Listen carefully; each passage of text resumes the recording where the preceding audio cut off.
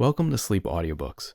If you would like our Better Sleep Quick Guide filled with proven techniques to improve sleep, sign up to our mailing list at sleepaudiobooks.com and we'll send the PDF as a thank you. Subscribing and leaving a comment helps this channel more than you know, so please feel free to offer suggestions for future audiobooks or to just say hi. Thank you for listening. We hope you have an excellent night's sleep. This is Sleep Audiobooks. Marmion, A Tale of Flodden Field, by Walter Scott. Section 0. Introductory material by the author. Alas, that Scottish maid should sing the combat where her lover fell, that Scottish bard should wake the string the triumph of our foes to tell. Leyden. To the Right Honourable Henry Lord Montague, etc., etc., etc., this romance is inscribed by the author. Advertisement. It is hardly to be expected that an author whom the public have honoured with some degree of applause should not be again a trespasser on their kindness. Yet the author of Marmion must be supposed to feel some anxiety concerning its success, since he is sensible that he hazards, by this second intrusion, any reputation which his first poem may have procured him.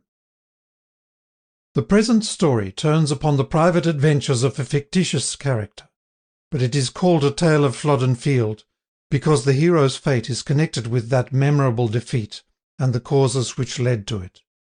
The design of the author was, if possible, to apprise his readers, at the outset, of the date of his story, and to prepare them for the manners of the age in which it is laid.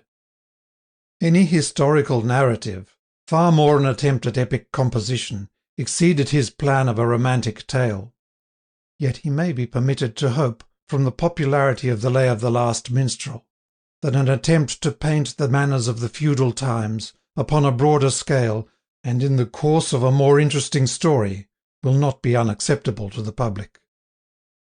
The poem opens about the commencement of August, and concludes with the defeat of Flodden, 9th September, 1513. Ashestiel, 1808. End of section 0. Introduction to Canto First. To William Stewart Rose, Esquire. Ashestiel, Ettrick Forest. November's sky is chill and drear, November's leaf is red and sere. Late, gazing down the steepy linn that hems our little garden in, low in its dark and narrow glen, you scarce the rivulet might ken, so thick the tangled greenwood grew, so feeble trilled the streamlet through. Now murmuring hoarse, and frequent seen through bush and briar, no longer green, an angry brook, it sweeps the glade, brawls over rock and wild cascade, and foaming brown with double speed, hurries its waters to the Tweed. No longer autumn's glowing red upon our forest hills is shed, no more beneath the evening beam fair Tweed reflects their purple gleam. Away hath passed the heather bell that bloomed so rich on Needpath fell. Sallow his brow and russet bare are now the sister heights of Yare.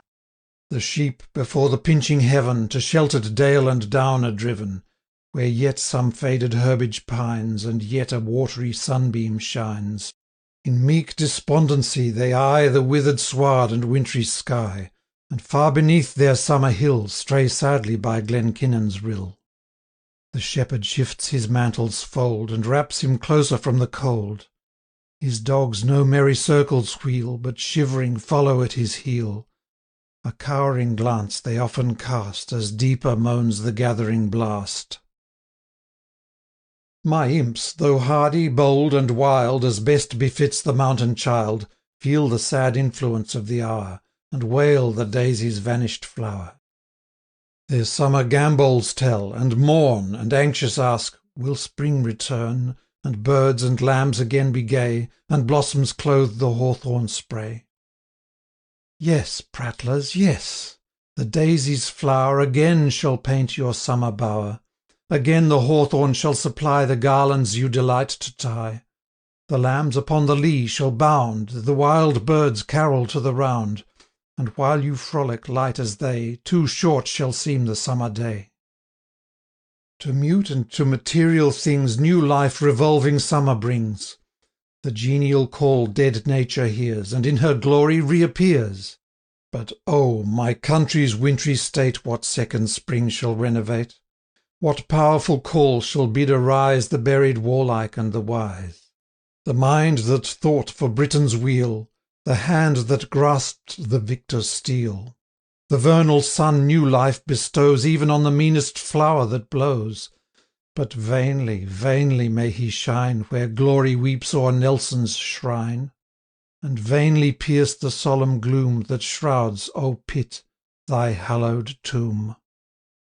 Deep graved in every British heart, O never let those names depart. Say to your sons, lo, here his grave who victor died on Gadite wave. To him, as to the burning levin, short, bright, resistless course was given. Where'er his country's foes were found, was heard the fated thunder's sound, till burst the bolt on yonder shore, rolled, blazed, destroyed, and was no more. Nor mourn ye less his perished worth, who bade the conqueror go forth, and launched that thunderbolt of war on Egypt, Hafnia, Trafalgar. Who born to guide such high emprise, for Britain's weal was early wise. Alas, to whom the Almighty gave, for Britain's sins, an early grave. His worth, who in his mightiest hour a bauble held the pride of power, spumed at the sordid lust of pelf, and served his Albion for herself. Who, when the frantic crowd amain strained at subjection's bursting reign, o'er their wild mood full conquest gained, the pride he would not crush restrained, showed their fierce zeal a worthier cause, and brought the freeman's arm to aid the freeman's laws. Hadst thou but lived, though stripped of power, a watchman on the lonely tower, thy thrilling trump had roused the land when fraud or danger were at hand. By thee, as by the beacon light, our pilots had kept course aright. As some proud column, though alone, thy strength had propped the tottering throne. Now is the stately column broke, the beacon light is quenched in smoke, the trumpet's silver sound is still, the warder silent on the hill. O think how, to his latest day, when death, just hovering, claimed his prey, with Palinure's unaltered mood, firm at his dangerous post he stood, each call for needful rest repelled, with dying hand the rudder held, till in his fall with fateful sway the steerage of the realm gave way. Then, while on Britain's thousand plains one unpolluted church remains, whose peaceful bells ne'er sent around the bloody tocsin's maddening sound, but still upon the hallowed day convoke the swains to praise and pray, while faith and civil peace are dear, grace this cold marble with a tear. He, who preserved them, Pitt, lies here. Nor yet suppress the generous sigh because his rival slumbers nigh, nor be thy requiescat dumb, lest it be said o'er Fox's tomb. For talents mourn untimely lost, when best employed and wanted most. Mourn genius high, and lore profound, and wit that loved to play, not wound. And all the reasoning powers divine to penetrate, resolve, combine, and feelings keen, and fancies glow, they sleep with him who sleeps below. And if thou mourn'st they could not save from error him who owns this grave, be every harsher thought suppressed, and sacred be the last long rest. Here, where the end of earthly things lays heroes, patriots, bards, and kings, where stiff the hand and still the tongue of those who fought and spoke and sung. Here, where the fretted aisles prolong the distant notes of holy song, as if some angel spoke again, all peace on earth, good will to men. If ever from an English heart, O here let prejudice depart, and partial feeling cast aside record that Fox a Briton died. When Europe crouched to France's yoke, and Austria bent, and Prussia broke, and the firm Russian's purpose brave was bartered by a timorous slave. Even then dishonour's peace he spurned, the sullied olive branch returned, stood for his country's glory fast, and nailed her colours to the mast. Heaven, to reward his firmness, gave a portion in this honoured grave, and ne'er held marble in its trust of two such wondrous men the dust. With more than mortal powers endowed, how high they soared above the crowd! Theirs was no common party race, jostling by dark intrigue for place. Like fabled gods, their mighty war shook realms and nations in its jar. Beneath each banner proud to stand looked up the noblest of the land, till through the British world were known the names of Pitt and Fox alone. Spells of such force no wizard grave e'er framed in dark Thessalian cave, though his could drain the ocean dry and force the planets from the sky. These spells are spent, and spent with these the wine of life is on the lees. Genius and taste and talent gone, forever tombed beneath the stone, where, taming thought to human pride, the mighty chiefs sleep side by side. Drop upon Fox's grave the tear, 'twill trickle to his rival's bier. O'er Pitt's the mournful requiem sound, and Fox's shall the notes rebound. The solemn echo seems to cry, here let their discord with them die. Speak not for those a separate doom, whom fate made brothers in the tomb, but search the land of living men, where wilt thou find their like again?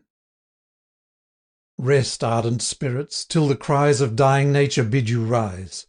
Not even your Britain's groans can pierce the leaden silence of your hearse. Then, oh, how impotent and vain this grateful tributary strain! Though not unmarked from northern clime, ye heard the border minstrel's rhyme. His Gothic harp has o'er you rung, the bard you deigned to praise your deathless names has sung.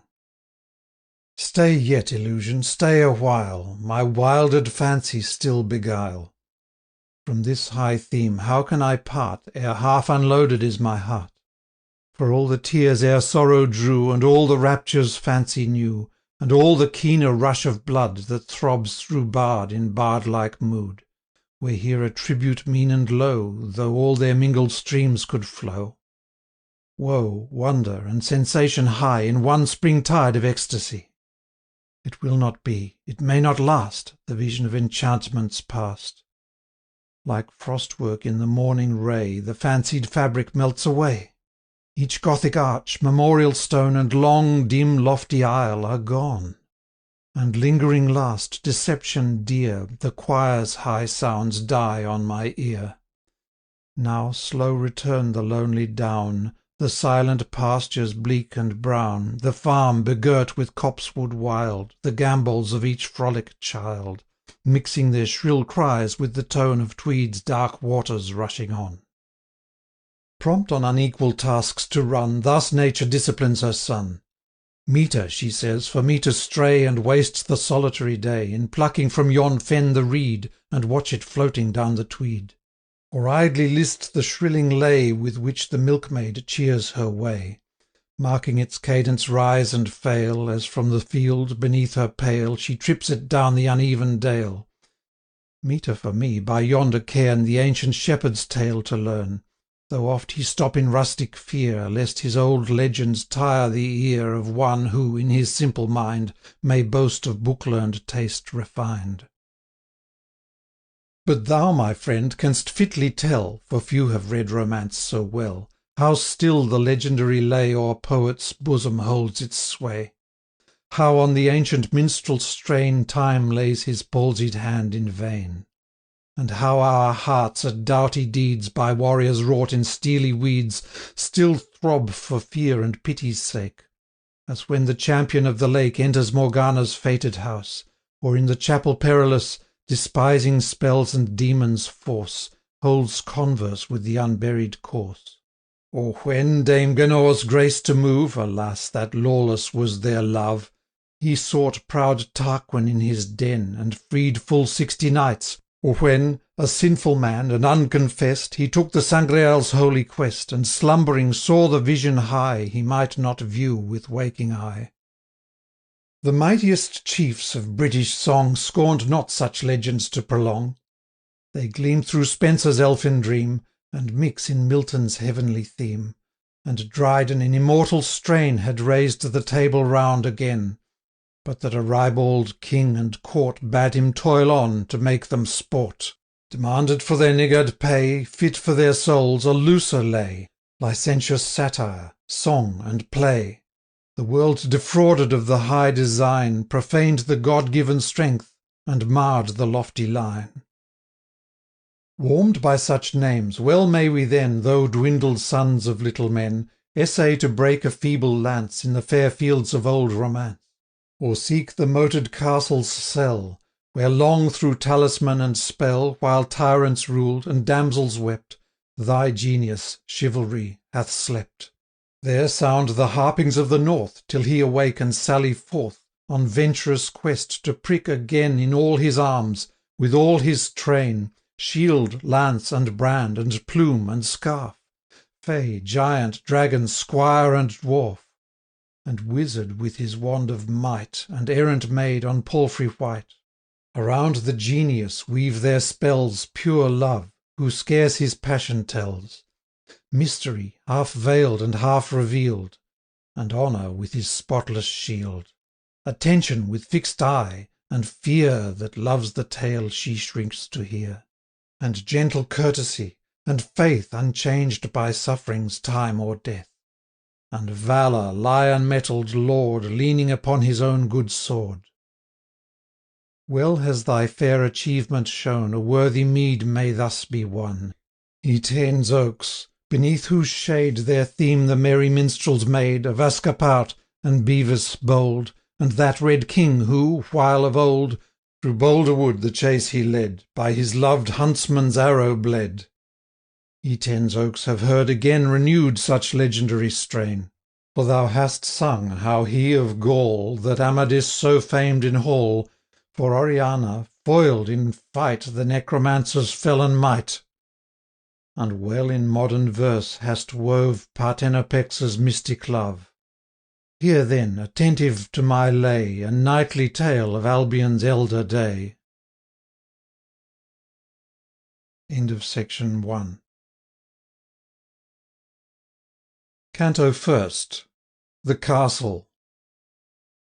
1. Day set on Norham's castled steep, and Tweed's fair river, broad and deep, and Cheviot's mountains lone.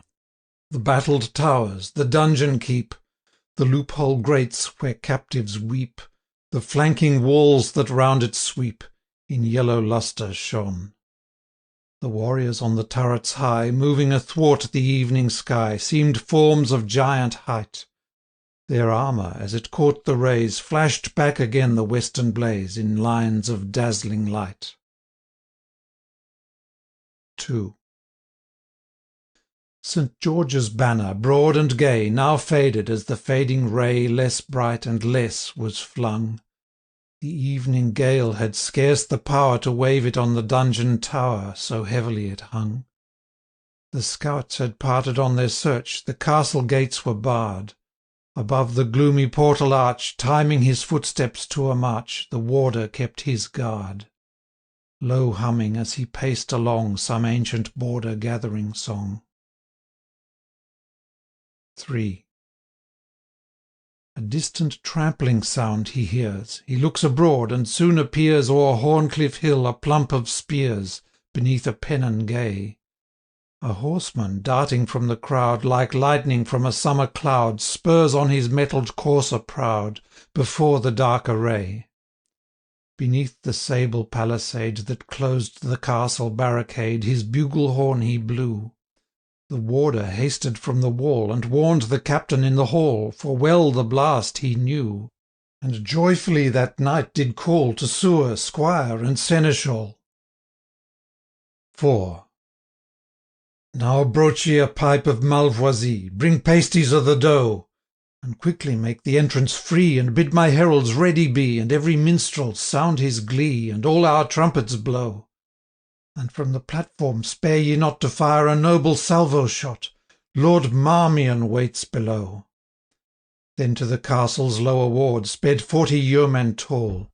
The iron-studded gates unbarred, raised the portcullis' ponderous guard, the lofty palisade unsparred, and let the drawbridge fall. 5. Along the bridge Lord Marmion rode, proudly his red-roan charger trod. His helm hung at the saddle-bow. Well by his visage you might know he was a stalwart knight, and keen, and had in many a battle been. The scar on his brown cheek revealed a token true of Bosworth field. His eyebrow dark, and eye of fire, showed spirit proud, and prompt to ire. Yet lines of thought upon his cheek did deep design and counsel speak. His forehead by his casque worn bare, his thick moustache and curly hair, coal-black and grizzled here and there, but more through toil than age. His square-turned joints and strength of limb showed him no carpet knight so trim, but in close fight a champion grim, in camps a leader sage. 6. Well was he armed from head to heel in mail and plate of Milan steel, but his strong helm of mighty cost was all with burnished gold embossed.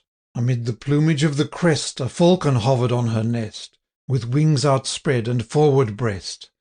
E'en such a falcon on his shield soared sable in an azure field. The golden legend bore aright, who checks at me to death is dight. Blue was the charger's broidered rein, blue ribbons decked his arching mane, the knightly housing's ample fold was velvet blue and trapped with gold. 7. Behind him rode 2 gallant squires of noble name and knightly sires. They burned the gilded spurs to claim. For well could each a war-horse tame, could draw the bow, the sword could sway, and lightly bear the ring away. Nor less with courteous precepts stored, could dance in hall and carve at board, and frame love ditties passing rare, and sing them to a lady fair. 8. 4 men-at-arms came at their backs, with halbert, bill, and battle-axe. They bore Lord Marmion's lance so strong, and led his sumpter mules along, and ambling palfrey, when at need him listed ease his battle steed. The last and trustiest of the 4 on high his forky pennon bore. Like swallow's tail in shape and hue, fluttered the streamer glossy blue, where, blazoned sable as before, the towering falcon seemed to soar. Last 20 yeomen, 2 and 2, in hosen black and jerkins blue, with falcons broidered on each breast, attended on their lord's behest. Each chosen for an archer good, new hunting craft by lake or wood. Each one a 6-foot bow could bend, and far a cloth-yard shaft could send. Each held a boar spear tough and strong, and at their belts their quivers rung. Their dusty palfreys and array showed they had marched a weary way. 9. 'Tis meet that I should tell you now how fairly armed and ordered how the soldiers of the guard, with musket, pike, and morion to welcome noble Marmion, stood in the castle yard. Minstrels and trumpeters were there, the gunner held his linstock yare for welcome shot prepared. Entered the train, and such a clang as then through all his turrets rang old Norham never heard. 10. The guards their morrice pikes advanced, the trumpets flourished brave, the cannon from the ramparts glanced, and thundering welcome gave. A blithe salute in martial sort the minstrels well might sound, for as Lord Marmion crossed the court he scattered angels round. Welcome to Norham, Marmion!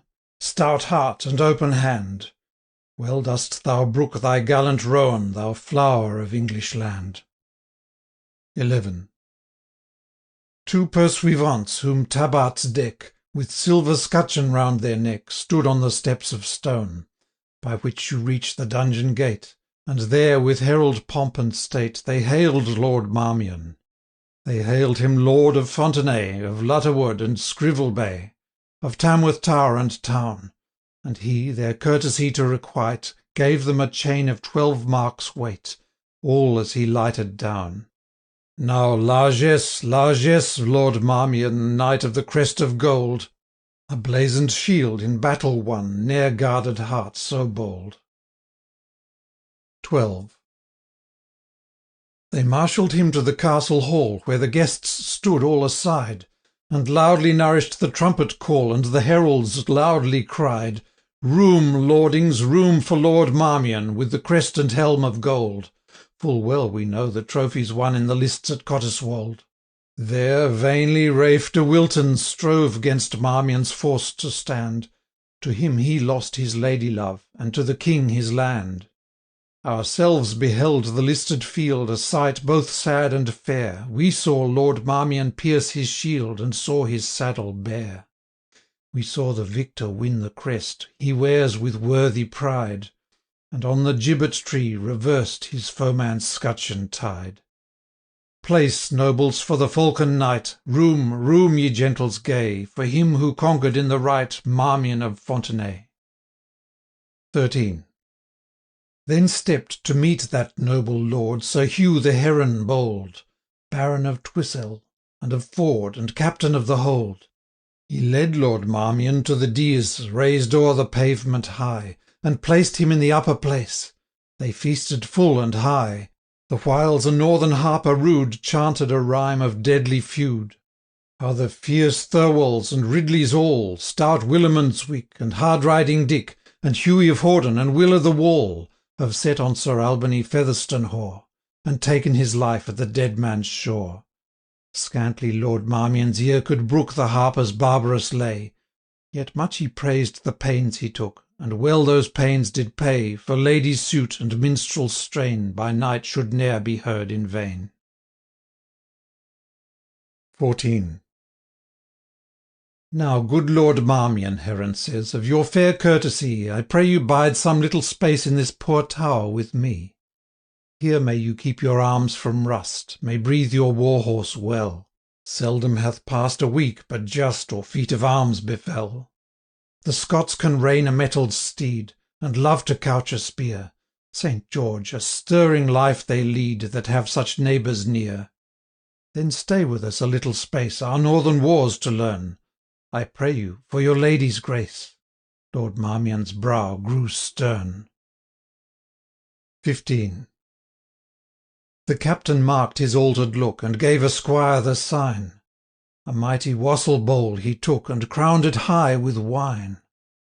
Now pledge me here, Lord Marmion, but first I pray thee fair, where hast thou left that page of thine, that used to serve thy cup of wine, whose beauty was so rare? When last in Raby Towers we met, the boy I closely eyed, and often marked his cheeks were wet with tears he fain would hide. His was no rugged horseboy's hand, to burnish shield, or sharpen brand, or saddle battle steed, but meeter seemed for lady fair, to fan her cheek or curl her hair, or through embroidery rich and rare the slender silk to lead. His skin was fair, his ringlets gold, his bosom, when he sighed, the russet doublet's rugged folds could scarce repel its pride. Say, hast thou given that lovely youth to serve in lady's bower? Or was the gentle page, in sooth, a gentle paramour? 16. Lord Marmion ill could brook such jest. He rolled his kindling eye, with pain his rising wrath suppressed, yet made a calm reply. That boy, thou thought'st so goodly fair, he might not brook the northern air. More of his fate, if thou wouldst learn, I left him sick in Lindisfarne. Enough of him. But Heron, say, why dost thy lovely lady gay disdain to grace the hall to-day? Or has that dame, so fair and sage, gone on some pious pilgrimage? He spoke in covert scorn, for fame whispered light tales of Heron's dame. 17. Unmarked, at least unrecked, the taunt, careless the knight replied, no bird whose feathers gaily flaunt delights in cage to bide. Norham is grim and grated close, hemmed in by battlement and fosse, and many a darksome tower, and better loves my lady bright to sit in liberty and light in fair Queen Margaret's bower. We hold our greyhound in our hand, our falcon on our glove, but where shall we find leash or band for dame that loves to rove? Let the wild falcon soar her swing, she'll stoop when she has tired her wing. 18. Nay, if with royal James's bride the lovely Lady Heron bide, behold me here a messenger, your tender greetings prompt to bear. For to the Scottish court addressed I journey at our King's behest, and pray you of your grace provide for me and mine a trusty guide. I have not ridden in Scotland since James backed the cause of that mock prince, Warbeck, that Flemish counterfeit, who on the gibbet paid the cheat. Then did I march with Surrey's power, what time we razed old Ayton Tower. 19. For such like need, my lord, I trow Norham can find you guides enow. For here be some have pricked as far on Scottish ground as to Dunbar, have drunk the monks of St. Bothan's ale, and driven the beeves of Lauderdale, harried the wives of Greenlaw's goods, and given them light to set their hoods. 20. Now, in good sooth, Lord Marmion cried, were I in warlike wise to ride, a better guard I would not lack than your stout forayers at my back. But as in form of peace I go, a friendly messenger to know, why through all Scotland, near and far, their king is mustering troops for war, the sight of plundering border spears might justify suspicious fears, and deadly feud or thirst of spoil break out in some unseemly broil.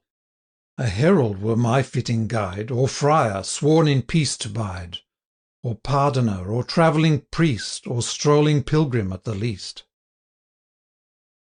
21. The captain mused a little space, and passed his hand across his face. Fain would I find the guide you want, but ill may spare a pursuivant, the only men that safe can ride mine errands on the Scottish side. And though a bishop built this fort, few holy brethren here resort. Even our good chaplain, as I ween, since our last siege we have not seen. The mass he might not sing or say upon one stinted meal a day.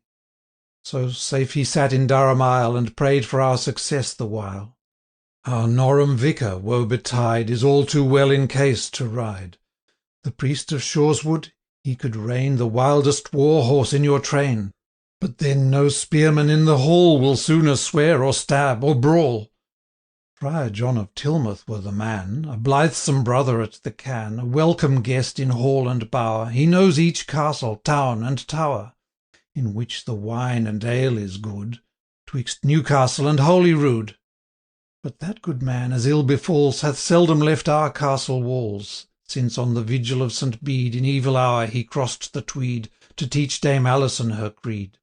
Old Bughtrig found him with his wife, and John, an enemy to strife, sans frock and hood, fled for his life. The jealous churl hath deeply swore, that if again he venture o'er, he shall shrieve penitent no more. Little he loves such risks, I know, yet in your guard, perchance, will go. 22.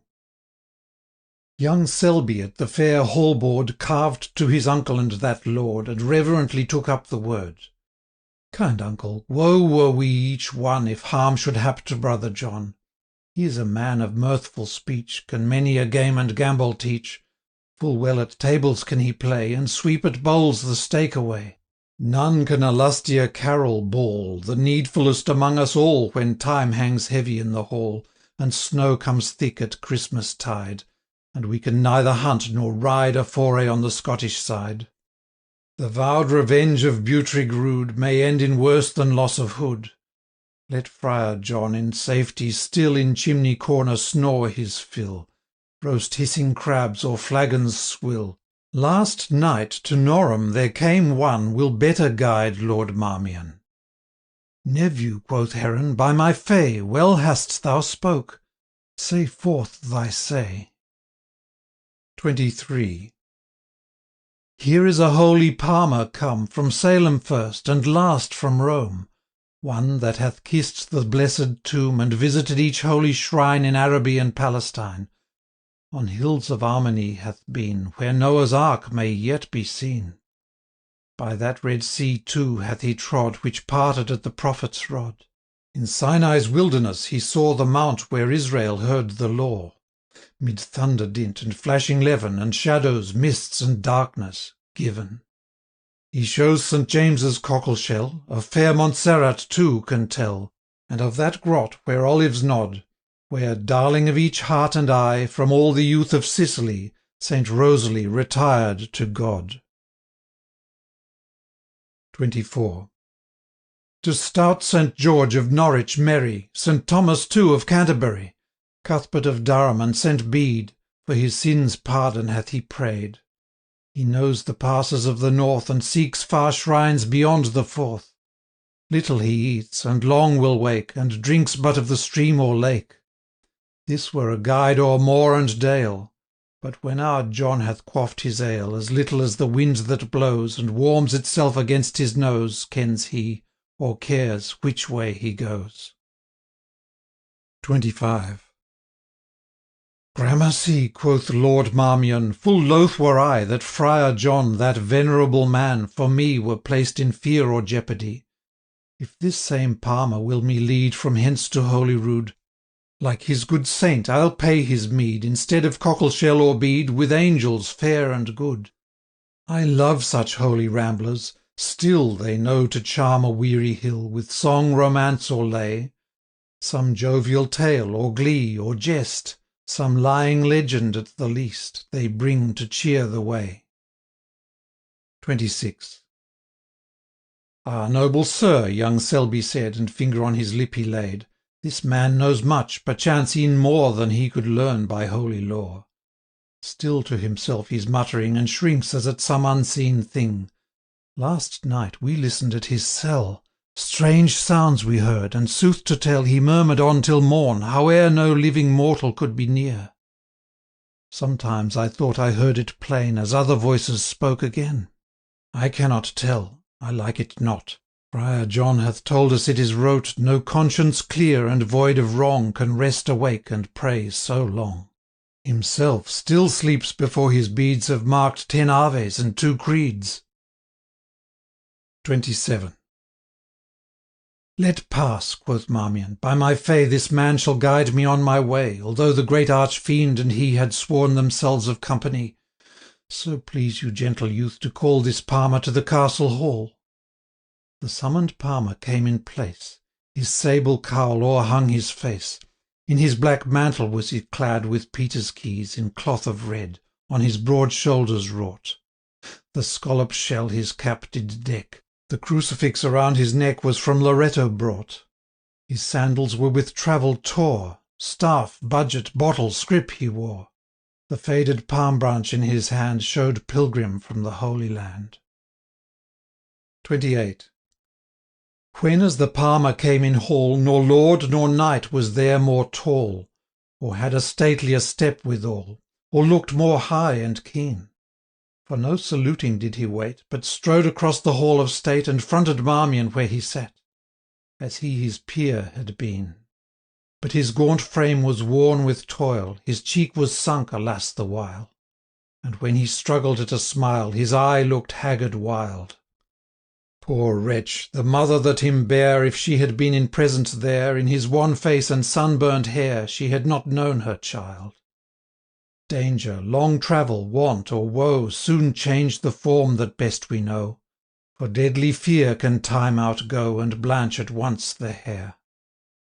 Hard toil can roughen form and face, and want can quench the eye's bright grace, nor does old age a wrinkle trace more deeply than despair. Happy whom none of these befall, but this poor Palmer knew them all. 29. Lord Marmion then his boon did ask. The Palmer took on him the task, so he would march with morning tide to Scottish court to be his guide. But I have solemn vows to pay, and may not linger by the way.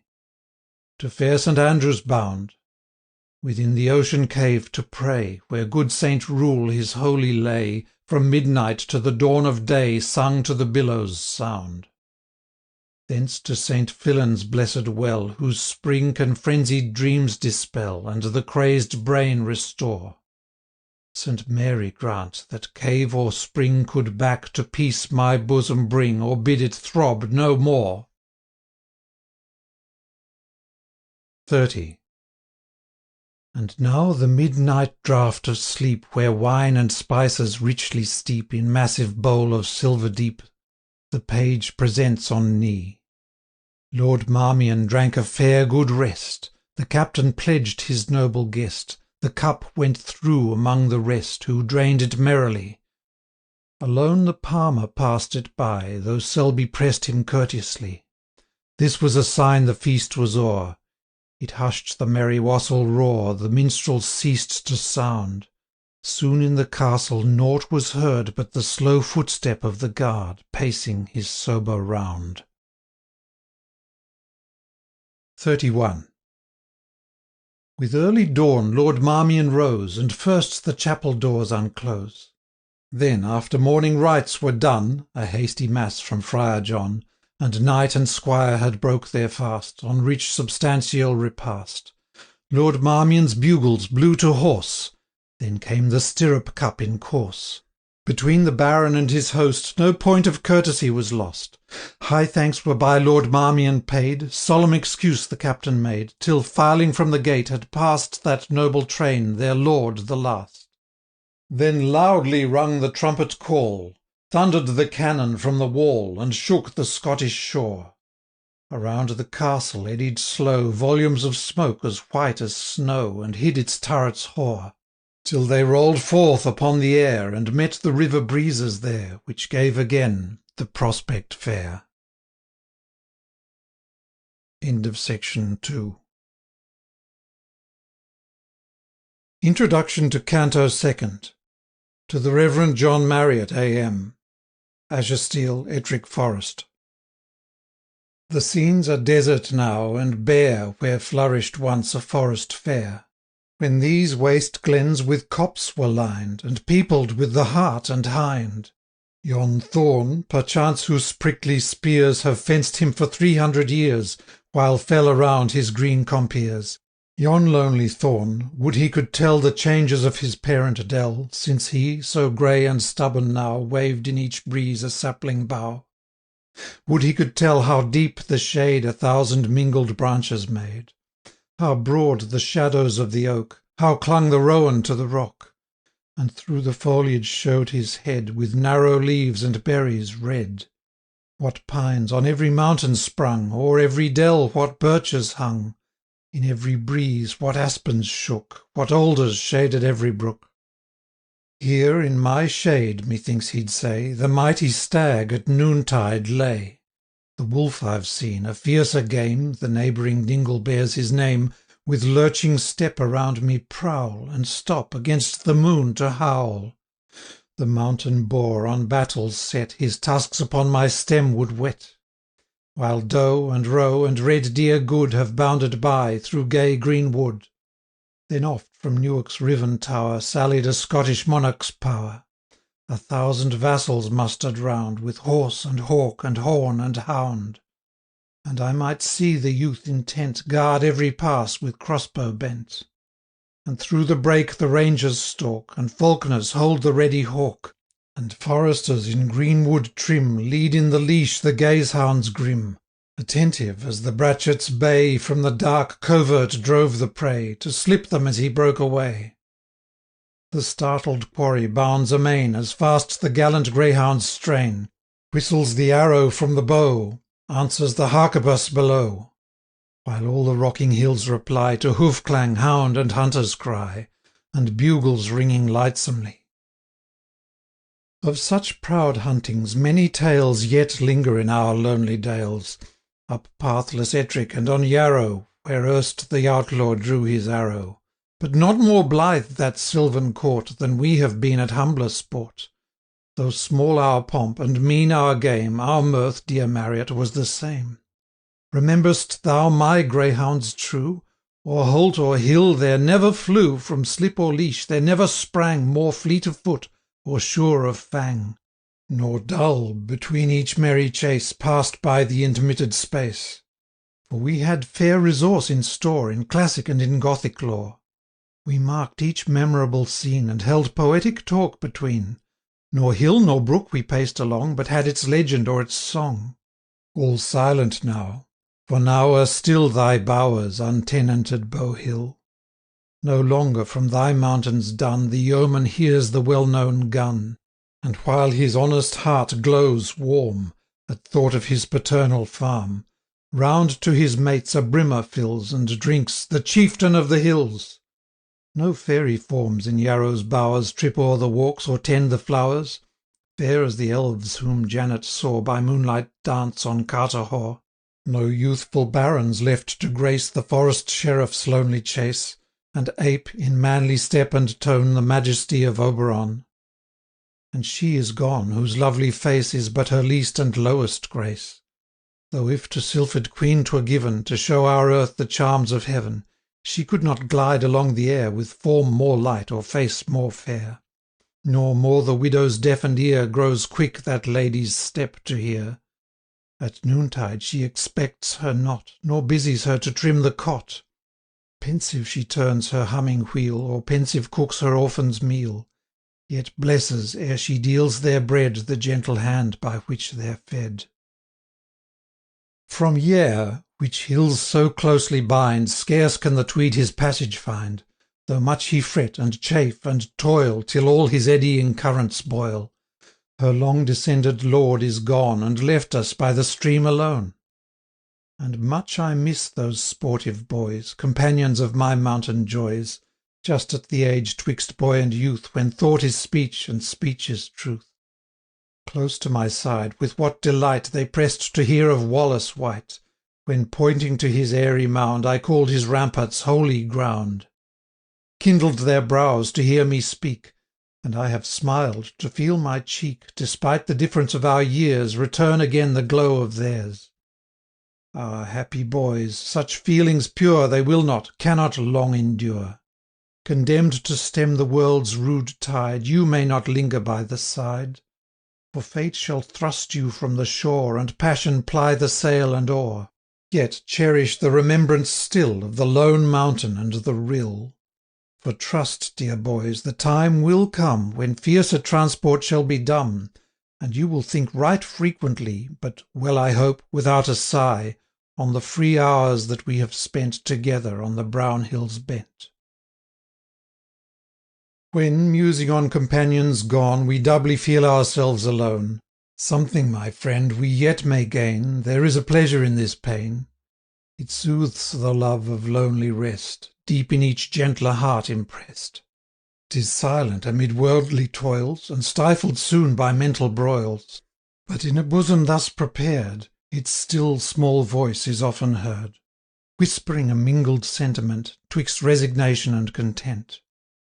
Oft in my mind such thoughts awake By lone St. Mary's silent lake. Thou know'st it well, nor fen, nor sedge Pollute the pure lake's crystal edge. Abrupt and sheer, the mountains sink At once upon the level brink, And just a trace of silver sand Marks where the water meets the land. Far in the mirror, bright and blue, Each hill's huge outline you may view, Shaggy with heath, but lonely bare, Nor tree, nor bush, nor brake is there, Save where of land yon slender line Bears thwart the lake the scattered pine. Yet even this nakedness has power, And aids the feeling of the hour. Nor thicket, dell, nor copse you spy, Where living thing conceal'd might lie.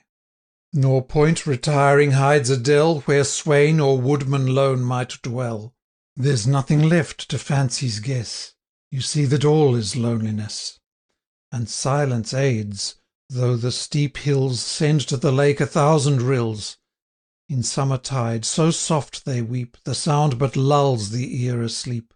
Your horse's hoof tread sounds too rude, So stilly is the solitude. Nought living meets the eye or ear, But well I ween the dead are near. For though, in feudal strife, a foe Hath laid Our Lady's chapel low, Yet still, beneath the hallowed soil, The peasant rests him from his toil, And dying bids his bones be laid Where erst his simple fathers pray'd. If age had tamed the passion's strife, And fate had cut my ties to life, Here have I thought 'twere sweet to dwell, And rear again the chaplain's cell, Like that same peaceful hermitage Where Milton long'd to spend his age. 'Twere sweet to mark the setting day On Bourhope's lonely top decay, And as it faint and feeble died On the broad lake and mountain's side, To say, thus pleasures fade away, Youth, talents, beauty thus decay, And leave us dark, forlorn, and grey. Then gaze on Dryhope's ruined tower, And think on Yarrow's faded flower. And when that mountain sound I heard, Which bids us be for storm prepared, the distant rustling of his wings, As up his force the tempest brings, 'twere sweet, ere yet his terrors rave, To sit upon the wizard's grave. That wizard priest's, whose bones are thrust From company of holy dust, On which no sunbeam ever shines, So superstition's creed divines. Thence view the lake with sullen roar Heave her broad billows to the shore, And mark the wild swans mount the gale, Spread wide through mist their snowy sail, And ever stoop again to lave Their bosoms on the surging wave. Then, when against the driving hail No longer might my plaid avail, Back to my lonely home retire, And light my lamp, and trim my fire. There ponder o'er some mystic lay, Till the wild tale had all its sway, And in the bittern's distant shriek I heard unearthly voices speak, And thought the wizard priest was come To claim again his ancient home, And bade my busy fancy range, To frame him fitting shape and strange, Till from the task my brow I clear'd, And smiled to think that I had fear'd. But, chief, 'twere sweet to think such life, Though but escape from fortune's strife, Something most matchless good and wise, A great and grateful sacrifice, And deem each hour to musing given A step upon the road to heaven. Yet him whose heart is ill at ease Such peaceful solitudes displease. He loves to drown his bosom's jar Amid the elemental war, And my black palmer's choice had been Some ruder and more savage scene, Like that which frowns round dark Loch Skene. There eagles scream from isle to shore, Down all the rocks the torrents roar, O'er the black waves incessant driven Dark mists infect the summer heaven. Through the rude barriers of the lake Away its hurrying waters break, Faster and whiter dash and curl, Till down yon dark abyss they hurl. Rises the fog smoke white as snow, Thunders the viewless stream below, Diving, as if condemned to lave Some demon's subterranean cave, Who, prisoned by enchanter's spell, Shakes the dark rock with groan and yell. And well that palmer's form and mien Had suited with the stormy scene, Just on the edge, straining his ken To view the bottom of the den, Where deep, deep down, and far within, Toils with the rocks the roaring Lynn. Then issuing forth one foamy wave, And wheeling round the giant's grave, White as the snowy charger's tail, Drives down the pass of Moffat Dale. Marriott, thy harp, on Isis strung, To many a border theme has rung. Then list to me, and thou shalt know Of this mysterious man of woe. End of section 3. Canto 2nd. The Convent. 1. The breeze, which swept away the smoke Round Norham Castle roll'd, When all the loud artillery spoke With lightning flash and thunder stroke, As Marmion left the hold. It curl'd not Tweed alone, that breeze, For far upon Northumbrian seas It freshly blew and strong, Where from high Whitby's cloister'd pile, Bound to St. Cuthbert's holy isle, It bore a bark along. Upon the gale she stooped her side, And bounded o'er the swelling tide, As she were dancing home. The merry seamen laughed to see Their gallant ship so lustily Furrow the green sea foam. Much joy'd they in their honour'd freight, For on the deck, in chair of state, The Abbess of St. Hilda placed, With 5 fair nuns the galley graced. 2. 'Twas sweet to see these holy maids, Like birds escaped to greenwood shades, Their first flight from the cage. How timid and how curious too, For all to them was strange and new, And all the common sights they view Their wonderment engage. One eyed the shrouds and swelling sail, With many a benedicite.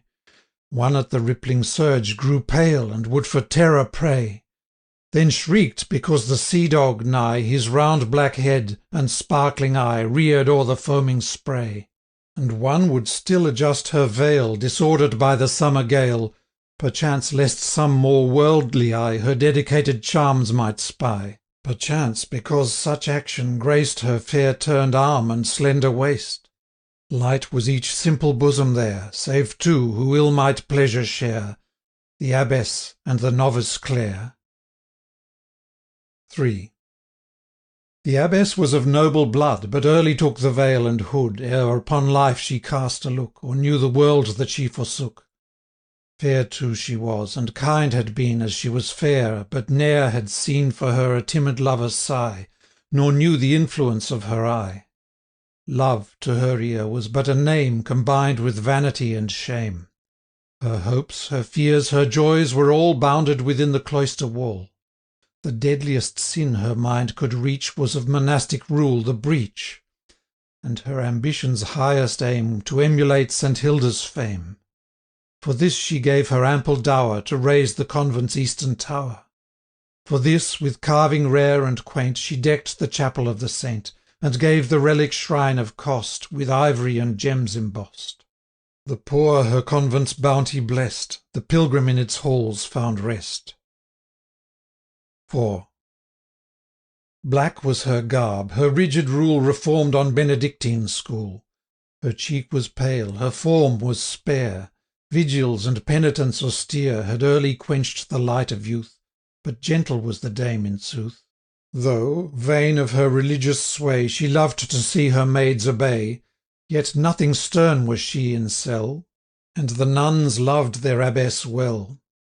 Sad was this voyage to the dame. Summoned to Lindisfarne she came, there with St. Cuthbert's abbot old and Tynemouth's prioress to hold a chapter of St. Benedict, for inquisition stern and strict, on 2 apostates from the faith, and if need were, to doom to death. 5. Naught say I here of Sister Clare, save this, that she was young and fair. As yet a novice unprofessed, lovely and gentle, but distressed. She was betrothed to one now dead, or worse, who had dishonoured fled. Her kinsman bade her give her hand to one who loved her for her land. Herself, almost broken-hearted now, was bent to take the vestal vow, and shroud, within St. Hilda's gloom, her blasted hopes and withered bloom. 6. She sat upon the galley's prow, and seemed to mark the waves below. Nay, seemed, so fixed her look and eye, to count them as they glided by. She saw them not, 'twas seeming all. Far other scene her thoughts recall. A sun-scorched desert, waste and bare, nor waves nor breezes murmured there. There saw she, where some careless hand o'er a dead corpse had heaped the sand, to hide it till the jackals come, to tear it from the scanty tomb. See what a woeful look was given as she raised up her eyes to heaven. 7. Lovely and gentle and distressed, these charms might tame the fiercest breast. Harpers have sung and poets told that he in fury uncontrolled the shaggy monarch of the wood, before a virgin fair and good, hath pacified his savage mood. But passions in the human frame oft put the lion's rage to shame, and jealousy by dark intrigue with sordid avarice in league, had practised with their bowl and knife against the mourner's harmless life. This crime was charged 'gainst those who lay prisoned in Cuthbert's islet grey. 8. And now the vessel skirts the strand of mountainous Northumberland. Towns, towers, and halls successive rise, and catch the nuns' delighted eyes. Monk Wearmouth soon behind them lay, and Tynemouth's priory and bay. They marked amid her trees the hall of lofty Satan Delaval. They saw the Blythe and Wansbeck floods rush to the sea through sounding woods. They passed the tower of Widrington, mother of many a valiant son. At Coquette Isle their beads they tell to the good saint who owned the cell.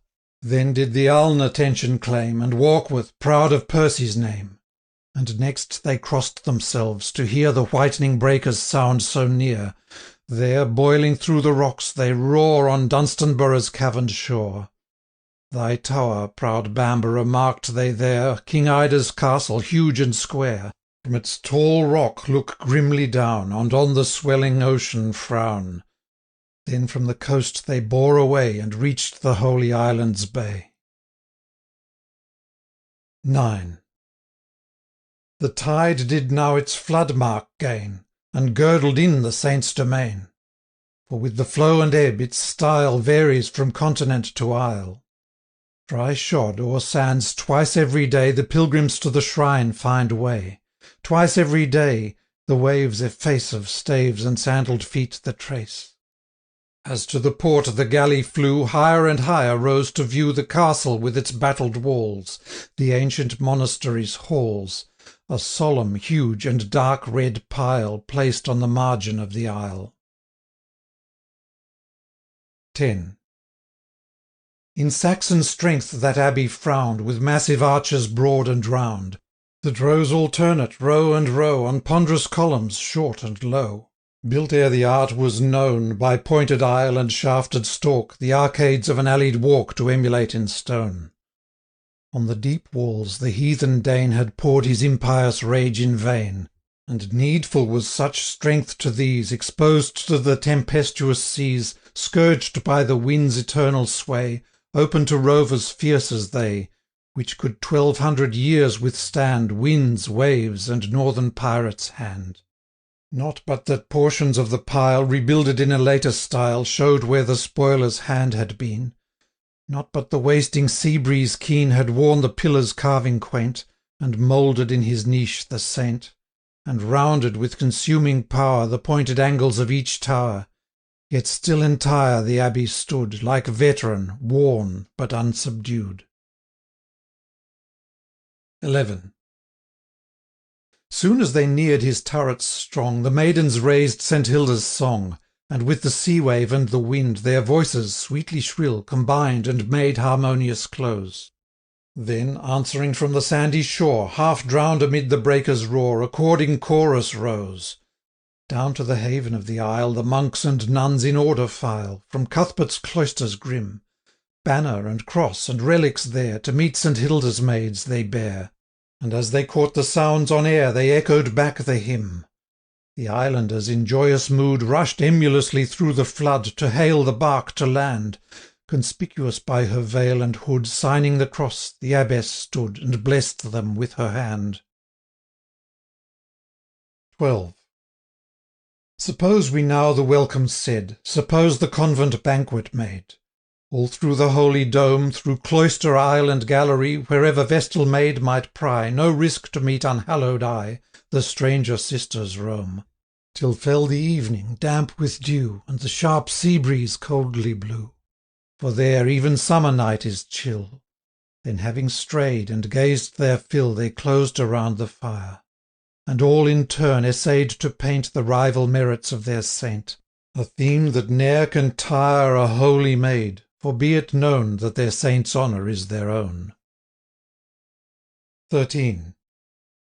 Then Whitby's nuns exulting told, how to their house 3 barons bold must menial service do, while horns blow out a note of shame, and monks cry, Fie upon your name, in wrath, for loss of sylvan game St. Hilda's priest ye slew. This on Ascension Day each year, while labouring on our harbour pier, must Herbert, Bruce, and Percy hear. They told how in their convent cell a Saxon princess once did dwell, the lovely Edelfled, and how of 1,000 snakes each one was changed into a coil of stone, when holy Hilda prayed. Themselves within their holy bound their stony folds had often found. They told how seafowls' pinions fail as over Whitby's towers they sail, and sinking down with flutterings faint they do their homage to the saint. 14. Nor did St. Cuthbert's daughters fail to vie with these in holy tale. His body's resting place of old how oft their patron changed they told. How when the rude Dane burned their pile the monks fled forth from Holy Isle. O'er northern mountain, marsh, and moor, from sea to sea, from shore to shore, 7 years St. Cuthbert's corpse they bore.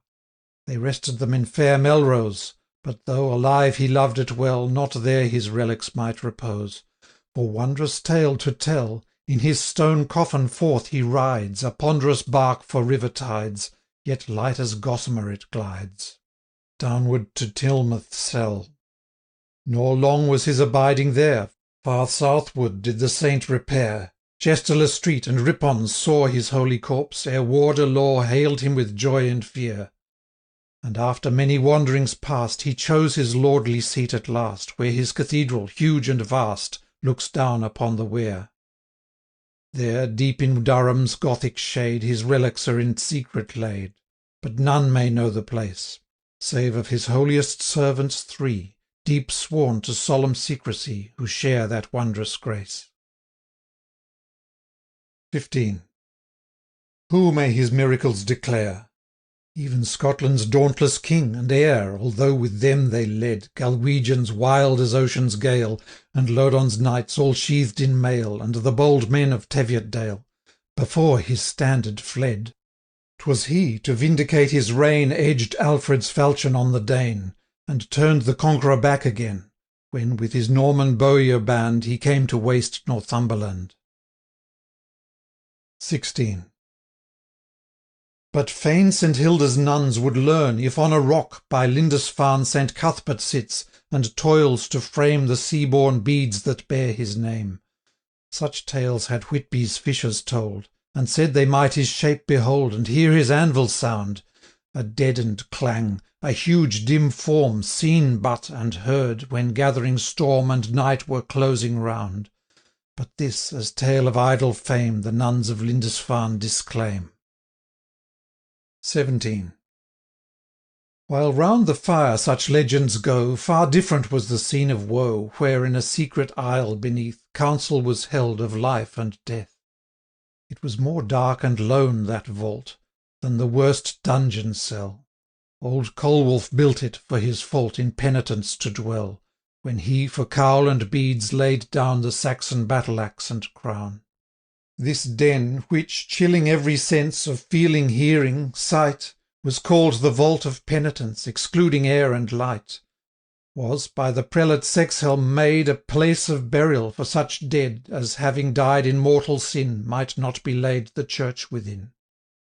'Twas now a place of punishment, whence if so loud a shriek was sent as reached the upper air, the hearers blessed themselves and said the spirits of the sinful dead bemoaned their torments there. 18. But though in the monastic pile did of this penitential isle some vague tradition go, few only, save the abbot, knew where the place lay, and still more few were those who had from him the clue to that dread vault to go. Victim and executioner were blindfold when transported there. In low dark rounds the arches hung, from the rude rock the side walls sprung, the gravestones rudely sculptured o'er, half sunk in earth, by time half wore, were all the pavement of the floor. The mildew drops fell one by one, with tinkling plash, upon the stone. A cresset in an iron chain, which served to light this drear domain, with damp and darkness seemed to strive, as if it scarce might keep alive. And yet it dimly served to show the awful conclave met below. 19. There, met to doom in secrecy, were placed the heads of convents 3, all servants of St. Benedict, the statutes of whose order strict on iron table lay. In long black dress, on seats of stone, behind were these 3 judges shown by the pale cresset's ray. The abbess of St. Hilda's there sat for a space with visage bare, until, to hide her bosom's swell and teardrops that for pity fell, she closely drew her veil. Yon shrouded figure, as I guess, by her proud mien and flowing dress, is Tynemouth's haughty prioress, and she with awe looks pale. And he, that ancient man, whose sight has long been quenched by age's night, upon whose wrinkled brow alone nor ruth nor mercy's trace is shown, whose look is hard and stern. St. Cuthbert's abbot is his style, for sanctity called, through the aisle, the Saint of Lindisfarne. 20. Before them stood a guilty pair, but though an equal fate they share, yet one alone deserves our care. Her sex a page's dress belied, the cloak and doublet loosely tied obscured her charms, but could not hide. Her cap down o'er her face she drew, and on her doublet breast she tried to hide the badge of blue, Lord Marmion's falcon crest. But at the prioress's command a monk undid the silken band that tied her tresses fair, and raised the bonnet from her head, and down her slender form they spread, in ringlets rich and rare. Constance de Beverley they know, sister professed of Fontevraud, whom the church numbered with the dead, for broken vows and convent fled. 21. When thus her face was given to view, although so pallid was her hue, it did a ghastly contrast bear to those bright ringlets glistering fair. Her look composed and steady eye bespoke a matchless constancy, and there she stood so calm and pale, that but her breathing did not fail, and motion slight of eye and head, and of her bosom warranted that neither sense nor pulse she lacks, you might have thought a form of wax, wrought to the very life, was there. So still she was, so pale, so fair. 22. Her comrade was a sordid soul, such as does murder for a meed, who but of fear knows no control, because his conscience, seared and foul, feels not the import of his deed. One whose brute feeling ne'er aspires beyond his own more brute desires. Such tools the tempter ever needs to do the savagest of deeds. For them no visioned terrors daunt, their nights no fancied spectres haunt. One fear with them, of all most base, the fear of death, alone finds place. This wretch was clad in frock and cowl, and shamed not loud to moan and howl, his body on the floor to dash, and crouch like hound beneath the lash, while his mute partner, standing near, waited her doom without a tear. 23. Yet well the luckless wretch might shriek, well might her paleness terror speak, for there were seen in that dark wall 2 niches, narrow, deep, and tall. Who enters at such grisly door shall ne'er, I ween, find exit more. In each a slender meal was laid, of roots, of water, and of bread. By each in Benedictine dress 2 haggard monks stood motionless, who holding high a blazing torch showed the grim entrance of the porch. Reflecting back the smoky beam, the dark red walls and arches gleam. Hewn stones and cement were displayed, and building tools in order laid. 24. These executioners were chose as men who were with mankind foes, and with despite and envy fired into the cloister had retired, or who in desperate doubt of grace strove by deep penance to efface of some foul crime the stain. For as the vassals of her will such men the Church selected still, as either joyed in doing ill, or thought more grace to gain. If in her cause they wrestled down feelings their nature strove to own, by strange device were they brought there, they knew not how and knew not where. 25. And now that blind old abbot rose, to speak the chapter's doom, on those the wall was to enclose, alive within the tomb. But stopped, because that woeful maid, gathering her powers, to speak essayed. Twice she essayed, and twice in vain, her accents might no utterance gain. Naught but imperfect murmurs slip from her convulsed and quivering lip. 'Twixt each attempt all was so still, you seemed to hear a distant rill. 'Twas ocean's swells and falls. For though this fault of sin and fear was to the sounding surge so near, a tempest there you scarce could hear, so massive were the walls.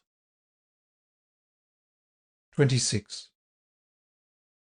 At length an effort sent apart the blood that curdled to her heart, and light came to her eye, and colour dawned upon her cheek, a hectic and a fluttered streak, like that left on the Cheviot peak by autumn's stormy sky. And when her silence broke at length, still as she spoke she gathered strength, and armed herself to bear. It was a fearful sight to see, such high resolve and constancy, in form so soft and fair. 27. I speak not to implore your grace, well know I, for 1 minute's space successless might I sue.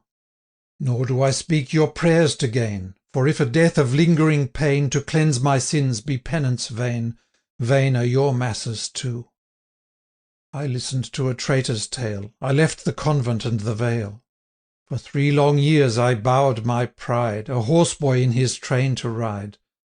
And well my folly's meed he gave, Who forfeited to be his slave, All here and all beyond the grave. He saw young Clara's face more fair, He knew her of broad lands the heir, Forgot his vows, his faith forswore, And Constance was beloved no more. 'Tis an old tale and often told, But did my fate and wish agree, Ne'er had been read in story old Of maiden true betrayed for gold, That loved or was avenged like me. 28. The King approved his favourite's aim.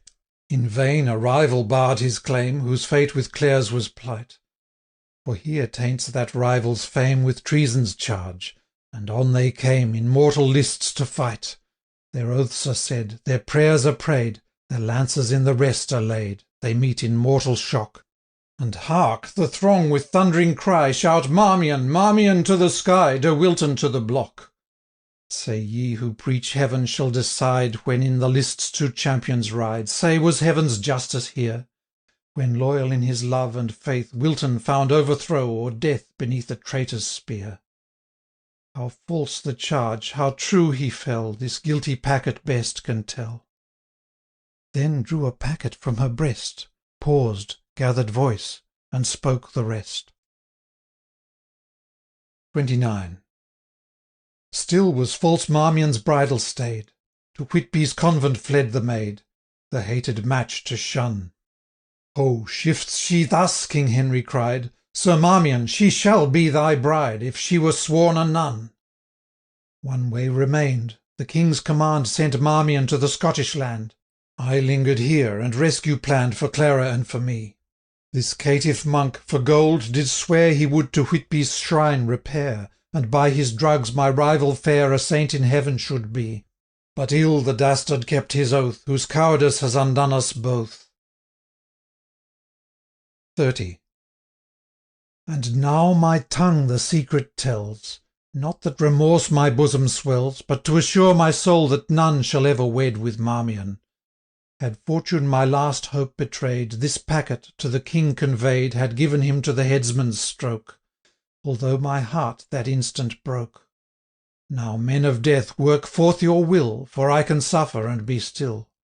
And come he slow or come he fast, It is but death who comes at last. 31. Yet dread me from my living tomb, Ye vassal slaves of bloody Rome. If Marmion's late remorse should wake, Full soon such vengeance will he take, That you shall wish the fiery Dane Had rather been your guest again. Behind a darker hour ascends, the altars quake, the crozier bends, The ire of a despotic king Rides forth upon destruction's wing. Then shall these vaults, so strong and deep, Burst open to the sea wind's sweep. Some traveller then shall find my bones Whitening amid disjointed stones, And ignorant of priests' cruelty, Marvel such relics here should be. 32. Fixed was her look, and stern her air, Back from her shoulders streamed her hair. The locks that wont her brow to shade Stared up erectly from her head. Her figure seemed to rise more high, Her voice despair's wild energy Had given a tone of prophecy. Appalled the astonished conclave sat, With stupid eyes the men of fate Gazed on the light-inspired form, And listened for the avenging storm. The judges felt the victim's dread. No hand was moved, no word was said, Till thus the abbot's doom was given, Raising his sightless balls to heaven: Sister, let thy sorrows cease. Sinful brother, part in peace. From that dire dungeon, place of doom, Of execution too, and tomb, Paced forth the judges 3. Sorrow it were, and shame to tell The butcher work that there befell, When they had glided from the cell Of sin and misery. 33. 100 winding steps convey That conclave to the upper day. But ere they breathed the fresher air, They heard the shriekings of despair, And many a stifled groan.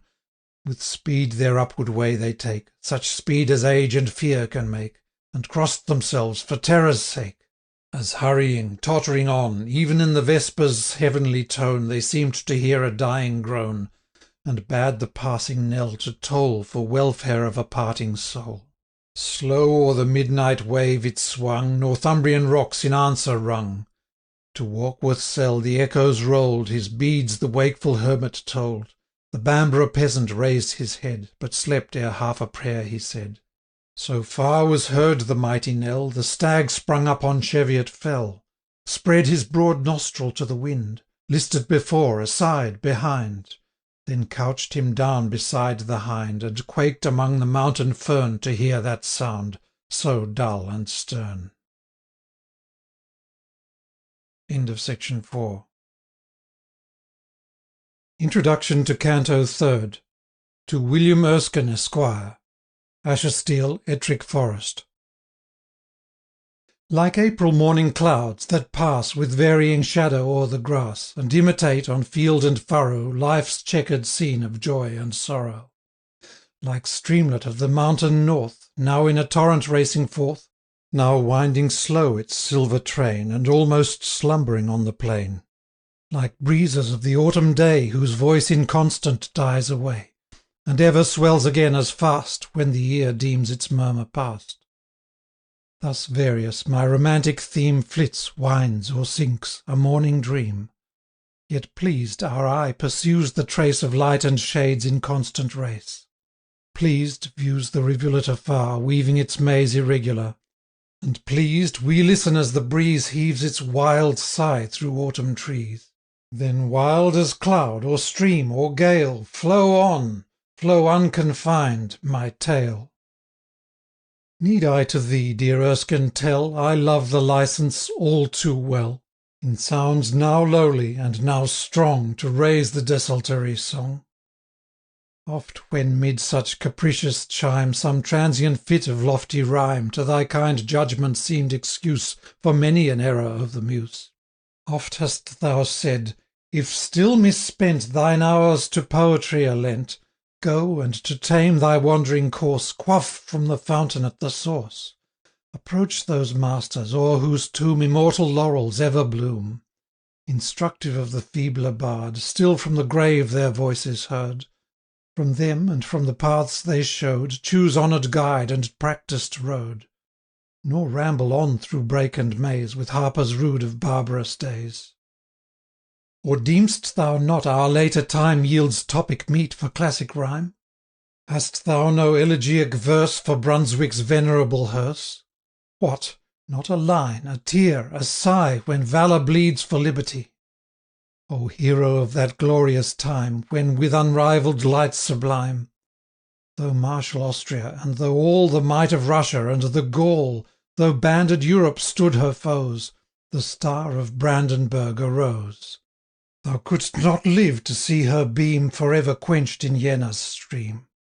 Lamented chief, it was not given to thee to change the doom of heaven, and crush that dragon in its birth, predestined scourge of guilty earth. Lamented chief, not thine the power to save in that presumptuous hour when Prussia hurried to the field, and snatched the spear, but left the shield. Valour and skill 'twas thine to try, and tried in vain 'twas thine to die. Ill had it seemed thy silver hair the last, the bitterest pang to share, for princedoms reft, and scutcheons riven, and birthrights to usurpers given. Thy lands, thy children's wrongs to feel, and witness woes thou couldst not heal. On thee relenting heaven bestows for honoured life an honoured close. And when revolves in time's sure change the hour of Germany's revenge, when, breathing fury for her sake, some new Arminius shall awake, her champion, ere he strike, shall come to whet his sword on Brunswick's tomb. Or of the Red Cross hero teach, dauntless in dungeon as on breach, alike to him the sea, the shore, the brand, the bridle, or the oar, alike to him the war that calls its votaries to the shattered walls, which the grim Turk besmeared with blood against the invincible made good, or that whose thundering voice could wake the silence of the polar lake, when stubborn Russ and mettled Swede on the warped wave their death game played. or that where vengeance and affright howled round the father of the fight, who snatched on Alexandria's sand the conqueror's wreath with dying hand. Or, if to touch such chord be thine, restore the ancient tragic line, and emulate the notes that rung from the wild harp, which silent hung by silver Avon's holy shore, till twice 100 years rolled o'er, when she, the bold enchantress, came, with fearless hand and heart on flame, from the pale willow snatched the treasure, and swept it with a kindred measure, till Avon's swans, while rung the grove with Montfort's hate and Basil's love, awakening at the inspired strain, deemed their own Shakespeare lived again.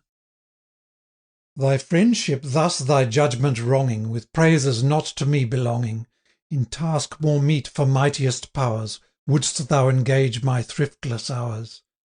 But say, my Erskine, hast thou weighed that secret power by all obeyed, which warps not less the passive mind, its source concealed or undefined, whether an impulse, that has birth soon as the infant wakes on earth, one with our feelings and our powers, and rather part of us than ours, or whether fitlier termed the sway of habit, formed in early day, howe'er derived, its force confessed rules with despotic sway the breast, and drags us on by viewless chain, while taste and reason plead in vain.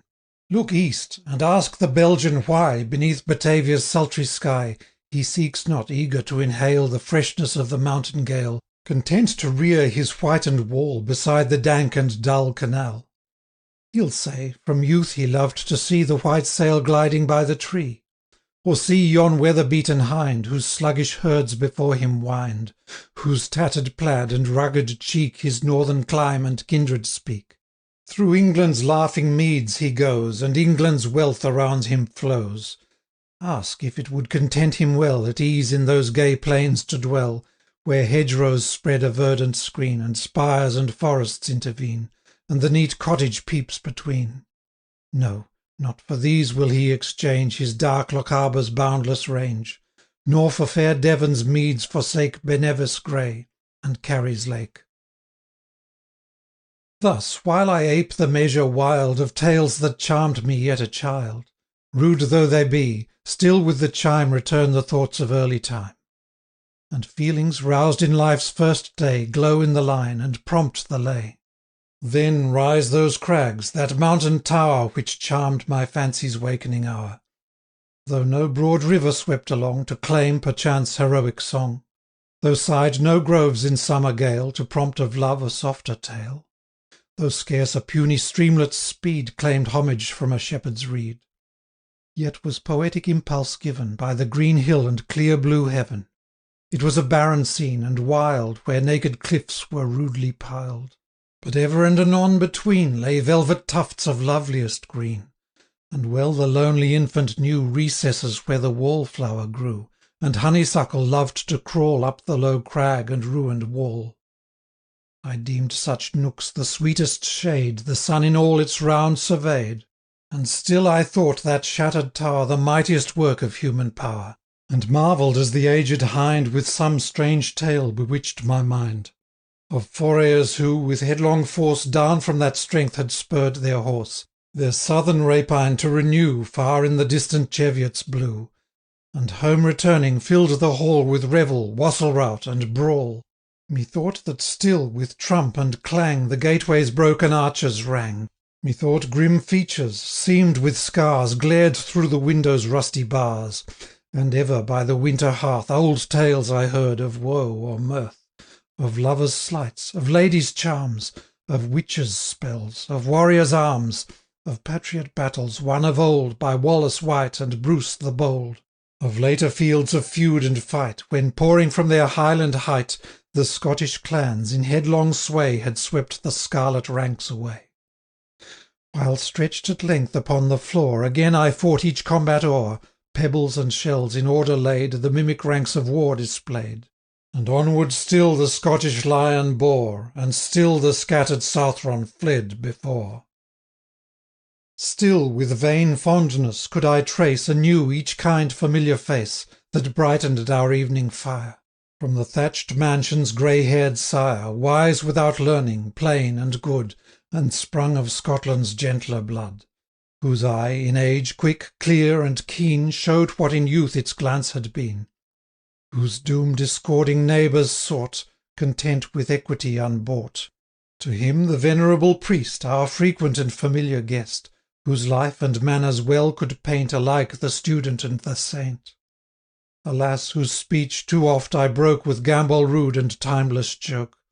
For I was wayward, bold, and wild, a self-willed imp, a grandame's child. But half a plague and half a jest was still endured, beloved, caressed. From me, thus nurtured, dost thou ask the classic poet's well-conned task? Nay, Erskine, nay. On the wild hill let the wild heath bell flourish still. Cherish the tulip, prune the vine, but freely let the woodbine twine, and leave untrimmed the eglantine. Nay, my friend, nay, since oft thy praise hath given fresh vigour to my lays, since oft thy judgment could refine my flattened thought, or cumbrous line, still kind, as is thy wont, attend, and in the minstrel spare the friend. Though wild as cloud, as stream, as gale, flow forth, flow unrestrained, my tale. End of section 5. Canto 3rd. The Hostel, or Inn. 1. The livelong day Lord Marmion rode. The mountain path the Palmer showed by glen and streamlet winded still, where stunted birches hid the rill. They might not choose the lowland road, for the Merse forayers were abroad, who, fired with hate and thirst of prey, had scarcely failed to bar their way. Oft on the trampling band, from crown of some tall cliff, the deer looked down. On wing of jet, from his repose in the deep heath, the blackcock rose. Sprung from the gorse the timid roe, nor waited for the bending bow. And when the stony path began, by which the naked peak they won, up flew the snowy ptarmigan. The noon had long been past before they gained the height of Lammermoor. Thence winding down the northern way, before them at the close of day, old Gifford's towers and hamlet lay. 2. No summons calls them to the tower to spend the hospitable hour. To Scotland's camp the Lord was gone. His cautious dame in bower alone dreaded her castle to unclose, so late, to unknown friends or foes. On through the hamlet as they paced, before a porch whose front was graced with bush and flagon trimly placed, Lord Marmion drew his rein. The village inn seemed large, though rude. Its cheerful fire and hearty food might well relieve his train. Down from their seats the horsemen sprung, with jingling spurs the courtyard rung. They bind their horses to the stall, for forage, food, and firing call, and various clamour fills the hall. Weighing the labour with the cost, toils everywhere the bustling host. 3. Soon, by the chimney's merry blaze, through the rude hostel might you gaze. Might see where, in dark nook aloof, the rafters of the sooty roof bore wealth of winter cheer, of sea-fowl dried, and Solon's store, and gammons of the tusky boar, and savoury haunch of deer. The chimney arch projected wide. Above, around it, and beside, were tools for housewives' hand. Nor wanted in that martial day the implements of Scottish fray, the buckler, lance, and brand. Beneath its shade, the place of state, on oaken settle Marmion sat, and viewed around the blazing hearth his followers mix in noisy mirth, whom with brown ale in jolly tide from ancient vessels ranged aside, full actively their host supplied. 4. Theirs was the glee of martial breast, and laughter theirs at little jest. And oft Lord Marmion deigned to aid, and mingle in the mirth they made. For though with men of high degree the proudest of the proud was he, yet, trained in camps, he knew the art to win the soldier's hardy heart.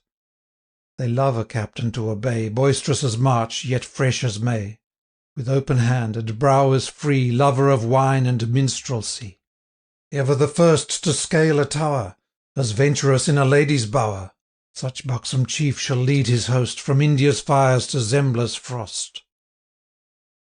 5. Resting upon his pilgrim staff, right opposite the palmer stood, his thin dark visage seen but half hidden by his hood. Still fixed on Marmion was his look, which he, who ill such gaze could brook, strove by a frown to quell. But not for that, though more than once full met their stern encountering glance, the palmer's visage fell. 6. By fits less frequent from the crowd was heard the burst of laughter loud, for still as squire and archer stared on that dark face and matted beard, their glee and game declined. All gazed at length in silence drear, unbroke, save when in comrade's ear some yeoman, wondering in his fear, thus whispered forth his mind. Saint Mary, saw'st thou e'er such sight? How pale his cheek, his eye how bright, whene'er the firebrand's fickle light glances beneath his cowl. Full on our Lord he sets his eye, for his best palfrey would not I endure that sullen scowl. 7. But Marmion, as to chase the awe which thus had quelled their hearts, who saw the ever-varying firelight show that figure stern and face of woe, now called upon a squire. Fitz-Eustace, know'st thou not some lay to speed the lingering night away? We slumber by the fire. 8. So please you, thus the youth rejoined, our choicest minstrels left behind. Ill may we hope to please your ear, accustomed constant strains to hear. The harp full deftly can he strike, and wake the lover's lute alike.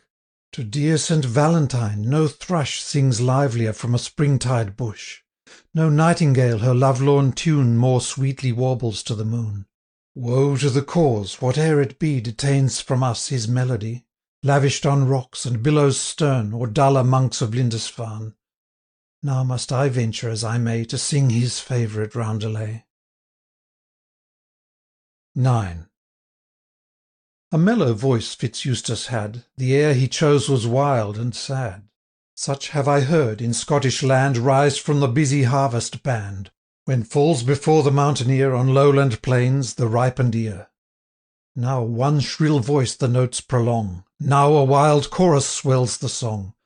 Oft have I listened and stood still as it came softened up the hill, and deemed it the lament of men who languished for their native glen, and thought how sad would be such sound on Susquehanna's swampy ground, Kentucky's wood-encumbered brake, or wild Ontario's boundless lake, where heart-sick exiles in the strain recalled fair Scotland's hills again.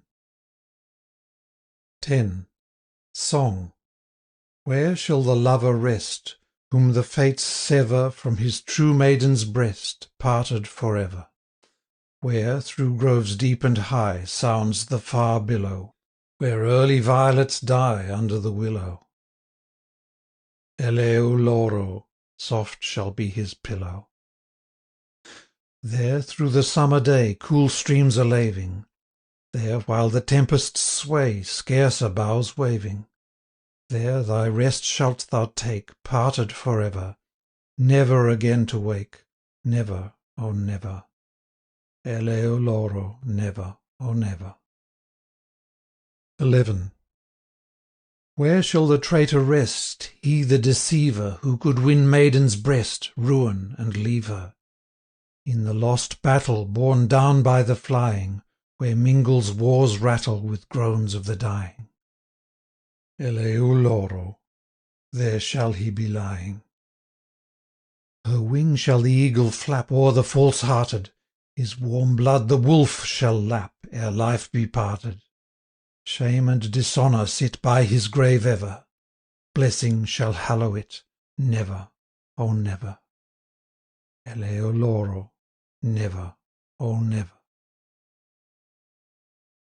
12. It ceased, the melancholy sound, and silence sunk on all around. The air was sad, but sadder still it fell on Marmion's ear, and plained as if disgrace and ill and shameful death were near. He drew his mantle past his face, between it and the band, and rested with his head a space, reclining on his hand. His thoughts I scan not, but I ween that, could their import have been seen, the meanest groom in all the hall that e'er tied courser to a stall would scarce have wished to be their prey for Lutterwood and Fontenay. 13. High minds of native pride and force most deeply feel thy pangs, remorse. Fear for their scourge mean villains have, thou art the torturer of the brave. Yet fatal strength they boast to steel their minds to bear the wounds they feel, even while they writhe beneath the smart of civil conflict in the heart.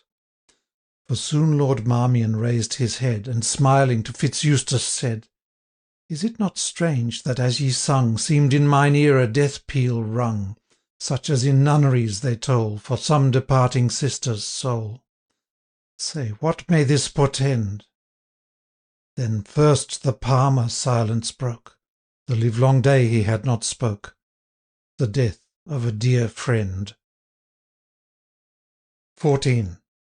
Marmion, whose steady heart and eye ne'er changed in worst extremity, Marmion, whose soul could scantly brook even from his king a haughty look, whose accents of command controlled in camps the boldest of the bold. Thought, look, and utterance failed him now.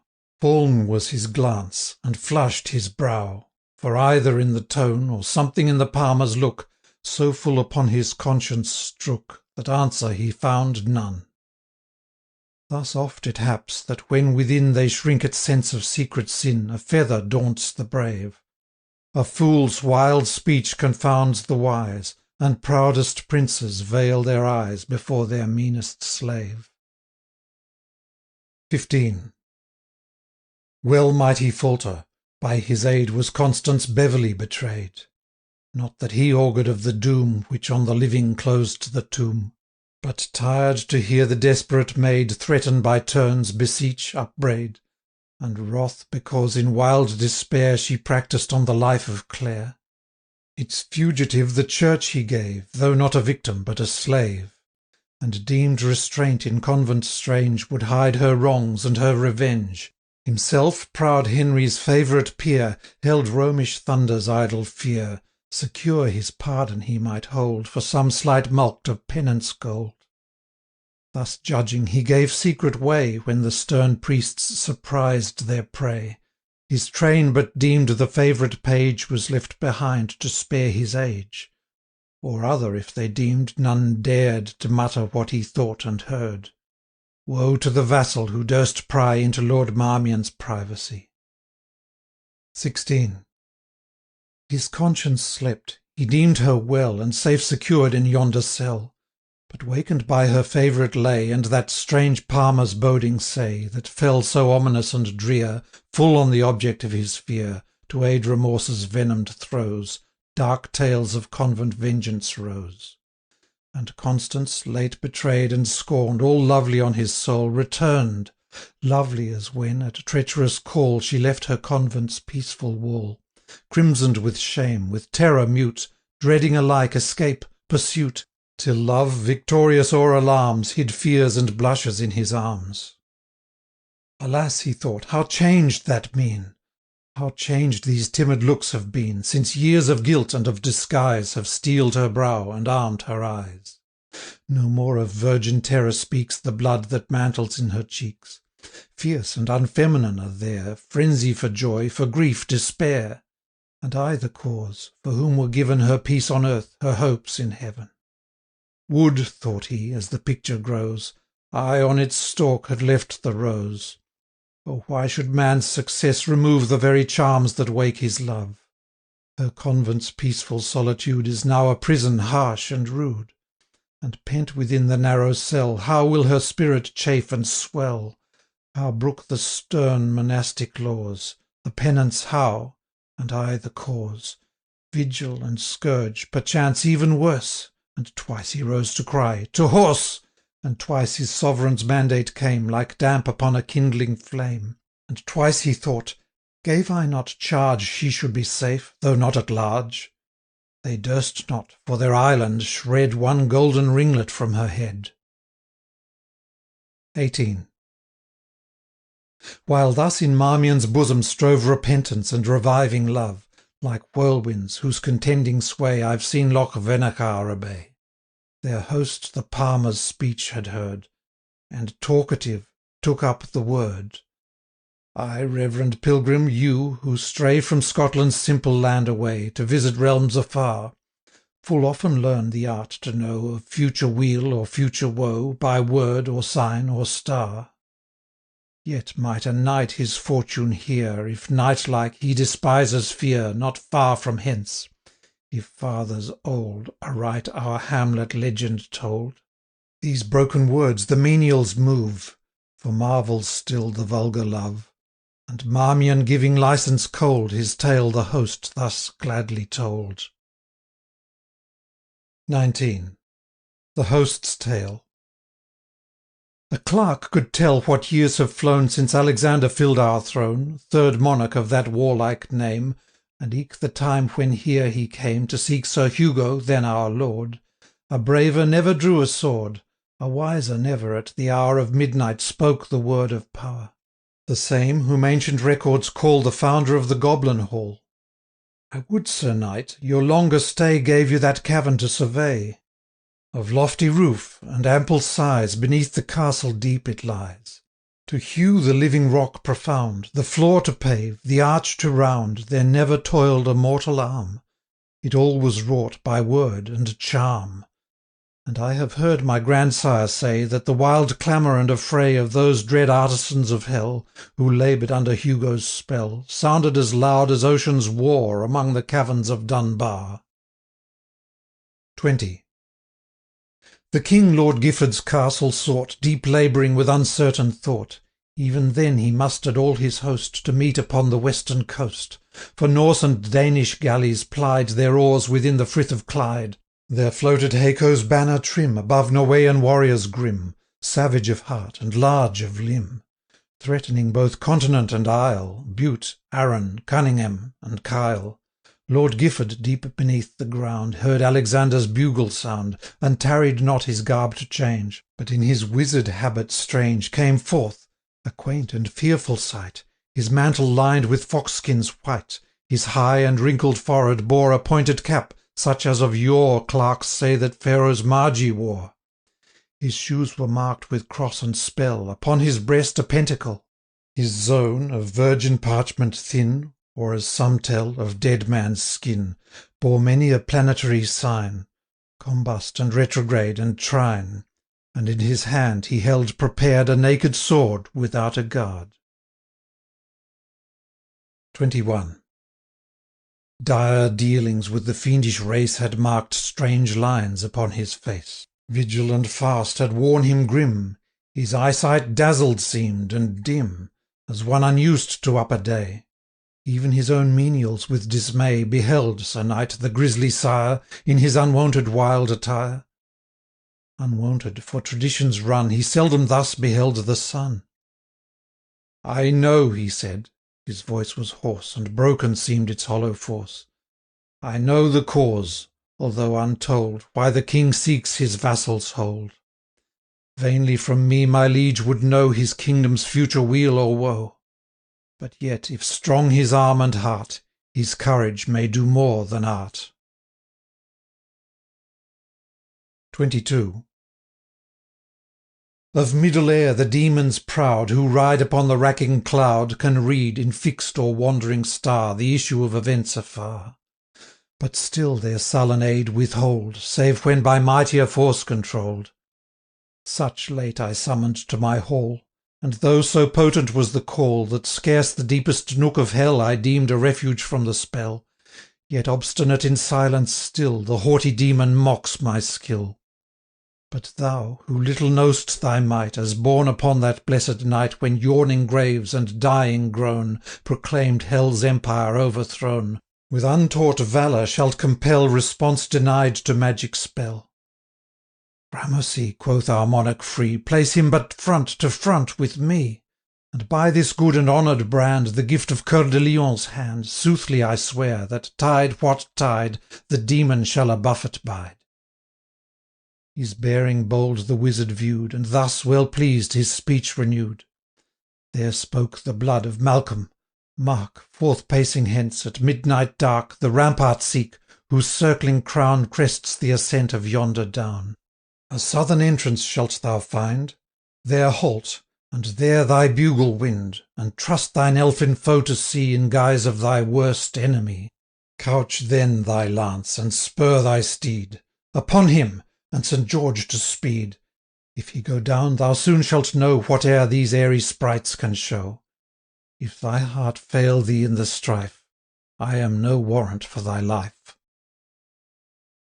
23.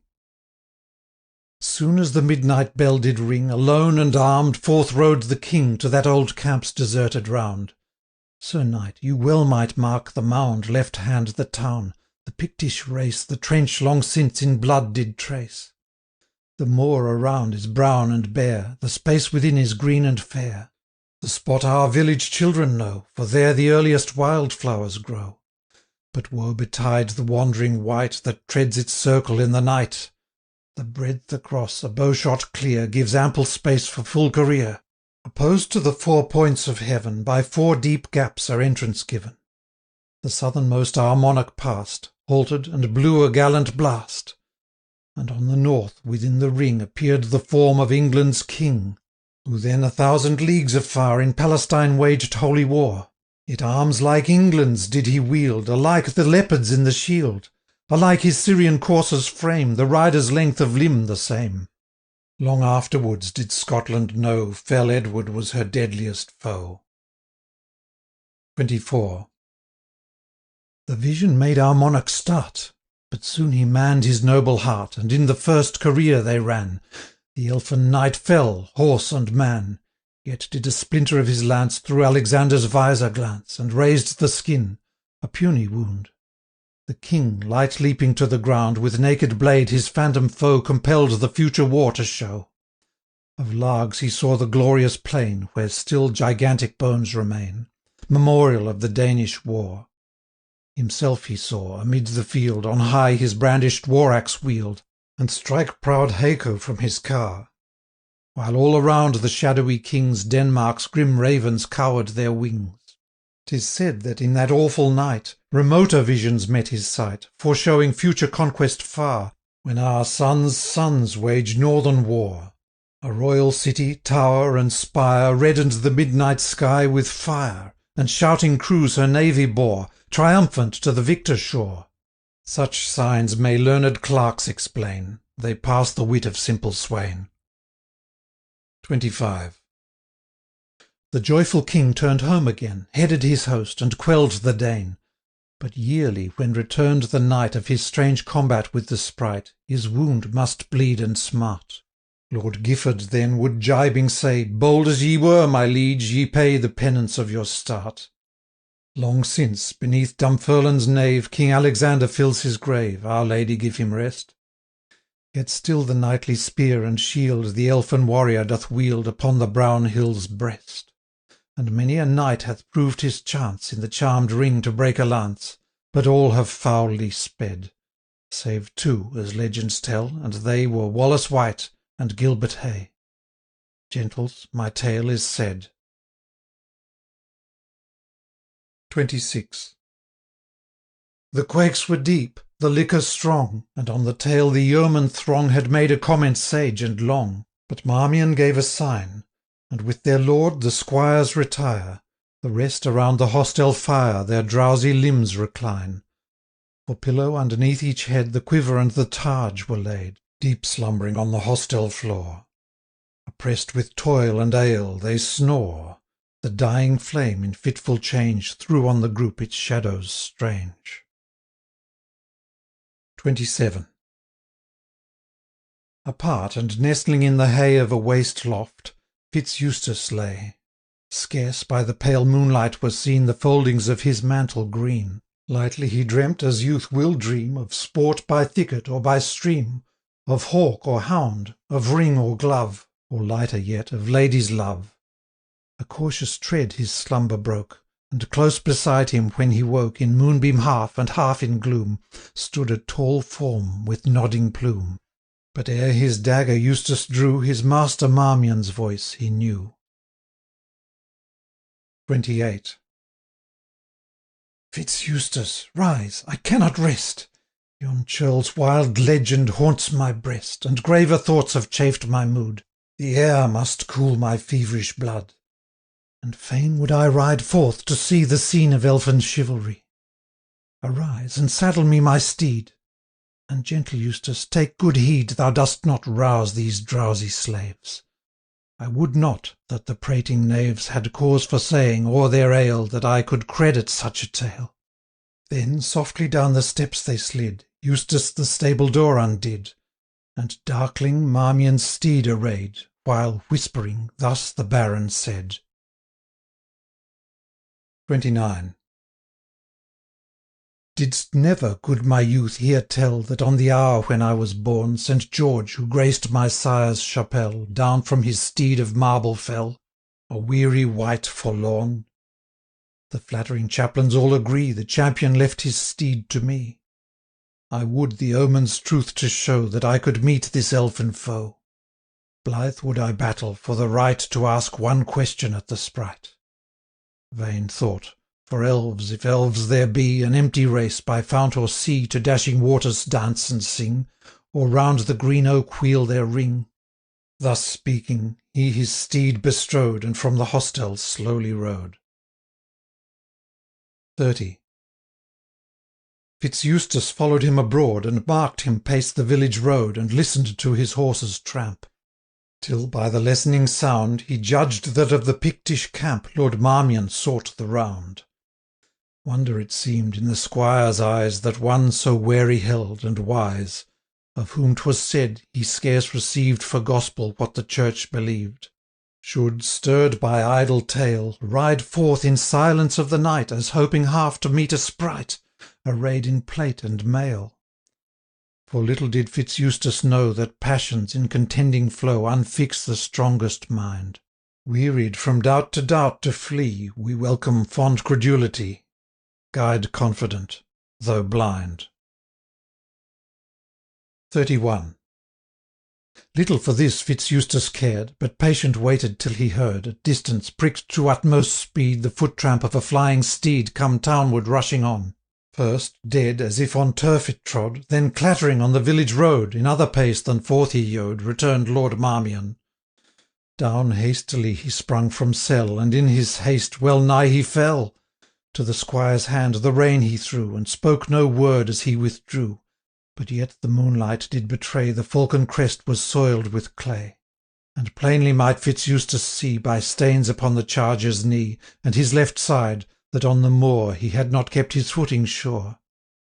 Long musing on these wondrous signs, at length to rest the squire reclines, broken and short, for still between would dreams of terror intervene.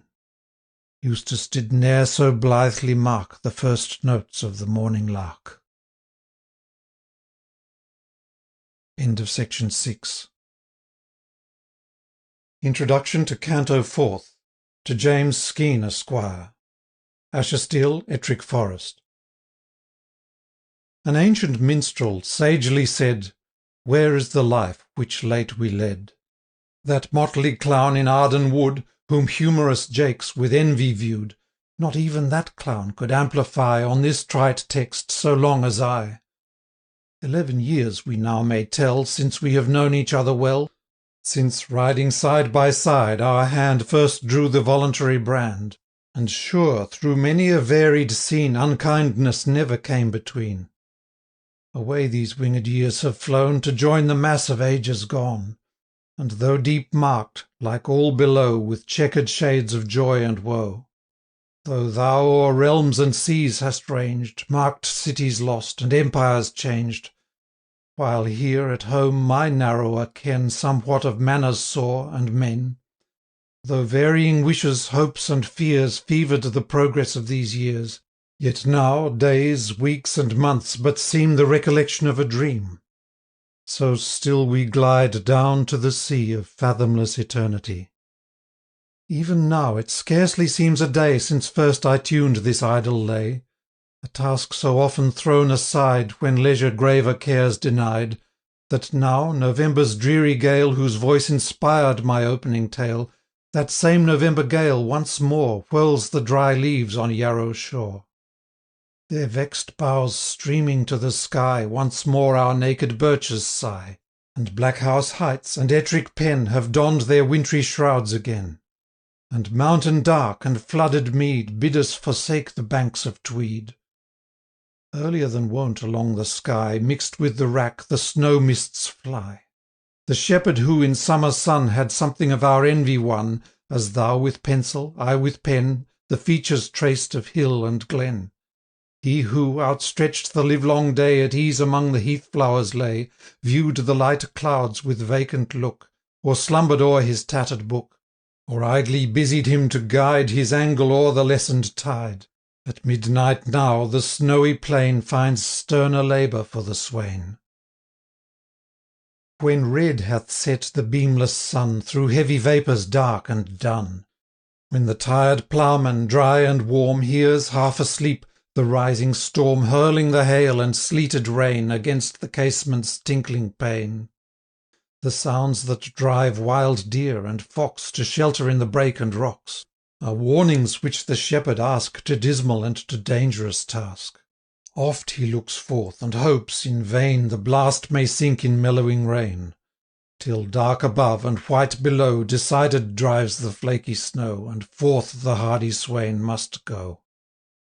Long with dejected look and whine to leave the hearth his dogs repine, whistling and cheering them to aid, around his back he wreathes the plaid.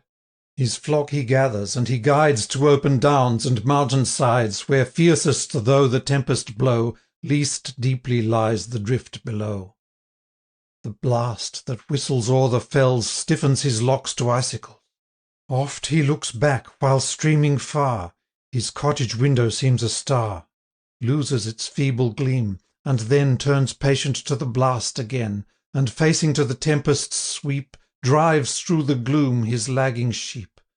If fails his heart, if his limbs fail, benumbing death is in the gale. His paths, his landmarks, all unknown, close to the hut, no more his own. Close to the aid he sought in vain, the morn may find the stiffened swain.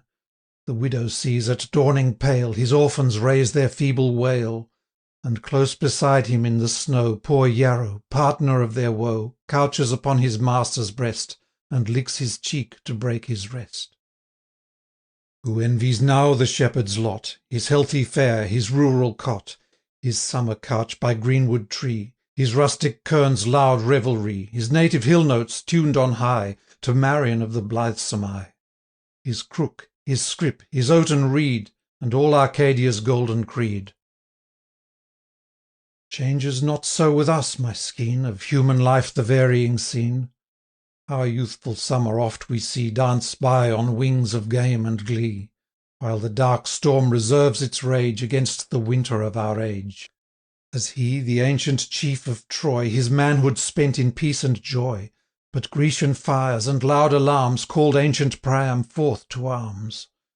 Then happy those, since each must drain his share of pleasure, share of pain, then happy those beloved of heaven, to whom the mingled cup is given, whose lenient sorrows find relief, whose joys are chastened by their grief. And such a lot, my Skene, was thine, when thou of late wert doomed to twine, just when thy bridal hour was by, the cypress with the myrtle tie. Just on thy bride her sire had smiled, and blessed the union of his child, when love must change its joyous cheer, and wipe affection's filial tear. Nor did the actions next his end speak more the father than the friend. Scarce had lamented Forbes paid the tribute to his minstrel's shade, the tale of friendship scarce was told ere the narrator's heart was cold. Far may we search before we find a heart so manly and so kind. But not around his honoured urn shall friends alone and kindred mourn. The thousand eyes his care had dried pour at his name a bitter tide, and frequent falls the grateful dew for benefits the world ne'er knew. If mortal charity dare claim the Almighty's attributed name, inscribe above his mouldering clay the widow's shield, the orphan's stay. Nor though it wake thy sorrow, deem my verse intrudes on this sad theme. For sacred was the pen that wrote, "Thy father's friend forget thou not," and grateful title may I plead for many a kindly word and deed, to bring my tribute to his grave. 'Tis little, but 'tis all I have. To thee, perchance, this rambling strain recalls our summer walks again, when, doing nought, and to speak true, not anxious to find aught to do, the wild unbounded hills we ranged, while oft our talk its topic changed, and, desultory as our way, ranged unconfined from grave to gay. Even when it flagged, as oft will chance, no effort made to break its trance, we could right pleasantly pursue our sports in social silence too, thou gravely labouring to portray the blighted oak's fantastic spray, I spelling o'er with much delight the legend of that antique knight, Tirant by name, yclept the White. At either's feet a trusty squire, Pandour and Camp, with eyes of fire, jealous, each other's motions viewed, and scarce suppressed their ancient feud. The laverock whistled from the cloud, the stream was lively but not loud. From the white thorn the mayflower shed its dewy fragrance round our head. Not Ariel lived more merrily under the blossomed bough than we. And blithesome nights, too, have been ours, when winter stripped the summer's bowers. Careless we heard, what now I hear, the wild blast sighing deep and drear, when fires were bright, and lamps beamed gay, and ladies tuned the lovely lay. And he was held a laggard soul, who shunned to quaff the sparkling bowl. Then he, whose absence we deplore, who breathes the gales of Devon's shore, the longer missed, bewailed the more, and thou, and I, and dear loved are. And one whose name I may not say, for not Mimosa's tender tree shrinks sooner from the touch than he. In merry chorus well combined, with laughter drowned the whistling wind. Mirth was within, and care without might gnaw her nails to hear our shout. Not but amid the buxom scene some grave discourse might intervene, of the good horse that bore him best, his shoulder, hoof, and arching crest. For like mad Tom's our chiefest care was horse to ride and weapon wear. Such nights we've had, and though the game of manhood be more sober tame, and though the field day or the drill seem less important now, yet still such may we hope to share again. The sprightly thought inspires my strain, and mark how, like a horseman true, Lord Marmion's march I thus renew. End of section 7. Canto 4th. The Camp. Eustace, I said, did blithely mark the first notes of the merry lark. The lark sang shrill, the cock he crew, and loudly Marmion's bugles blew, and with their light and lively call brought groom and yeoman to the stall.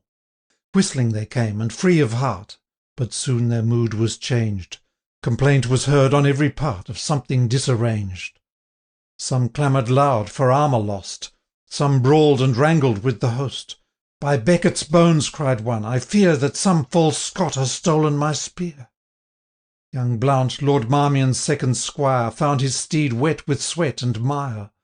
Although the rated horseboys swear, last night he dressed him sleek and fair. While chafed the impatient squire like thunder, old Hubert shouts, in fear and wonder, Help, gentle Blount! Help, comrades all! Bevis lies dying in his stall. To Marmion who the plight dare tell of the good steed he loves so well. Gaping for fear and ruth, they saw the charger panting on his straw, till one who would seem wisest cried, What else but evil could betide with that cursed Palmer for our guide? Better we had through mire and bush been lantern led by Friar Rush. 2. Fitz Eustace, who the cause but guessed, nor wholly understood, his comrades' clamorous plaints suppressed, he knew Lord Marmion's mood.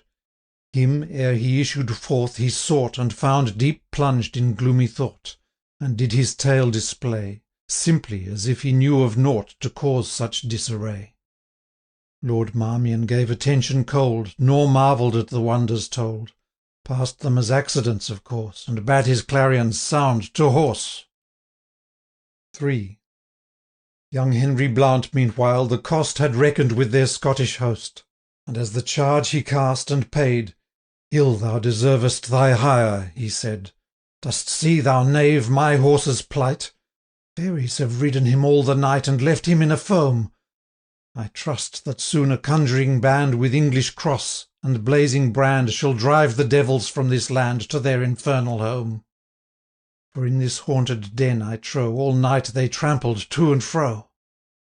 The laughing host looked on the hire, Gramercy, gentle southern squire, and if thou comest among the rest, with Scottish broadsword to be blessed, sharp be the brand, and sure the blow, and short the pang to undergo. Here stayed their talk, for Marmion gave now the signal to set on. The palmer showing forth the way, they journeyed all the morning day. 4. The greensward way was smooth and good, through Humbies and through Salton's wood. A forest glade, which varying still here gave a view of dale and hill, there narrower closed, till overhead a vaulted screen the branches made. A pleasant path, Fitz Eustace said, such as where errant knights might see adventures of high chivalry, might meet some damsel flying fast, with hair unbound and looks aghast, and smooth and level course were here in her defence to break a spear. Here, too, are twilight nooks and dells, and oft in such, the story tells, the damsel kind, from danger freed, did grateful pay her champion's meed. He spoke to cheer Lord Marmion's mind, perchance to show his lore designed, for Eustace much had pored upon a huge romantic tome in the hall window of his home, imprinted at the antique dome of Caxton or de Ward. Therefore he spoke, but spoke in vain, for Marmion answered naught again. 5. Now sudden distant trumpets shrill, in notes prolonged by wood and hill, were heard to echo far. Each ready archer grasped his bow, but by the flourish soon they know they breathed no point of war. Yet cautious, as in foeman's land, Lord Marmion's order speeds the band, some opener ground to gain. And scarce a furlong had they rode, when thinner trees, receding, showed a little woodland plain. Just in that advantageous glade the halting troop a line had made, as forth from the opposing shade issued a gallant train. 6. First came the trumpets, at whose clang so late the forest echoes rang. On prancing steeds they forward pressed, with scarlet mantle, azure vest. Each at his trump a banner wore, which Scotland's royal scutcheon bore.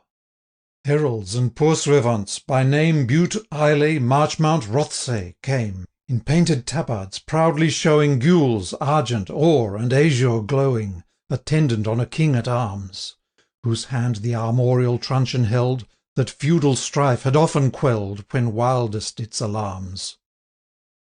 7. He was a man of middle age, in aspect manly, grave, and sage, as on king's errand come. But in the glances of his eye a penetrating, keen, and sly expression found its home. The flash of that satiric rage, which, bursting on the early stage, branded the vices of the age, and broke the keys of Rome. On milk-white palfrey forth he paced, his cap of maintenance was graced with the proud heron plume. From his steed's shoulder, loin, and breast, silk housings swept the ground, with Scotland's arms, device, and crest, embroidered round and round. The double treasure might you see, first by Archias borne, the thistle and the fleur-de-lis and gallant unicorn. So bright the king's armorial coat, that scarce the dazzled eye could note in living colours blazoned brave the lion which his title gave. A train which well beseemed his state, but all unarmed, around him wait. Still is thy name in high account, and still thy verse has charms, Sir David Lindesay of the Mount, Lord Lion, King at arms. 8. Down from his horse did Marmion spring, soon as he saw the Lion King, for well the stately Baron knew to him such courtesy was due, whom royal James himself had crowned, and on his temples placed the round of Scotland's ancient diadem, and wet his brow with hallowed wine, and on his finger given to shine the emblematic gem. Their mutual greetings duly made, the Lion thus his message said: Though Scotland's king hath deeply swore ne'er to knit faith with Henry more, and strictly hath forbid resort from England to his royal court, Yet, for he knows Lord Marmion's name, And honours much his warlike fame, my liege hath deemed it shame and lack Of courtesy to turn him back. And by his order I, your guide, Must lodging fit and fair provide, Till finds King James meet time to see The flower of English chivalry. 9. Though inly chafed at this delay, Lord Marmion bears it as he may. The Palmer, his mysterious guide, Beholding thus his place supplied, Sought to take leave in vain. Strict was the Lion King's command, That none, who rode in Marmion's band, Should sever from the train. England has here enow of spies In Lady Heron's witching eyes. To Marchmount thus apart he said, But fair pretext to Marmion made. The right-hand path they now decline, And trace against the stream the Tyne. 10. At length up that wild dale they wind, Where Crichton Castle crowns the bank, For there the Lion's care assigned A lodging meet for Marmion's rank. That castle rises on the steep Of the green vale of Tyne, and far beneath, Where slow they creep from pool to eddy, Dark and deep, where alders moist and willows weep, You hear her streams repine. The towers in different ages rose, Their various architecture shows The builders' various hands. A mighty mass that could oppose, When deadliest hatred fired its foes, The vengeful Douglas bands. 11. Crichton! Though now thy miry court But pens the lazy steer and sheep, Thy turrets rude and totter'd keep Have been the minstrel's loved resort. Oft have I traced within thy fort Of mouldering shields the mystic sense, Scutcheons of honour, or pretence, Quarter'd in old armorial sort, Remains of rude magnificence. Nor wholly yet had time defaced Thy lordly gallery fair, Nor yet the stony cord unbraced, Whose twisted knots, with roses laced, Adorn thy ruined stair. Still rises unimpair'd below The courtyard's graceful portico. Above its cornice, row and row Of fair-hewn facets richly show Their pointed diamond form, though there but houseless cattle go, To shield them from the storm. And shuddering, still may we explore, Where oft whilom were captives pent, The darkness of thy massy moor, Or from thy grass-grown battlement May trace in undulating line The sluggish mazes of the Tyne. 12. Another aspect Crichton show'd, As through its portal Marmion rode, But yet 'twas melancholy state Received him at the outer gate. For none were in the castle then, But women, boys, or aged men. With eyes scarce dried, the sorrowing dame To welcome noble Marmion came. Her son, a stripling 12 years old, Proffer'd the baron's rein to hold, For each man that could draw a sword Had march'd that morning with their lord, Earl Adam Hepburn, he who died On Flodden by his sovereign's side. Long may his lady look in vain, She ne'er shall see his gallant train Come sweeping back through Crichton Dean. 'Twas a brave race before the name Of hated Bothwell stained their fame. 13.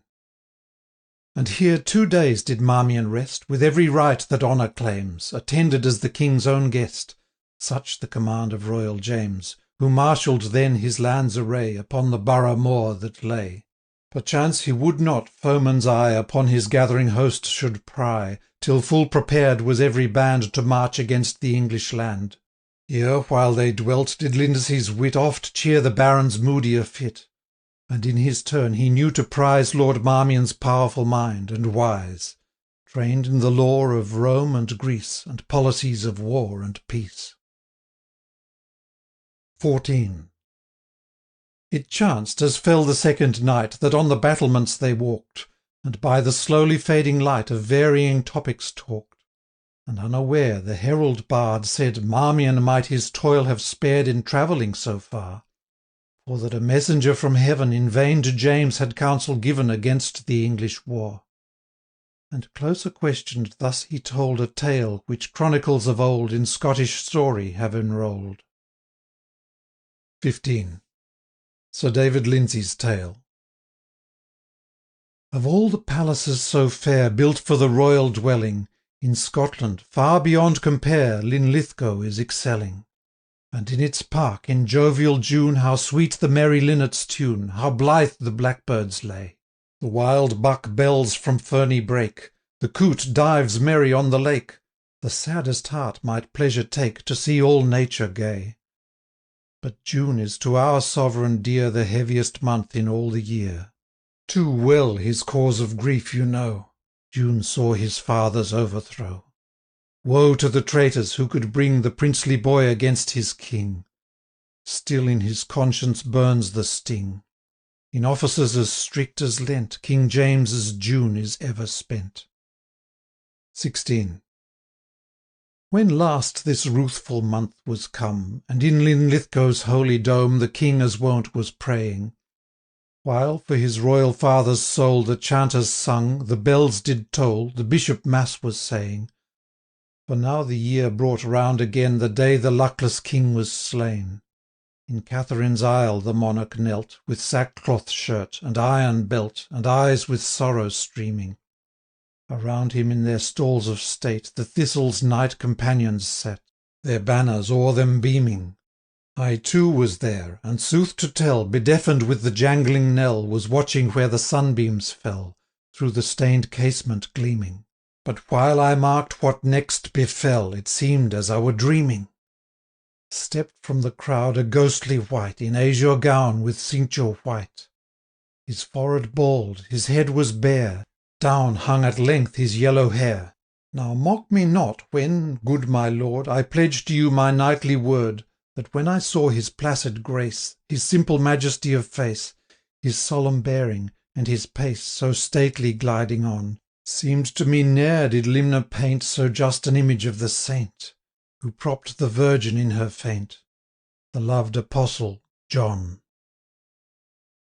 17. He stepped before the monarch's chair, and stood with rustic plainness there, and little reverence made. Nor head nor body bowed nor bent, but on the desk his arm he leant, and words like these he said, in a low voice, but never tone so thrilled through vein, and nerve, and bone. My mother sent me from afar, Sir King, to warn thee not to war. Woe waits on thine array. If war thou wilt, of woman fair her witching wiles and wanton snare, James Stuart, doubly warned, beware. God keep thee as he may. The wondering monarch seemed to seek for answer, and found none, and when he raised his head to speak, the monitor was gone.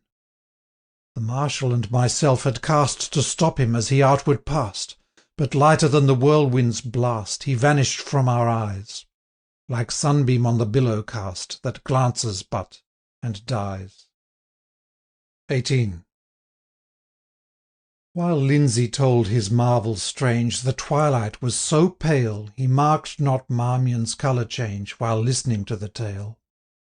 But after a suspended pause, the Baron spoke, "Of nature's laws so strong I held the force, that never superhuman cause could e'er control their course, and 3 days since had judged your aim was but to make your guest your game.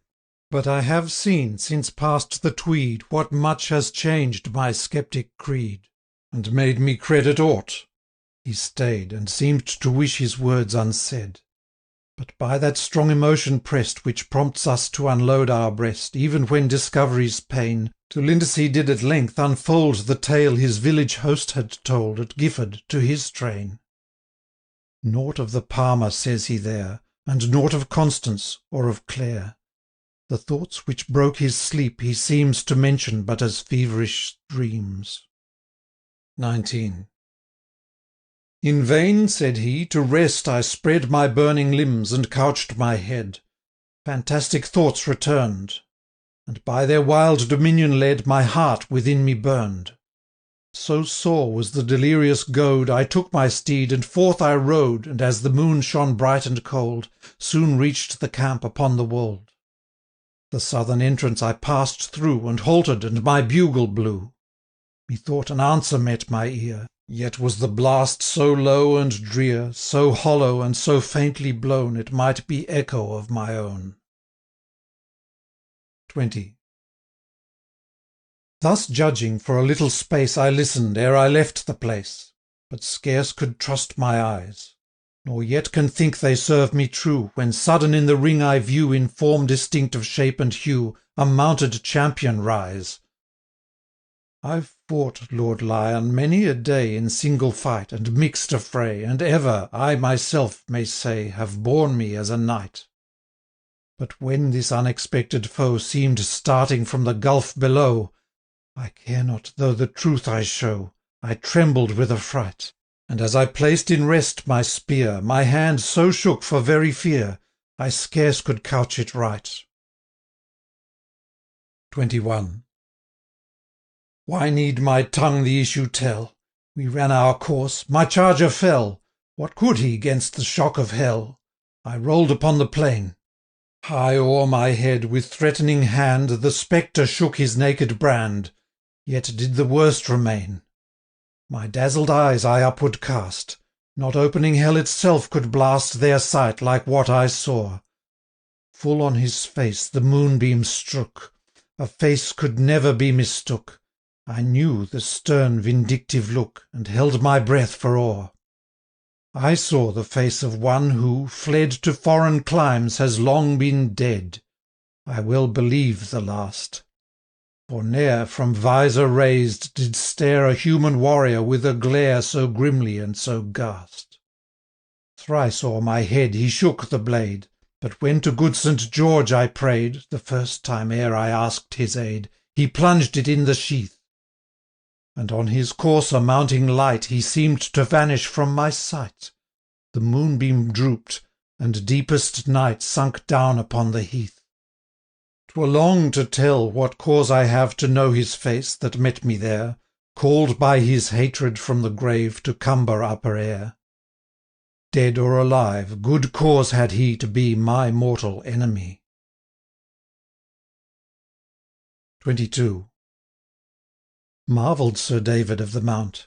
Then learned in story, 'gan recount such chance had happed of old, when once near Norham there did fight a spectre fell of fiendish might, in likeness of a Scottish knight, with Brian Bulmer bold, and trained him nigh to disallow the aid of his baptismal vow.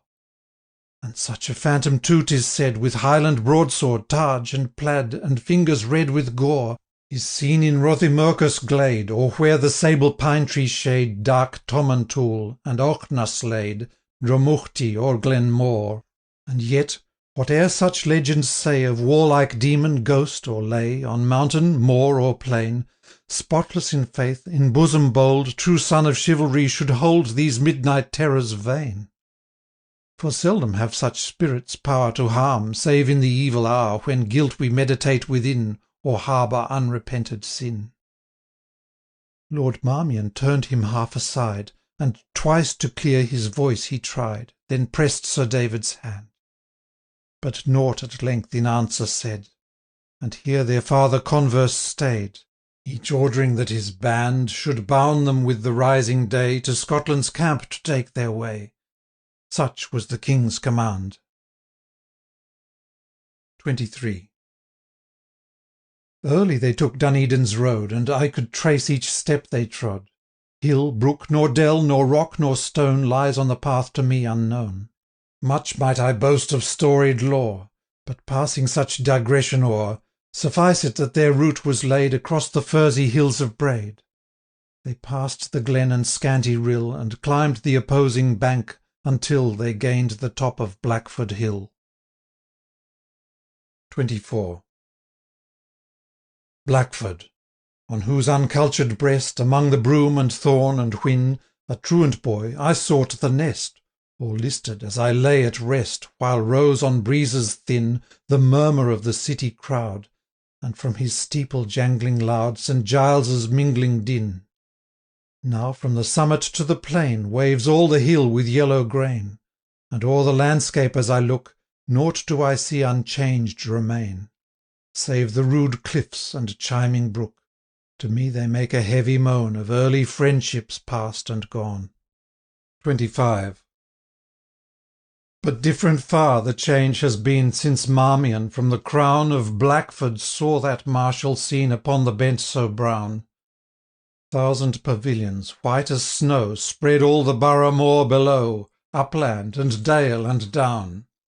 1,000 did I say? I ween thousands on thousands there were seen that chequered all the heath between the streamlet and the town. In crossing ranks extending far, forming a camp irregular, oft giving way, where still there stood some relics of the old oak wood, that darkly huge did intervene, and tamed the glaring white with green. In these extended lines there lay a martial kingdom's vast array. 26. For from Hebudes, dark with rain, to eastern Lodon's fertile plain, and from the southern Redswire edge to farthest Ross's rocky ledge, from west to east, from south to north, Scotland sent all her warriors forth.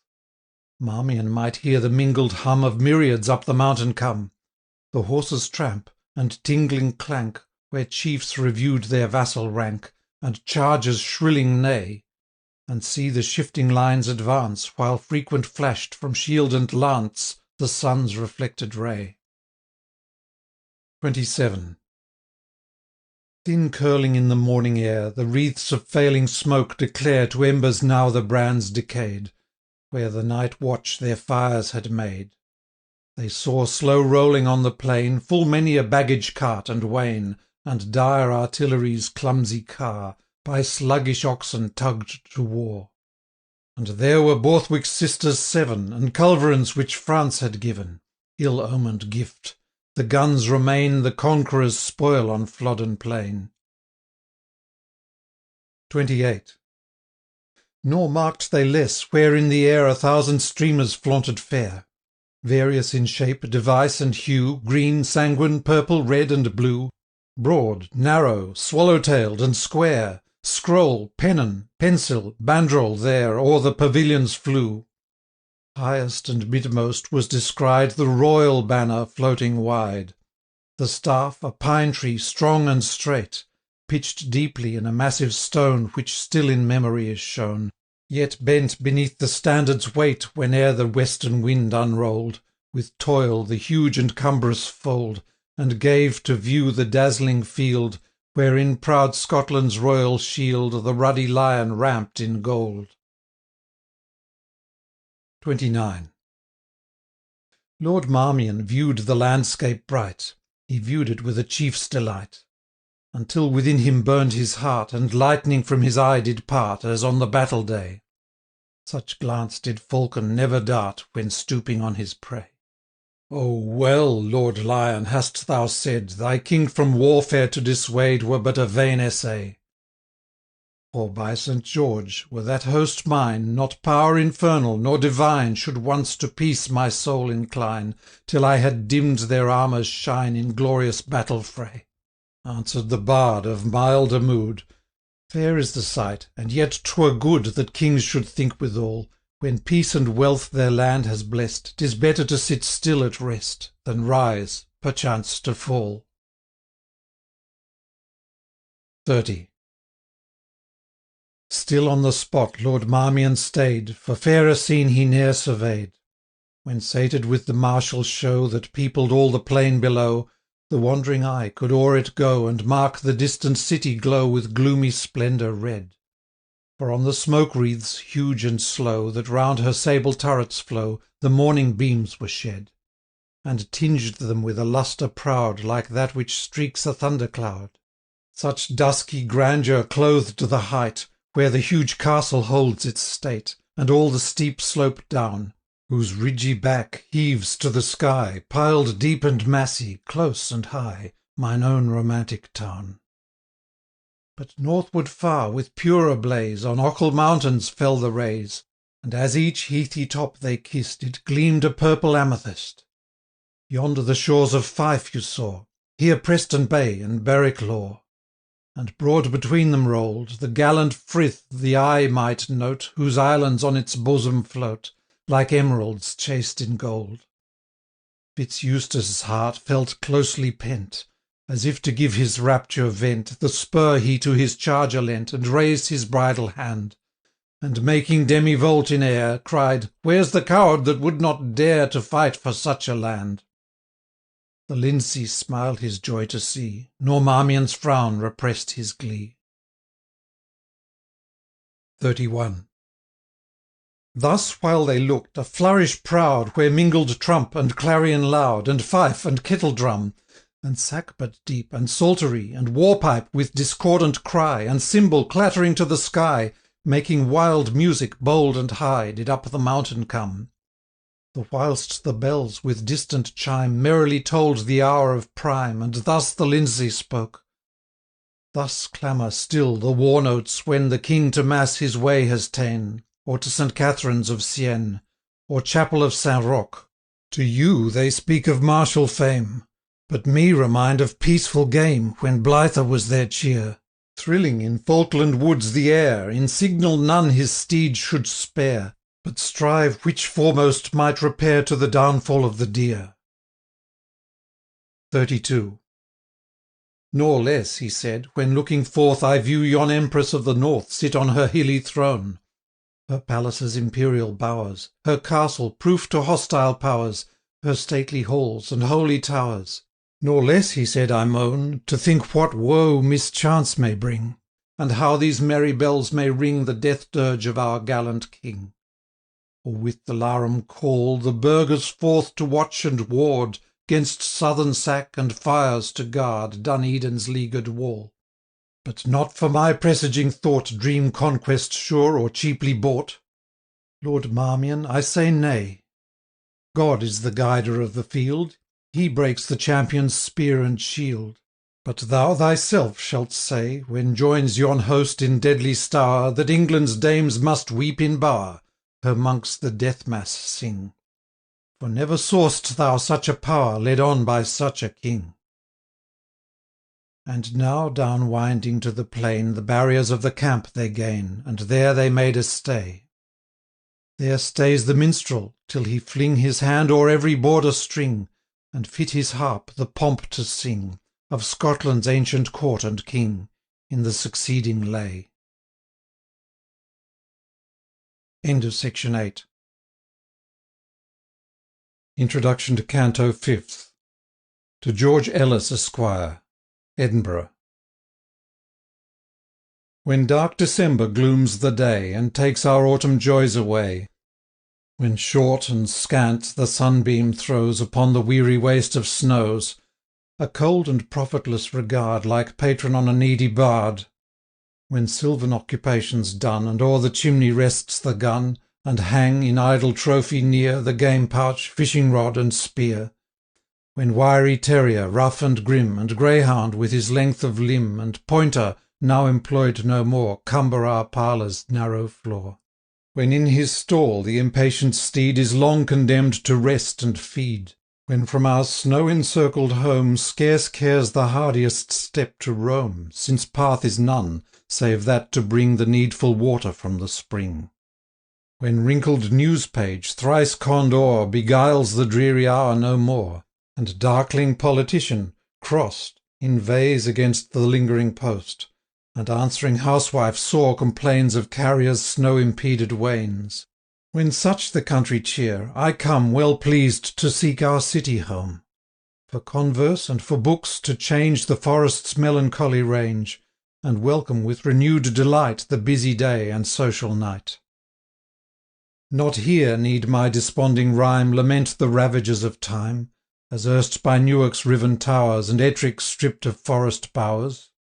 True, Caledonia's queen is changed, since on her dusky summit ranged, within its steepy limits pent, by bulwark, line, and battlement, and flanking towers, and lakey flood, guarded and garrisoned she stood, denying entrance or resort, save at each tall embattled port, above whose arch suspended hung portcullis spiked with iron prong. That long is gone, but not so long, since early closed and opening late, jealous revolved the studded gate, whose task from eve to morning tide a wicket churlishly supplied. Stern then and steel-girt was thy brow, Dun Eden, oh, how altered now, when safe amid thy mountain court thou sitt'st like empress at her sport, and liberal, unconfined, and free, flinging thy white arms to the sea. For thy dark cloud, with umbered lower, that hung o'er cliff, and lake, and tower, thou gleam'st against the western ray 10,000 lines of brighter day. Not she, the championess of old, in Spenser's magic tale enrolled, she for the charmed spear renowned, which forced each knight to kiss the ground, not she more changed when, placed at rest, what time she was Malbecco's guest, she gave to flow her maiden vest, when from the corselet's grasp relieved, free to the sight her bosom heaved. Sweet was her blue eye's modest smile, erst hidden by the aventile, and down her shoulders graceful rolled her locks profuse of paly gold. They who whilom in midnight fight had marvelled at her matchless might, no less her maiden charms approved, but looking liked and liking loved. The sight could jealous pangs beguile, and charm Malbecco's cares awhile, and he, the wandering squire of dames, forgot his Columbella's claims, and passion, erst unknown, could gain the breast of blunt Sir Satyrane. Nor durst light Paridel advance, bold as he was, a looser glance. She charmed at once and tamed the heart, incomparable Britomane. So thou, fair city, disarrayed of battled wall and rampart's aid, as stately seem'st, but lovelier far than in that panoply of war. Nor deem that from thy fenceless throne strength and security are flown. Still as of yore, Queen of the North, still canst thou send thy children forth. Ne'er readier at alarm bell's call thy burghers rose to man thy wall, than now in danger shall be thine, thy dauntless voluntary line. For fosse and turret proud to stand, their breasts the bulwarks of the land, thy thousands, trained to martial toil, full red would stain their native soil, ere from thy mural crown there fell the slightest nosp or pinnacle. And if it come, as come it may, Dun-Edin, that eventful day, renowned for hospitable deed, that virtue much with heaven may plead, in patriarchal times whose care descending angels deigned to share, that claim may wrestle blessings down on those who fight for the good town, destined in every age to be refuge of injured royalty. Since first, when conquering York arose, to Henry meek she gave repose, till late, with wonder, grief, and awe, great Bourbon's relics sad she saw. Truce to these thoughts, for as they rise, how gladly I avert mine eyes, bodings, or true or false, to change for fiction's fair romantic range, or for tradition's dubious light, that hovers 'twixt the day and night. Dazzling alternately and dim her wavering lamp I'd rather trim, knights, squires, and lovely dames to see, creation of my fantasy, than gaze abroad on reeky fen, and make of mists invading men. Who loves not more the night of June than dull December's gloomy noon, the moonlight than the fog of frost? But can we say which cheats the most? But who shall teach my harp to gain a sound of the romantic strain, whose Anglo-Norman tones whileere could win the royal Henry's ear, famed Beauclerk called, for that he loved the minstrel and his lay approved? Who shall these lingering notes redeem, decaying on oblivion's stream? Such notes as from the Breton tongue Marie translated, Blondel sung. O, born time's ravage to repair, and make the dying muse thy care! Who, when his scythe her hoary foe was poising for the final blow, the weapon from his hand could wring, and break his glass, and shear his wing, and bid, reviving in his strain, the gentle poet live again. Thou who canst give to lightest lay an unpedantic moral gay, nor less the dullest theme bid flit on wings of unexpected wit. In letters as in life approved, example honoured and beloved, dear Ellis, to the bard impart a lesson of thy magic art, to win at once the head and heart, at once to charm, instruct, and mend, my guide, my pattern, and my friend. Such minstrel lesson to bestow be long thy pleasing task, but oh, no more by thy example teach. What few can practise, all can preach, with even patience to endure lingering disease and painful cure, and boast affliction's pangs subdued by mild and manly fortitude. Enough, the lesson has been given, forbid the repetition, Heaven. Come listen then, for thou hast known and loved the minstrel's varying tone, who like his border sires of old waked a wild measure rude and bold, till Windsor's oaks and Ascot plain with wonder heard the northern strain. Come listen, bold in thy applause, the bard shall scorn pedantic laws, and as the ancient art could stain achievements on the storied pane, irregularly traced and planned, but yet so glowing and so grand, so shall he strive in changeful hue field, feast, and combat to renew, and loves, and arms, and harper's glee, and all the pomp of chivalry. End of section 9. Canto 5th. The Court. 1. The train has left the hills of Braid, the barrier guard have open made, so Lindsay bade, the palisade, that closed the tented ground. Their men the warders backward drew, and carried pikes as they rode through into its ample bound. Fast ran the Scottish warriors there, upon the southern band to stare, and envy with their wonder rose, to see such well-appointed foes, such length of shafts, such mighty bows, so huge that many simply thought but for a vaunt such weapons wrought, and little deemed their force to feel through links of mail and plates of steel, when rattling upon Flodden Vale the cloth-yard arrows flew like hail. 2. Nor less did Marmion's skilful view glance every line and squadron through, and much he marvelled one small land could marshal forth such various band. For men-at-arms were here, heavily sheathed in mail and plate, like iron towers for strength and weight, on Flemish steeds of bone and height, with battle-axe and spear. Young knights and squires, a lighter train, practised their charges on the plain, by aid of leg, of hand, and rein, each warlike feat to show, to pass, to wheel, the croup to gain, and high curvet, that not in vain the sword sway might descend amain on foeman's casque below. He saw the hardy burghers there march armed, on foot, with faces bare, for visor they wore none, nor waving plume, nor crest of knight, but burnished were their corslets bright, their brigantines and gorgets light, like very silver shone. Long pikes they had for standing fight, two-handed swords they wore, and many-wielded mace of weight, and bucklers bright they bore. 3. On foot the yeoman too, but dressed in his steel jack, a swarthy vest with iron-quilted well. Each at his back a slender store his 40 days' provision bore, as feudal statutes tell. His arms were halbert, axe, or spear, a crossbow there, a hagbut there, a dagger-knife and brand. Sober he seemed, and sad of cheer, as loath to leave his cottage dear and march to foreign strand, or musing who would guide his steer to till the fallow land.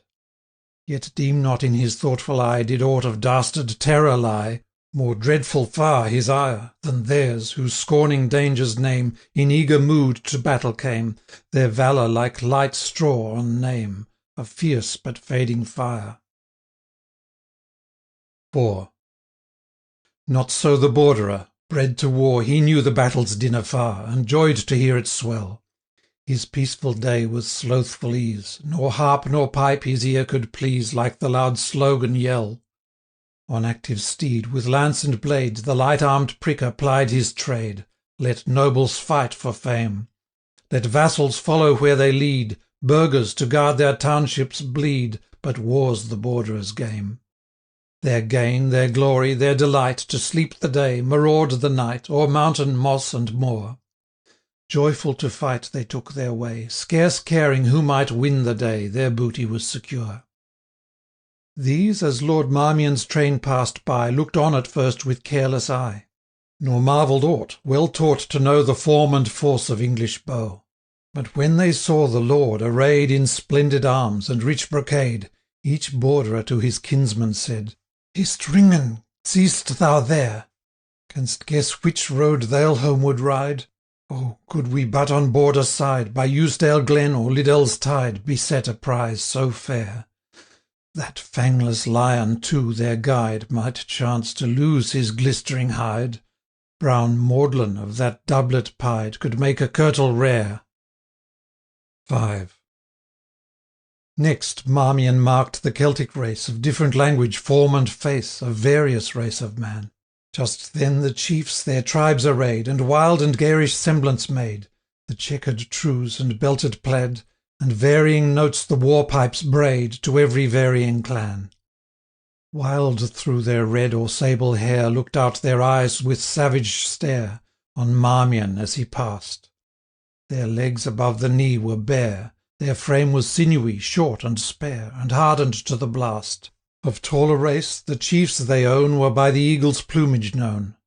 The hunted red deer's undressed hide their hairy buskins well supplied. The graceful bonnet decked their head, back from their shoulders hung the plaid. A broadsword of unwieldy length a dagger proved for edge and strength. A studded targe they wore, and quivers, bows, and shafts, but oh, short was the shaft, and weak the bow, to that which England bore. The Isles' men carried at their backs the ancient Danish battle-axe. They raised a wild and wondering cry, as with his guide rode Marmion by. Loud were their clamouring tongues, as when the clanging sea-fowl leave the fen, and with their cries discordant mixed, grumbled and yelled the pipes betwixt. 6. Thus through the Scottish camp they passed, and reached the city gate at last, where all around a wakeful guard armed burghers kept their watch and ward. Well had they cause of jealous fear when lay encamped in fields so near the borderer and the mountaineer. As through the bustling streets they go, all was alive with martial show. At every turn with dinning clang the armourer's anvil clashed and rang, or toiled the swarthy smith to wheel the bar that arms the charger's heel. Or axe or falchion to the side of jarring grindstone was applied. Page, groom, and squire, with hurrying pace through street and lane and market-place, bore lance, or casque, or sword, while burghers with important face described each new-come lord, discussed his lineage, told his name, his following, and his warlike fame. The lion led to lodging meet, which high o'erlooked the crowded street. There must the baron rest, till past the hour of vesper tide, and then to Holy Rood must ride. Such was the king's behest. Meanwhile the lion's care assigns a banquet rich, and costly wines to Marmion and his train. And when the appointed hour succeeds, the baron dons his peaceful weeds, and following Lindsay as he leads, the palace halls they gain. 7. Old Holy Rood rung merrily that night with wassail, mirth, and glee. King James within her princely bower feasted the chiefs of Scotland's power, summoned to spend the parting hour, for he had charged that his array should southward march by break of day. Well loved that splendid monarch aye the banquet and the song. By day the tourney, and by night the merry dance, traced fast and light, the maskers quaint, the pageant bright, the revel loud and long. This feast outshone his banquets past, it was his blithest, and his last. The dazzling lamps from gallery gay cast on the court a dancing ray. Here to the harp did minstrels sing, there ladies touched a softer string. With long-eared cap and motley vest the licensed fool retailed his jest. His magic tricks the juggler plied, at dice and draughts the gallants vied, while some in close recess apart courted the ladies of their heart. Nor courted them in vain, for often in the parting hour victorious love asserts his power o'er coldness and disdain. And flinty is her heart, can view to battle march a lover true, can hear perchance his last adieu, nor own her share of pain. 8. Through this mixed crowd of glee and game the king to greet Lord Marmion came, while, reverent, all made room. An easy task it was, I trow, King James's manly form to know, although, his courtesy to show, he doffed, to Marmion bending low, his broidered cap and plume. For royal was his garb and mien, his cloak of crimson velvet piled, trimmed with the fur of marten wild. His vest of changeful satin sheen the dazzled eye beguiled.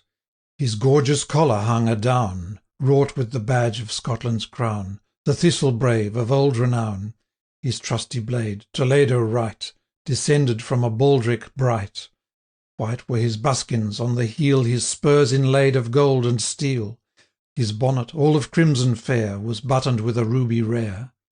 and Marmion deemed he ne'er had seen a prince of such a noble mien. 9. The monarch's form was middle size, for feat of strength or exercise shaped in proportion fair, and hazel was his eagle eye, and auburn of the darkest dye his short curled beard and hair.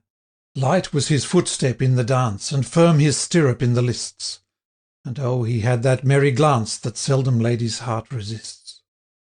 Lightly from fair to fair he flew, and loved to plead, lament, and sue. Suit lightly won, and short-lived pain, for monarchs seldom sigh in vain.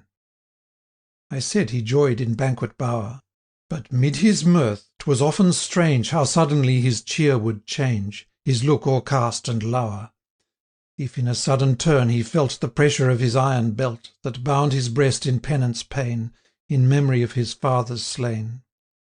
Even so 'twas strange how, evermore, soon as the passing pang was o'er, forward he rushed with double glee into the stream of revelry.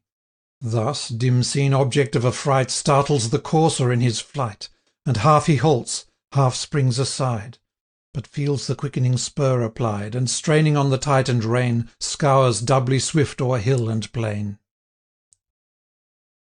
10. O'er James's heart, the courtiers say, Sir Hugh the Heron's wife held sway. To Scotland's court she came, to be a hostage for her lord, who Cessford's gallant heart had gored, and with the king to make accord had sent his lovely dame.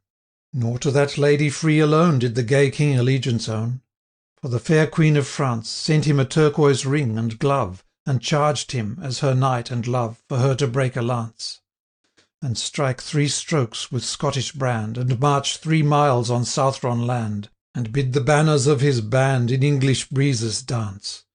And thus for France's queen he dressed his manly limbs in mailed vest, and thus admitted English fair his inmost counsel still to share, and thus for both he madly planned the ruin of himself and land.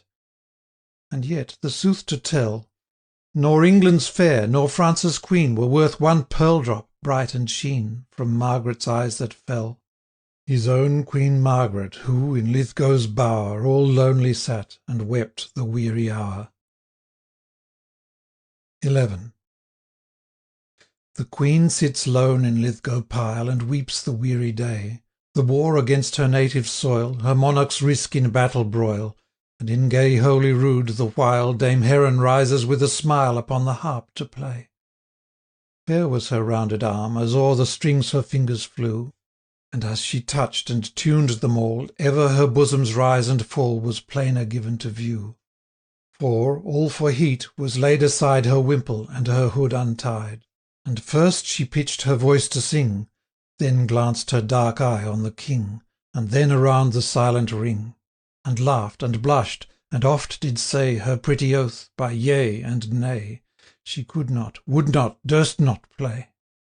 At length upon the harp, with glee mingled with arch simplicity, a soft yet lively air she rung, while thus the wily lady sung. 12. Lochinvar. Lady Heron's Song. O young Lochinvar is come out of the west, through all the wide border his steed was the best, and save his good broadsword he weapons had none, he rode all unarmed, and he rode all alone. So faithful in love, and so dauntless in war, there never was knight like the young Lochinvar. He stayed not for brake, and he stopped not for stone, he swam the Esk river where ford there was none. But ere he alighted at Netherby gate, the bride had consented, the gallant came late. For a laggard in love, and a dastard in war, was to wed the fair Ellen of brave Lochinvar. So boldly he entered the Netherby hall, among bridesmen and kinsmen and brothers and all. Then spoke the bride's father, his hand on his sword, for the poor craven bridegroom said never a word. O come ye in peace here, or come ye in war, or to dance at our bridal, young Lord Lochinvar? I long wooed your daughter, my suit you denied. Love swells like the Solway, but ebbs like its tide. And now am I come, with this lost love of mine, to lead but 1 measure, drink 1 cup of wine. There are maidens in Scotland more lovely by far, that would gladly be bride to the young Lochinvar. The bride kissed the goblet, the knight took it up, he quaffed off the wine, and he threw down the cup. She looked down to blush, and she looked up to sigh, with a smile on her lips and a tear in her eye. He took her soft hand ere her mother could bar. "Now tread we a measure," said young Lochinvar. So stately his form, and so lovely her face, that never a hall such a galliard did grace. While her mother did fret, and her father did fume, and the bridegroom stood dangling his bonnet and plume. And the bride maidens whispered, "'Twere better by far to have matched our fair cousin with young Lochinvar." One touch to her hand, and one word in her ear, when they reached the hall door and the charger stood near. So light to the croup the fair lady he swung, so light to the saddle before her he sprung. "She is won, we are gone over bank, bush, and scar. They'll have fleet steeds that follow," quoth young Lochinvar. There was mounting 'mong Grahams of the Netherby clan, Forsters, Fenwicks, and Musgraves, they rode and they ran. There was racing and chasing on Cannoby Lee, but the lost bride of Netherby ne'er did they see. So daring in love, and so dauntless in war, have ye e'er heard of gallant like young Lochinvar? 13. The monarch o'er the siren hung, and beat the measure as she sung, and pressing closer and more near he whispered praises in her ear. In loud applause the courtiers vied, and ladies winked and spoke aside. The witching dame to Marmion threw a glance where seemed to reign the pride that claims applauses due, and of her royal conquest too, a real or feigned disdain. Familiar was the look, and told Marmion and she were friends of old. The king observed their meeting eyes with something like displeased surprise, for monarchs ill can rivals brook, even in a word, or smile, or look. Straight took he forth the parchment broad, which Marmion's high commission showed. "Our borders sacked by many a raid, our peaceful liegemen robbed," he said. "On day of truce our warden slain, stout Barton killed, his vassals ta'en. Unworthy were we here to reign, should these for vengeance cry in vain. Our full defiance, hate, and scorn, our herald has to Henry borne." 14. He paused, and led where Douglas stood, and with stern eye the pageant viewed. I mean that Douglas, sixth of yore, who coronet of Angus bore, and when his blood and heart were high, did the 3rd James in camp defy, and all his minions led to die on Lauder's dreary flat. Princes and favourites long grew tame, and trembled at the homely name of Archibald Bell the Cat. The same who left the dusky vale of Hermitage in Liddesdale, its dungeons and its towers, where Bothwell's turrets brave the air, and Bothwell Bank is blooming fair, to fix his princely bowers. Though now, in age, he had laid down his armour for the peaceful gown, and for a staff his brand, yet often would flash forth the fire that could in youth a monarch's ire and minion's pride withstand. And even that day, at council board, unapt to soothe his sovereign's mood, against the war had Angus stood, and chafed his royal lord. 15. His giant form, like ruined tower, though fall'n its muscles brawny vaunt, huge-boned, and tall, and grim, and gaunt, seemed o'er the gaudy scene to lower. His locks and beard in silver grew, his eyebrows kept their sable hue. Near Douglas, when the monarch stood, his bitter speech he thus pursued: "Lord Marmion, since these letters say that in the north you needs must stay, while slightest hopes of peace remain, uncourteous speech it were, and stern, to say, Return to Lindisfarne, until my herald come again. Then rest you in Tantallon hold. Your host shall be the Douglas bold, a chief unlike his sires of old. He wears their motto on his blade, their blazon o'er his towers displayed, yet loves his sovereign to oppose, more than to face his country's foes. And I bethink me, by Saint Stephen, but e'en this morn to me was given a prize, the first fruits of the war, ta'en by a galley from Dunbar, a bevy of the maids of heaven. Under your guard these holy maids shall safe return to cloister shades, and while they at Tantallon stay, requiem for Cochrane's soul may say. And with the slaughtered favourite's name, across the monarch's brow there came a cloud of ire, remorse, and shame. 16. In answer nought could Angus speak, his proud heart swelled well nigh to break. He turned aside, and down his cheek a burning tear there stole. His hand the monarch sudden took, that sight his kind heart could not brook. Now, by the Bruce's soul, Angus, my hasty speech forgive. For sure as doth his spirit live, as he said of the Douglas old, I well may say of you, that never king did subject hold in speech more free, in war more bold, more tender and more true. Forgive me, Douglas, once again. And while the king his hand did strain, the old man's tears fell down like rain. To seize the moment Marmion tried, and whispered to the king aside, O let such tears unwonted plead for respite short from dubious deed. A child will weep a bramble's smart, a maid to see her sparrow part, a stripling for a woman's heart. But woe awaits a country when she sees the tears of bearded men. Then, oh, what omen dark and high, when Douglas wets his manly eye. 17. Displeased was James, that stranger viewed and tampered with his changing mood. Laugh those that can, weep those that may.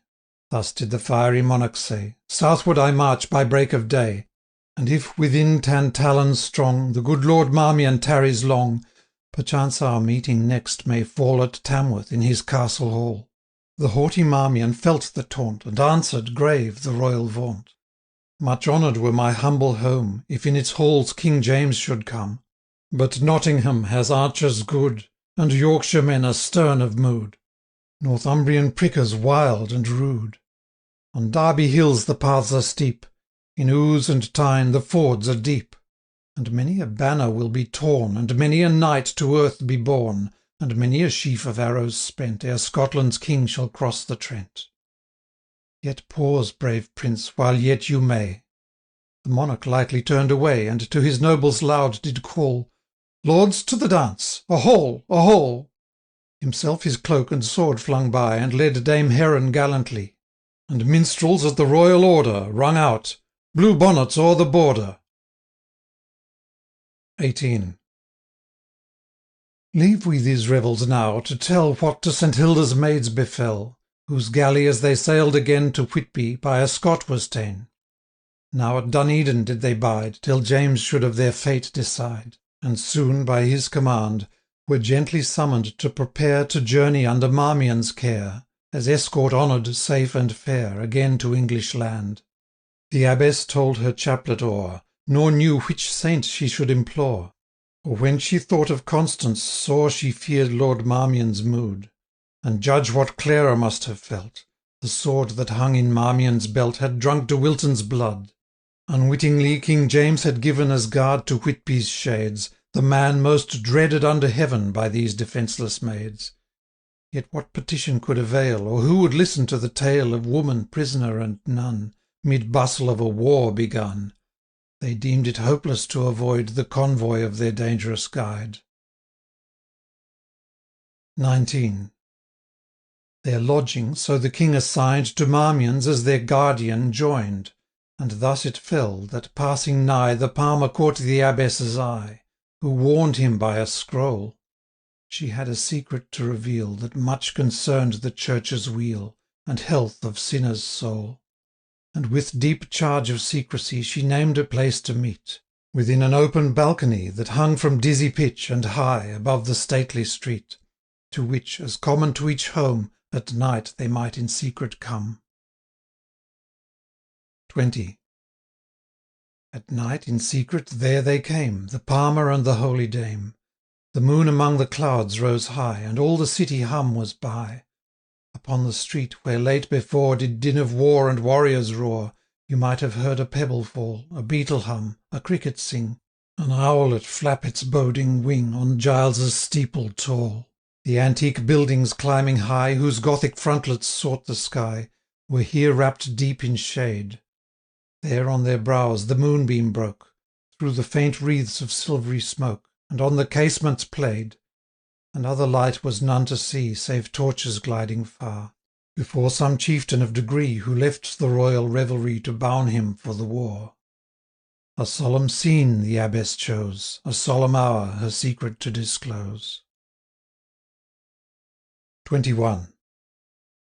O holy Palmer, she began, for sure he must be sainted man, whose blessed feet have trod the ground where the Redeemer's tomb is found. For his dear church's sake my tale attend, nor deem of light avail, though I must speak of worldly love. How vain to those who wed above! De Wilton and Lord Marmion wooed Clara de Clare of Gloucester's blood. Idle it were of Whitby's dame to say of that same blood I came. And once, when jealous rage was high, Lord Marmion said despiteously, Wilton was traitor in his heart, and had made league with Martin Swart, when he came here on Simnel's part, and only cowardice did restrain his rebel aid on Stokefield's plain. And down he threw his glove, the thing was tried as wont before the king, where frankly did De Wilton own that Swart in Gelders he had known, and that between them then there went some scroll of courteous compliment. For this he to his castle sent. But when his messenger returned, judge how De Wilton's fury burned. For in his packet there were laid letters that claimed disloyal aid, and proved King Henry's cause betrayed. His fame thus blighted, in the field he strove to clear, by spear and shield. To clear his fame in vain he strove, for wondrous are his ways above. Perchance some form was unobserved, perchance in prayer or faith he swerved. Else how could guiltless champion quail, or how the blessed ordeal fail? 22. His squire, who now De Wilton saw as recreant doomed to suffer law, repentant owned in vain, that while he had the scrolls in care, a stranger maiden, passing fair, had drenched him with a beverage rare. His words no faith could gain. With Clare alone he credence won, who rather than wed Marmion did to St Hilda's shrine repair, to give our house her livings fair, and die a vestal votress there. The impulse from the earth was given, but bent her to the paths of heaven. A purer heart, a lovelier maid, ne'er sheltered her in Whitby's shade, no, not since Saxon Edel fled. Only one trace of earthly strain, that for her lover's loss she cherishes a sorrow vain, and murmurs at the cross. And then her heritage, it goes along the banks of Tame. Deep fields of grain the reaper mows, in meadows rich the heifer lows, the falconer and huntsman knows its woodlands for the game. Shame were it to St Hilda dear, and I, her humble votress here, should do a deadly sin, her temple spoiled before mine eyes, if this false Marmion such a prize by my consent should win. Yet hath our boisterous monarch sworn that Clare shall from our house be torn, and grievous cause have I to fear such mandate doth Lord Marmion bear. 23. Now, prisoner, helpless, and betrayed to evil power, I claim thine aid. By every step that thou hast trod to holy shrine and grotto dim, by every martyr's tortured limb, by angel, saint, and seraphim, and by the church of God. For mark, when Wilton was betrayed, and with his squire forged letters laid, she was, alas, that sinful maid by whom the deed was done. O shame and horror to be said, she was a perjured nun. No clerk in all the land like her traced quaint and varying character. Perchance you may a marvel deem that Marmion's paramour, for such vile thing she was, should scheme her lover's nuptial hour. But o'er him thus she hoped to gain, as privy to his honour's stain, illimitable power. For this she secretly retained each proof that might the plot reveal, instructions with his hand and seal. And thus St Hilda deigned, through sinners' perfidy impure, her house's glory to secure, and Clare's immortal weal. 24. 'Twere long and needless here to tell how to my hand these papers fell. With me they must not stay, St Hilda keep her abbess true. Who knows what outrage he might do while journeying by the way? O blessed saint, if e'er again I venturous leave thy calm domain, to travel or by land or main, deep penance may I pay. Now, saintly Palmer, mark my prayer. I give this packet to thy care. For thee to stop they will not dare. And oh, with cautious speed, to Wolsey's hand the papers bring, that he may show them to the King. And for thy well-earned meed, Thou, holy man, at Whitby's shrine A weekly mass shall still be thine, While priests can sing and read. What ail'st thou? Speak! For as he took the charge, a strong emotion shook His frame, and ere reply, they heard a faint yet shrilly tone, Like distant clarion feebly blown, That on the breeze did die. And loud the Abbess shrieked in fear, Saint Withold, save us! What is here? Look at yon city cross! See on its battled tower appear Phantoms that scutcheons seem to rear, And blazoned banners toss. 25. Dunedin's cross, a pillared stone, Rose on a turret octagon. But now is raised that monument Whence royal edict rang, And voice of Scotland's law was sent In glorious trumpet clang. Oh, be his tomb as lead to lead Upon its dull destroyer's head! A minstrel's malison is said. Then on its battlements they saw A vision, passing nature's law, Strange, wild, and dimly seen. Figures that seemed to rise and die, Gibber and sign, advance and fly, While nought confirmed could ear or eye Discern of sound or mien. Yet darkly did it seem, as there Heralds and pursuivants prepare, With trumpet sound and blazon fair, A summons to proclaim. But indistinct the pageant proud, As fancy forms of midnight cloud, When flings the moon upon her shroud A wavering tinge of flame. It flits, expands, and shifts, till loud From midmost of the spectre crowd This awful summons came. 26. Prince, prelate, potentate, and peer, Whose names I now shall call, Scottish or foreigner, give ear. Subjects of him who sent me here At his tribunal to appear, I summon one and all. I cite you by each deadly sin That e'er hath soiled your hearts within. I cite you by each brutal lust That e'er defiled your earthly dust, By wrath, by pride, by fear, By each o'ermastering passion's tone, By the dark grave and dying groan. When 40 days are past and gone, I cite you at your monarch's throne, To answer and appear. Then thundered forth a roll of names. The first was thine, unhappy James. Then all thy nobles came. Crawford, Glencairn, Montrose, Argyle, Ross, Bothwell, Forbes, Lennox, Lisle. Why should I tell their separate style? Each chief of birth and fame, Of Lowland, Highland, Border, Isle, Foredoomed to Flodden's carnage pile, Was cited there by name. And Marmion, Lord of Fontenay, Of Lutterwood and Scrivel Bay, De Wilton, erst of Aberley, The self-same thundering voice did say. But then another spoke.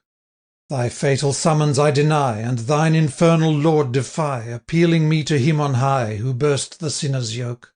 At that dread accent, with a scream, Parted the pageant like a dream. The summoner was gone. Prone on her face the abbess fell, And fast her beads did tell. Her nuns came, startled by the yell, And found her there alone. She marked not at the scene aghast What time or how the palmer passed. 27. Shift we the scene, the camp doth move, Dunedin's streets are empty now, Save when, for weal of those they love, To pray the prayer and vow the vow, The tottering child, the anxious fair, The grey-haired sire with pious care, To chapels and to shrines repair. Where is the palmer now? And where the abbess, Marmion, and Clare? Bold Douglas, to Tantallon fair They journey in thy charge. Lord Marmion rode on his right hand, The palmer still was with the band. Angus, like Lindsay, did command That none should roam at large. But in that palmer's altered mien A wondrous change might now be seen. Freely he spoke of war, of marvels wrought by single hand When lifted for a native land, And still looked high, as if he planned Some desperate deed afar. His courser would he feed and stroke, And tucking up his sable frock, Would first his mettle bold provoke, Then soothe or quell his pride. Old Hubert said that never one he saw, Except Lord Marmion, a steed so fairly ride. 28. Some half hour's march behind, there came By Eustace govern'd fair, A troop escorting Hilda's dame, With all her nuns, and Clare. No audience had Lord Marmion sought, Ever he fear'd to aggravate Clara de Clare's suspicious hate, And safer 'twas, he thought, to wait Till, from the nuns removed, The influence of kinsmen loved, and suit by Henry's self approved, her slow consent had wrought. His was no flickering flame that dies unless when fanned by looks and sighs, and lighted oft at ladies' eyes. He longed to stretch his wide command o'er luckless Clara's ample land. Besides, when Wilton with him vied, although the pang of humbled pride the place of jealousy supplied, yet conquest, by that meanness won, he almost loathed to think upon, led him at times to hate the cause which made him burst through honour's laws. If e'er he loved, 'twas her alone who died within that vault of stone. 29. And now, when close at hand they saw North Berwick's town and lofty Law, Fitz-Eustace bade them pause a while before a venerable pile, whose turrets viewed afar the lofty Bass, the Lambie Isle, the ocean's peace or war. At tolling of a bell forth came the convent's venerable dame, and prayed St. Hilda's abbess rest with her, a loved and honoured guest, till Douglas should a bark prepare to wait her back to Whitby fair. Glad was the abbess, you may guess, and thanked the Scottish prioress. And tedious were to tell, I ween, the courteous speech that passed between. O'erjoyed the nuns their palfreys leave, but when fair Clara did intend like them from horseback to descend, Fitz-Eustace said, I grieve, fair lady, grieve e'en from my heart such gentle company to part.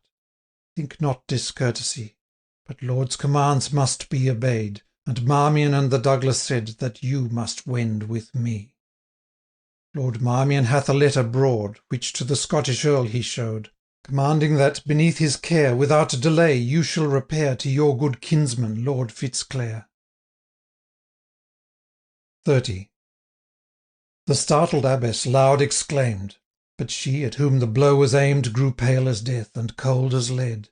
She deemed she heard her death-doom read. Cheer thee, my child, the abbess said, they dare not tear thee from my hand, to ride alone with armoured band. Nay, holy mother, nay, Fitz-Eustace said, the lovely Clare will be in Lady Angus's care, in Scotland while we stay. And when we move, an easy ride will bring us to the English side, female attendants to provide, befitting Gloucester's heir. Nor thinks nor dreams my noble lord, by slightest look or act or word, to harass Lady Clare. Her faithful guardian he will be, nor sue for slightest courtesy that e'en to stranger falls, till he shall place her, safe and free, within her kinsman's halls. He spoke, and blushed with earnest grace, his faith was painted on his face, and Clare's worst fear relieved. The Lady Abbess loud exclaimed on Henry, and the Douglas blamed, entreated, threatened, grieved. The martyr, saint, and prophet prayed, against Lord Marmion invade, and called the prioress to aid, to curse with candle, bell, and book. Her head the grave Cistercian shook. The Douglas and the King, she said, in their commands will be obeyed. Grieve not, nor dream that harm can fall the maiden in Tantallon Hall. 31. The abbess, seeing strife was vain, assumed her wonted state again, for much of state she had, composed her veil, and raised her head, and bid, in solemn voice she said, thy master, bold and bad, the records of his house turn o'er, and when he shall there written see that one of his own ancestry drove the monks forth of Coventry, bid him his fate explore. Prancing in pride of earthly trust, his charger hurled him to the dust, and by a base plebeian thrust he died his band before. God judge twixt Marmion and me, he is a chief of high degree, and I a poor recluse. Yet oft in Holy Writ we see even such weak minister as me may the oppressor bruise. For thus inspired did Judith slay the mighty in his sin, and Jael thus, and Deborah. Here hasty Blount broke in. Fitz-Eustace, we must march our band. St. Anton, fire thee! Wilt thou stand all day with bonnet in thy hand to hear the lady preach? By this good light, if thus we stay, Lord Marmion for our fond delay will sharper sermon teach. Come, don thy cap, and mount thy horse, the dame must patience take perforce. 32. Submit we then to force, said Clare, but let this barbarous lord despair his purposed aim to win. Let him take living, land, and life, but to be Marmion's wedded wife in me were deadly sin.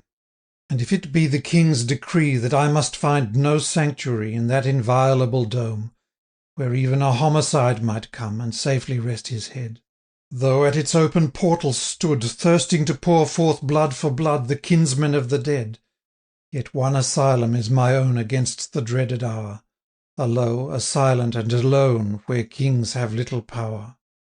One victim is before me there. Mother, your blessing, and in prayer remember your unhappy Clare. Loud weeps the abbess, and bestows kind blessings many a one.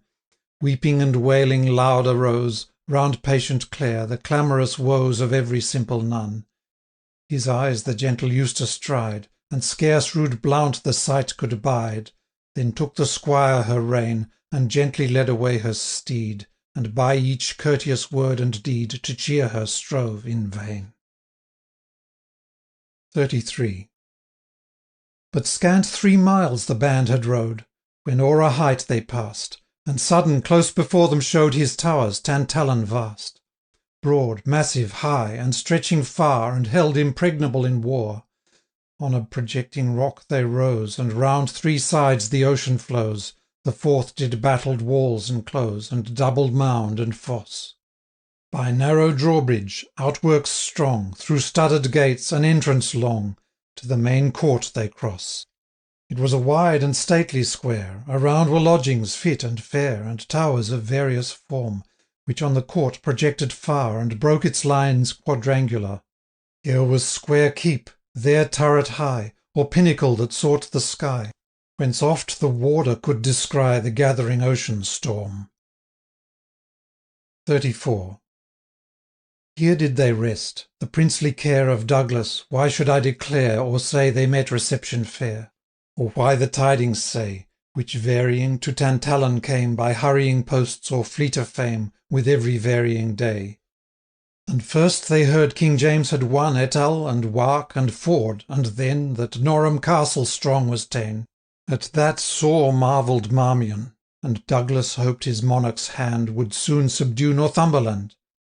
But whispered news there came, that while his host inactive lay, and melted by degrees away, King James was dallying off the day with Heron's wily dame. Such acts to chronicles I yield, go seek them there and see. Mine is a tale of Flodden Field, and not a history.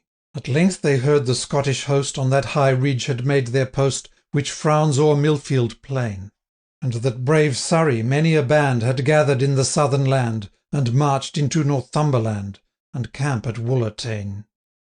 Marmion, like charger in the stall, that hears without the trumpet call, began to chafe and swear, a sorry thing to hide my head in castle like a fearful maid when such a field is near.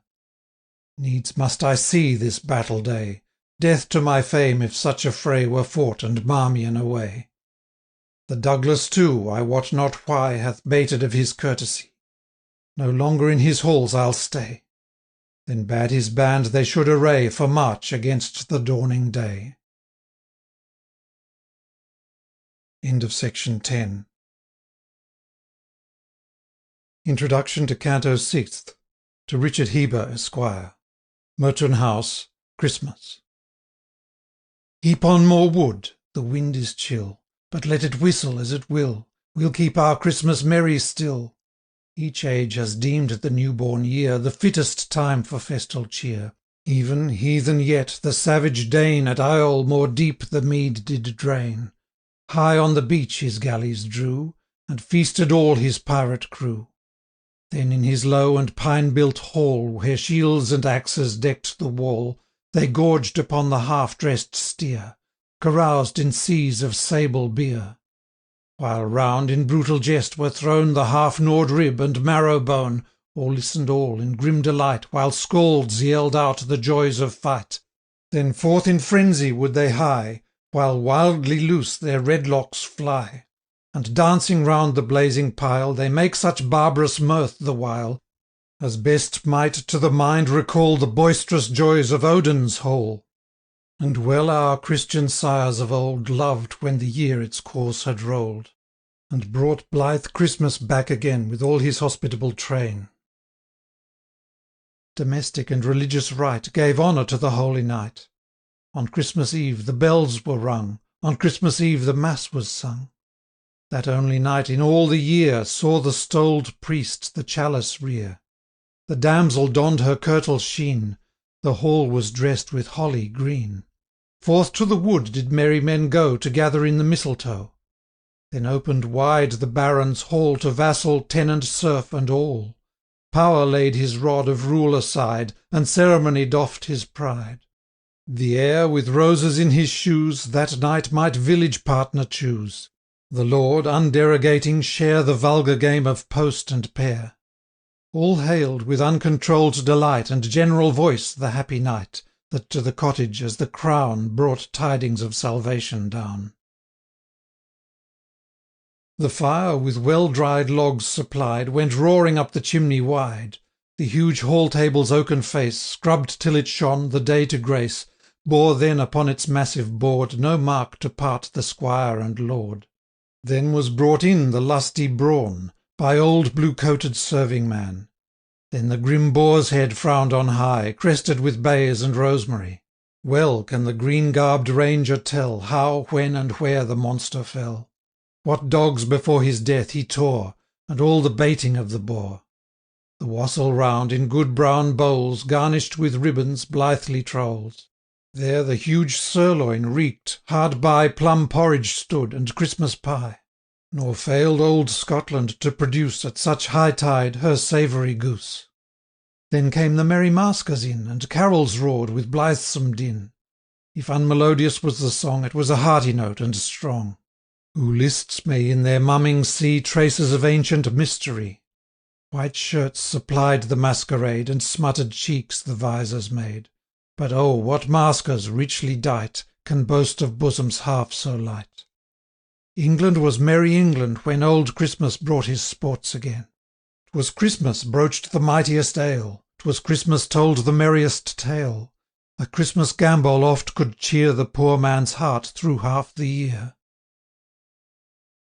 Still linger in our northern clime Some remnants of the good old time, and still within our valleys here We hold the kindred title dear, Even when, perchance, its far-fetched claim To Southron ear sounds empty name.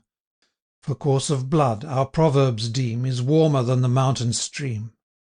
And thus my Christmas still I hold Where my great-grandsire came of old, With amber beard, and flaxen hair, And reverend apostolic air, The feast and holy tide to share, And mix sobriety with wine, And honest mirth with thoughts divine.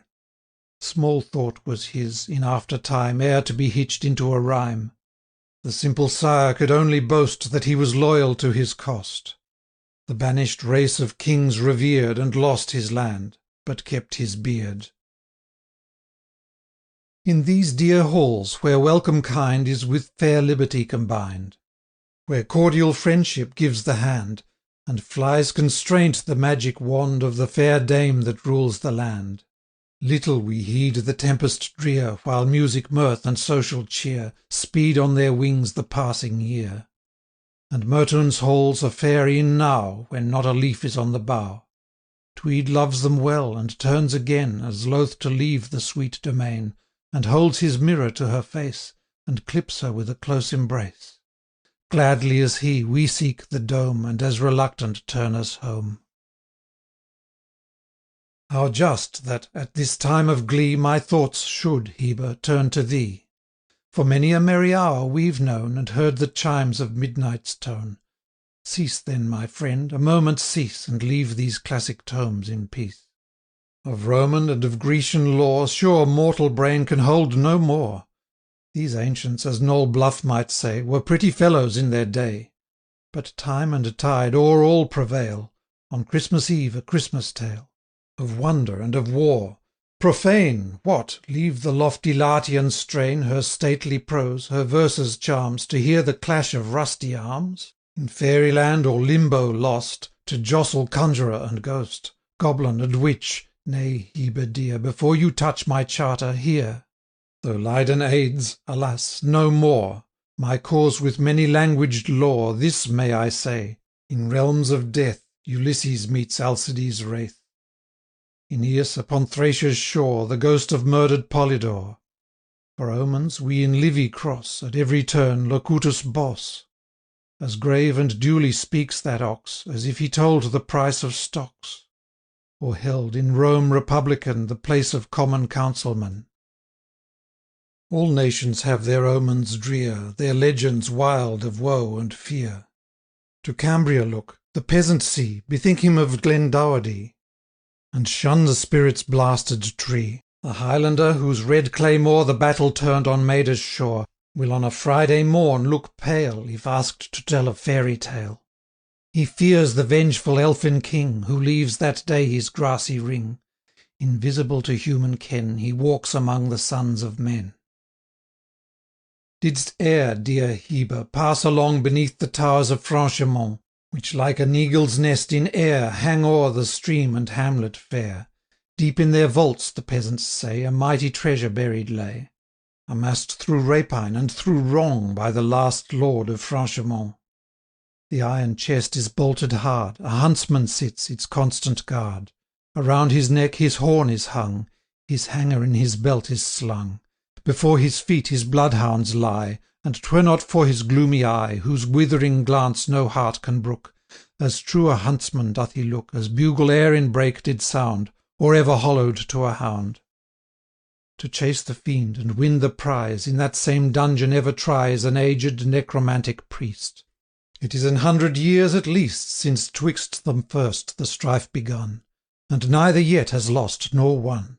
And oft the conjurer's words will make the stubborn demon groan and quake, and oft the bands of iron break, or bursts one lock that still amain, fast as 'tis opened, shuts again. That magic strife within the tomb may last until the day of doom, unless the adept shall learn to tell the very word that clenched the spell, when Franchemont locked the treasure cell. 100 years are past and gone, and scarce 3 letters has he won.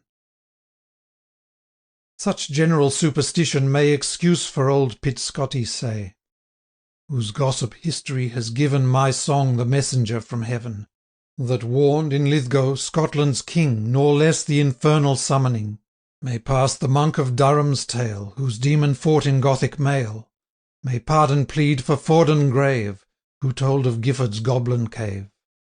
But why such instances to you, who in an instant can renew your treasured hoards of various lore, and furnish 20,000 more? Hoards not like theirs whose volumes rest like treasures in the Franchemont chest, while Gripple owners still refuse to others what they cannot use. Give them the priest's whole century, they shall not spell you letters 3. Their pleasure in the books the same the magpie takes in pilfered gem. Thy volumes, open as thy heart, delight, amusement, science, art, to every ear and eye impart. Yet who, of all who thus employ them, can like the owner's self enjoy them? But hark, I hear the distant drum, the day of Flodden Field is come. Adieu, dear Heber, life and health and store of literary wealth. End of section 11. Canto 6th. The Battle. While great events were on the gale, and each hour brought a varying tale, and the demeanour changed and cold of Douglas fretted Marmion bold, and like the impatient steed of war he snuffed the battle from afar, and hopes were none that back again Harold should come from Terouenne, where England's king in leaguer lay, before decisive battle day. Whilst these things were, the mournful Clare did in the dame's devotions share. For the good Countess ceaseless prayed to heaven and saints her sons to aid, and with short interval did pass from prayer to book, from book to mass, and all in high baronial pride, a life both dull and dignified. Yet as Lord Marmion nothing pressed upon her intervals of rest, dejected Clara well could bear the formal state, the lengthened prayer, though dearest to her wounded heart the hours that she might spend apart. 2. I said, Tantalon's dizzy steep hung o'er the margin of the deep. Many a rude tower and rampart there repelled the insult of the air, which, when the tempest vexed the sky, half breeze, half spray came whistling by. Above the rest a turret square did o'er its Gothic entrance bear, of sculpture rude, a stony shield, The bloody hart was in the field, and in the chief 3 mullets stood, the cognizance of Douglas blood. The turret held a narrow stair, which mounted gave you access where a parapet's embattled row did seaward round the castle go. Sometimes in dizzy steps descending, sometimes in narrow circuit bending, sometimes in platform broad extending, its varying circle did combine bulwark, and bartizan, and line, and bastion, tower, and vantage coign. Above the booming ocean leant the far projecting battlement. The billows burst, in ceaseless flow, upon the precipice below. Where'er Tantallon faced the land, gateworks and walls were strongly manned. No need upon the sea-girt side. The steepy rock and frantic tide approach of human step denied. And thus these lines and ramparts rude were left in deepest solitude. 3. And, for they were so lonely, Clare would to these battlements repair, and muse upon her sorrows there, and list the sea-bird's cry, or slow, like noontide ghost, would glide along the dark grey bulwark's side, and ever on the heaving tide look down with weary eye. Oft did the cliff and swelling main recall the thoughts of Whitby's fane, a home she ne'er might see again, for she had laid adown, so Douglas bade, the hood and veil, and frontlet of the cloister pale, and Benedictine gown. It were unseemly sight, he said, a novice out of convent shade. Now her bright locks with sunny glow again adorned her brow of snow, her mantle rich, whose borders, round, a deep and fretted broidery bound, in golden foldings sought the ground. Of holy ornament alone remained a cross with ruby stone. And often did she look on that which in her hand she bore, with velvet bound and broidered o'er, her breviary book. In such a place, so lone, so grim, at dawning pale or twilight dim, it fearful would have been to meet a form so richly dressed, with book in hand, and cross on breast, and such a woeful mien. Fitz-Eustace, loitering with his bow to practise on the gull and crow, saw her at distance gliding slow, and did by Mary swear, some love-lorn fay she might have been, or in romance some spell-bound queen, for ne'er in work-day world was seen a form so witching fair. 4. Once walking thus at evening tide, it chanced a gliding sail she spied, and sighing thought, the abbess there perchance does to her home repair, her peaceful rule, where duty, free, walks hand in hand with charity, where oft devotion's tranced glow can such a glimpse of heaven bestow, that the enraptured sisters see high vision and deep mystery, the very form of Hilda fair hovering upon the sunny air, and smiling on her votary's prayer. Oh, wherefore to my duller eye did still the saint her form deny? Was it, that, seared by sinful scorn, my heart could neither melt nor burn? Or lie my warm affections low, with him that taught them first to glow? Yet, gentle abbess, well I knew to pay thy kindness grateful due, and well could brook the mild command that ruled thy simple maiden band. How different now, condemned to bide my doom from this dark tyrant's pride! But Marmion has to learn ere long that constant mind and hate of wrong descended to a feeble girl from red de Clare, stout Gloucester's earl. Of such a stem, a sapling weak, he ne'er shall bend, although he break. 5. But see, what makes this armour here? For in her path there lay targe, corslet, helm, she viewed them near. The breastplate pierced. Ay, much I fear weak fence wert thou 'gainst foeman's spear, that hath made fatal entrance here, as these dark blood-gouts say. Thus Wilton, oh, not corselet's ward, not truth, as diamond pure and hard, could be thy manly bosom's guard on yon disastrous day. She raised her eyes in mournful mood, Wilton himself before her stood. It might have seemed his passing ghost, for every youthful grace was lost, and joy unwonted and surprise gave their strange wildness to his eyes. Expect not, noble dames and lords, that I can tell such scene in words. What skilful limner e'er would choose to paint the rainbow's varying hues, unless to mortal it were given to dip his brush in dyes of heaven. Far less can my weak line declare each changing passion's shade, brightening to rapture from despair, sorrow, surprise, and pity there, and joy with her angelic air, and hope that paints the future fair, their varying hues displayed. Each o'er its rival's ground extending, alternate conquering, shifting, blending, till all, fatigued, the conflict yield, and mighty love retains the field.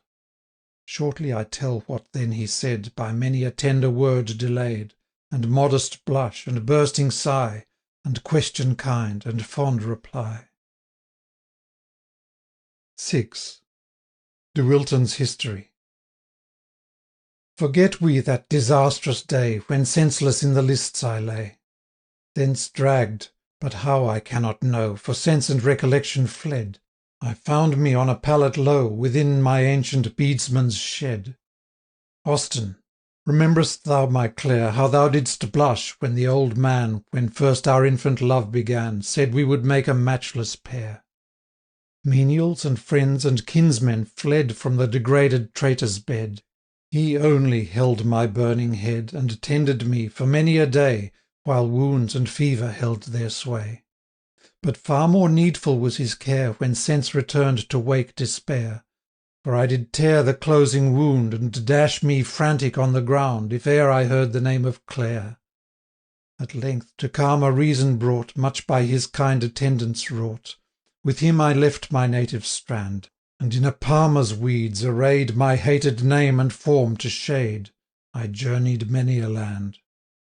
No more a lord of rank and birth, but mingled with the dregs of earth.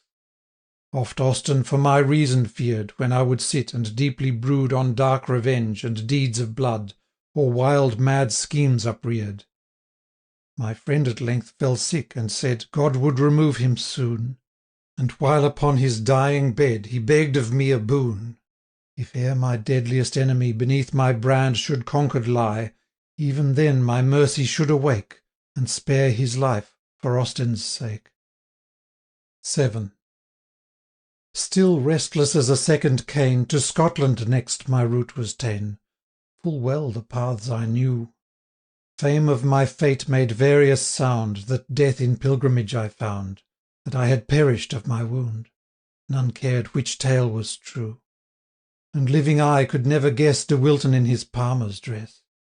For now that sable slough is shed, and trimmed my shaggy beard and head, I scarcely know me in the glass. A chance most wondrous did provide that I should be that Baron's guide. I will not name his name. Vengeance to God alone belongs. But when I think on all my wrongs, my blood is liquid flame.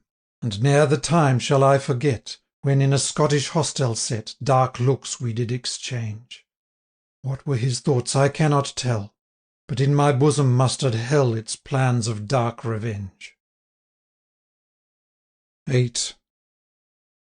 A word of vulgar augury that broke from me, I scarce knew why, brought on a village tale, which wrought upon his moody sprite, and sent him armoured forth by night.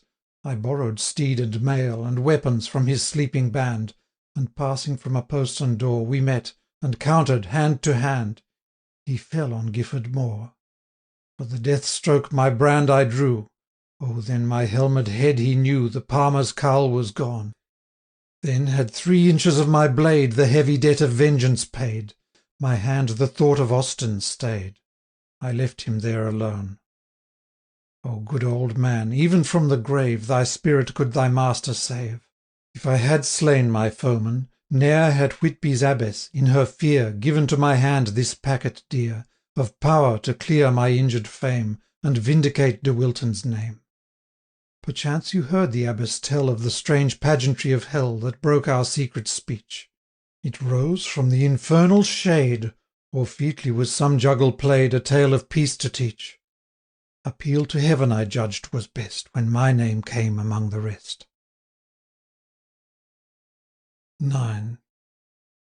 Now here, within Tantallon hold, to Douglas late my tale I told, to whom my house was known of old. Won by my proofs, his falchion bright this eve anew shall dub me knight. These were the arms that once did turn the tide of fight on Otterburn, and Harry Hotspur forced to yield when the dead Douglas won the field.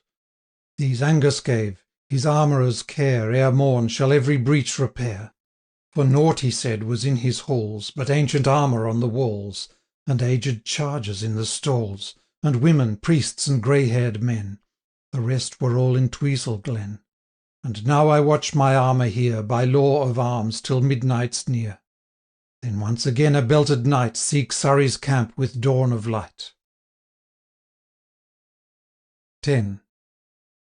There soon again we meet, my Clare. This Baron means to guide thee there. Douglas reveres his king's command, else would he take thee from his band. And there thy kinsman, Surrey, too, will give De Wilton justice due. Now meet afar for martial broil, firm are my limbs, and strung by toil, once more. O Wilton, must we then risk new-found happiness again, trust fate of arms once more? And is there not an humble glen, where we, content and poor, might build a cottage in the shade, a shepherd thou, and I to aid thy task on dale and moor?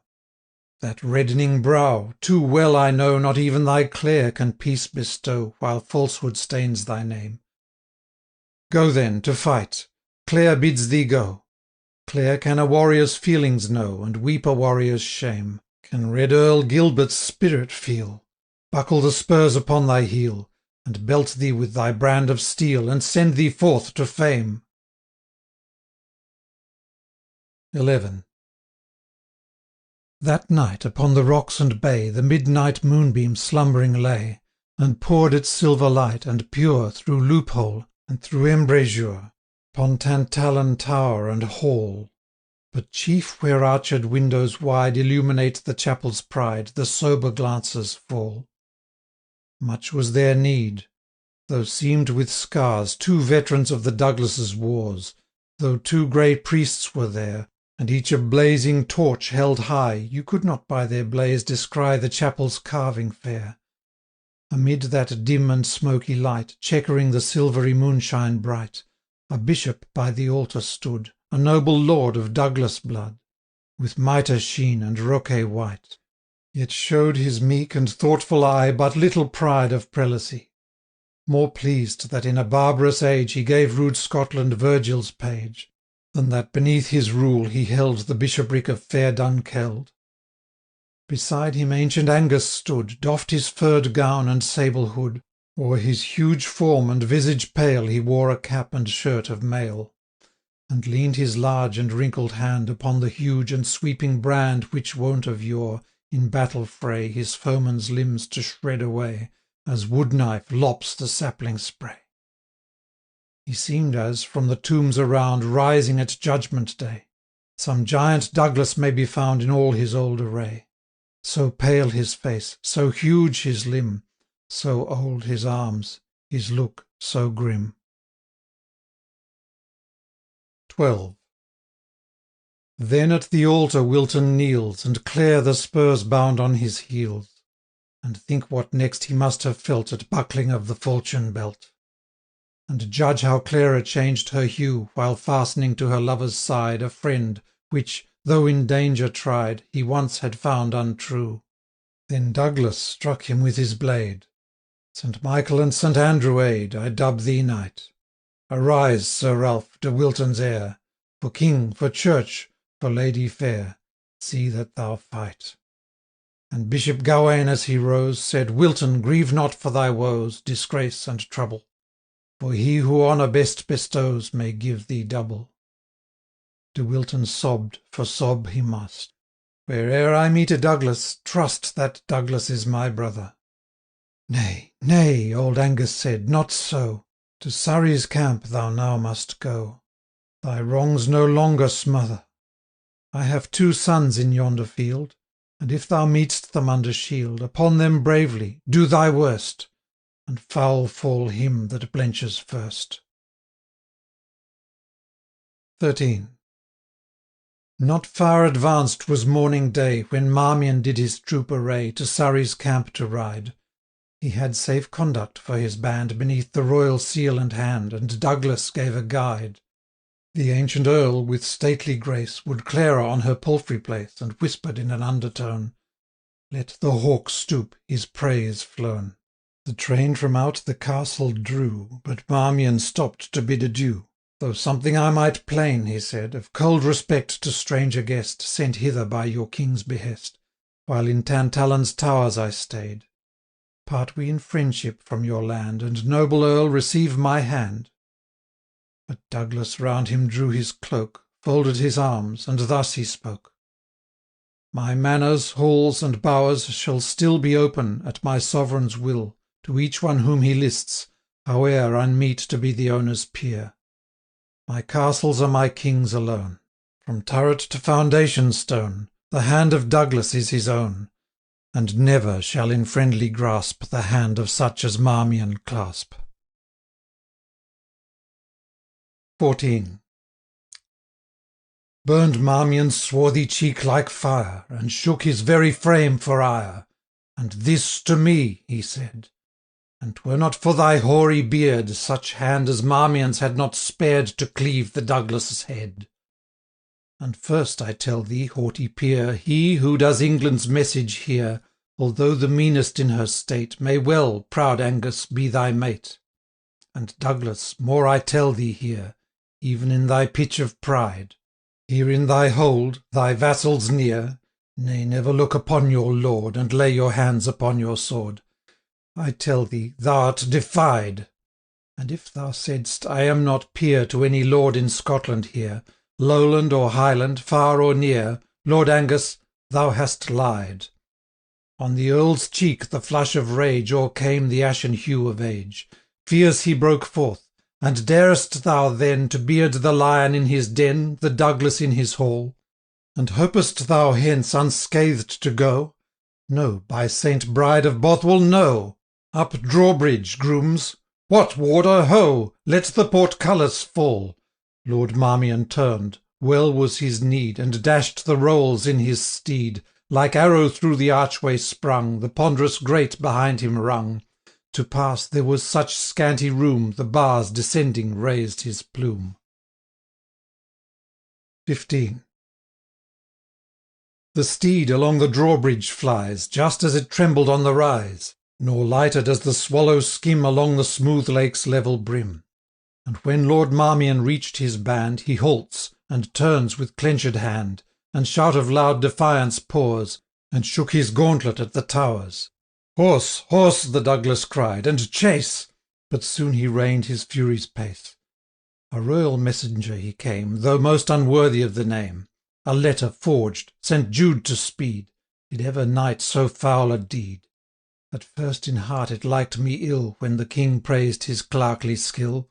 Thanks to Saint Bothon, son of mine, Save Gawain ne'er could pen a line. So swore I, and I swear it still, Let my boy bishop fret his fill. Saint Mary mend my fiery mood.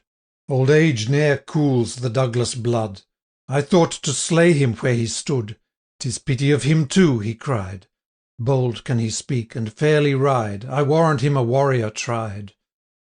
With this his mandate he recalls, And slowly seeks his castle halls. 16. The day in Marmion's journey wore. Yet ere his passion's gust was o'er, They crossed the heights of Stanrig Moor. His troop more closely there he scanned, And missed the Palmer from the band. Palmer or not, young Blount did say, He parted at the peep of day. Good sooth, it was in strange array. In what array? said Marmion, quick. My lord, I ill can spell the trick. But all night long, with clink and bang, Close to my couch did hammers clang. At dawn the falling drawbridge rang, And from a loophole, while I peep, Old Bell the cat came from the keep, Wrapped in a gown of sables fair, As fearful of the morning air. Beneath, when that was blown aside, A rusty shirt of mail I spied, By Archibald won in bloody work Against the Saracen and Turk. Last night it hung not in the hall.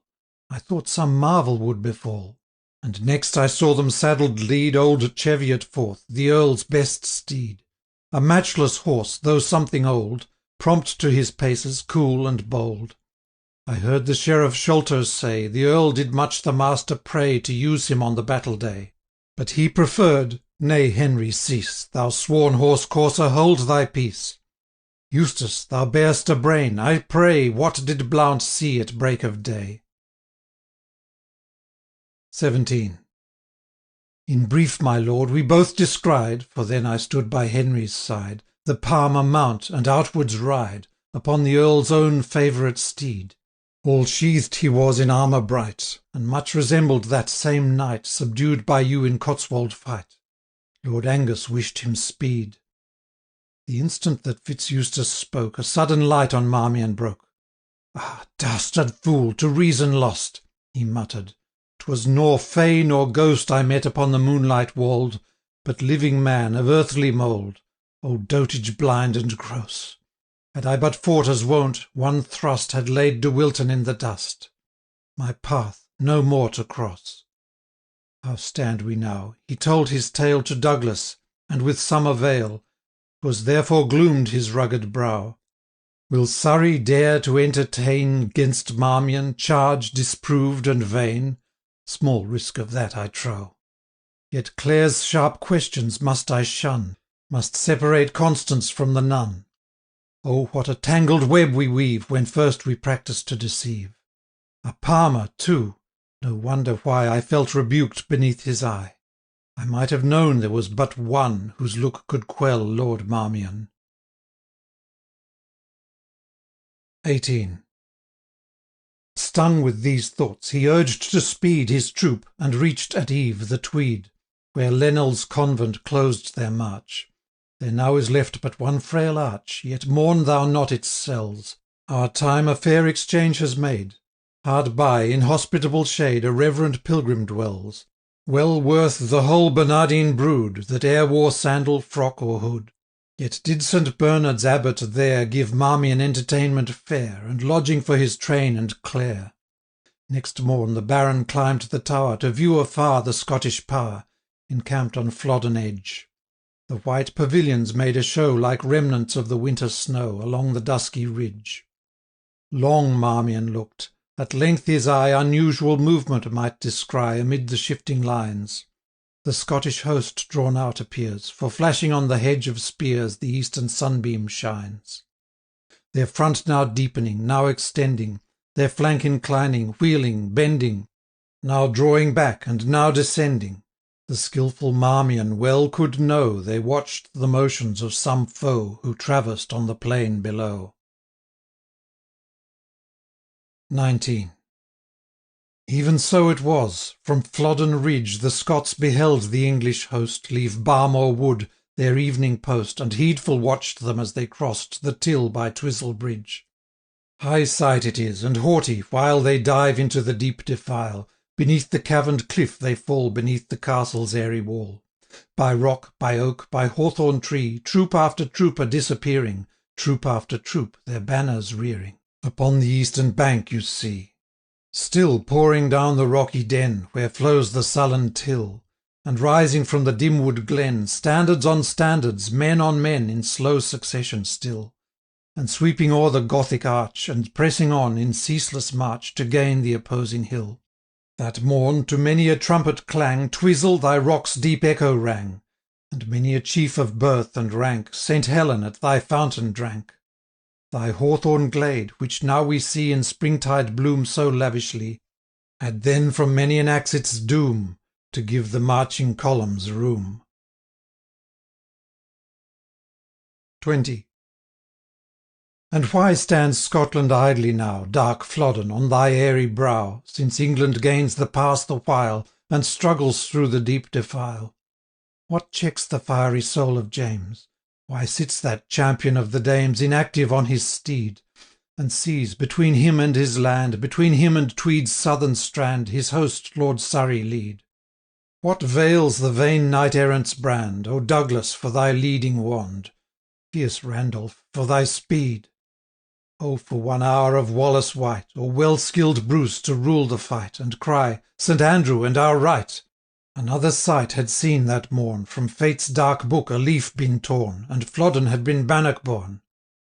The precious hour has passed in vain, and England's host has gained the plain, wheeling their march and circling still around the base of Flodden Hill. 21. Ere yet the bands met Marmion's eye, Fitz-Eustace shouted loud and high, "Hark, hark, my lord, an English drum!" And see ascending squadrons come Between Tweed's river and the hill, Foot, horse, and cannon. Hap what hap, my basnet to apprentice cap, Lord Surrey's o'er the Till. Yet more, how far arrayed They file from out the hawthorn's shade, And sweep so gallant by, with all their banners bravely spread, And all their armour flashing high. St. George might waken from the dead, To see fair England's standards fly. "Stint in thy prate," quoth Blount, "thou'd best, And listen to our Lord's behest." With kindling brow Lord Marmion said, "This instant be our band arrayed. The river must be quickly crossed, That we may join Lord Surrey's host. If fight King James, as well I trust That fight he will, and fight he must, The Lady Clare behind our lines Shall tarry while the battle joins." 22. Himself he swift on horseback threw, Scarce to the abbot bade adieu, Far less would listen to his prayer To leave behind the helpless Clare.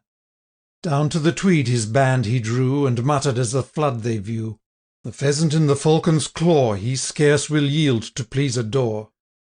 Lord Angus may the abbot awe, So Clare shall bide with me." Then on that dangerous ford and deep, Where to the Tweed Leat's eddies creep, He ventured desperately, and not a moment will he bide Till squire or groom before him ride. Headmost of all he stems the tide, And stems it gallantly. Eustace held Clare upon her horse, Old Hubert led her rein. Stoutly they braved the current's course, And though far downward driven perforce, The southern bank they gain. Behind them straggling came to shore As best they might the train. Each o'er his head his yew-bow bore, A caution not in vain. Deep need that day that every string By wet unharmed should sharply ring. A moment then Lord Marmion stayed, And breathed his steed, his men arrayed, Then forward moved his band, until Lord Surrey's rearguard won, He halted by a cross of stone, That on a hillock standing lone Did all the field command. 23.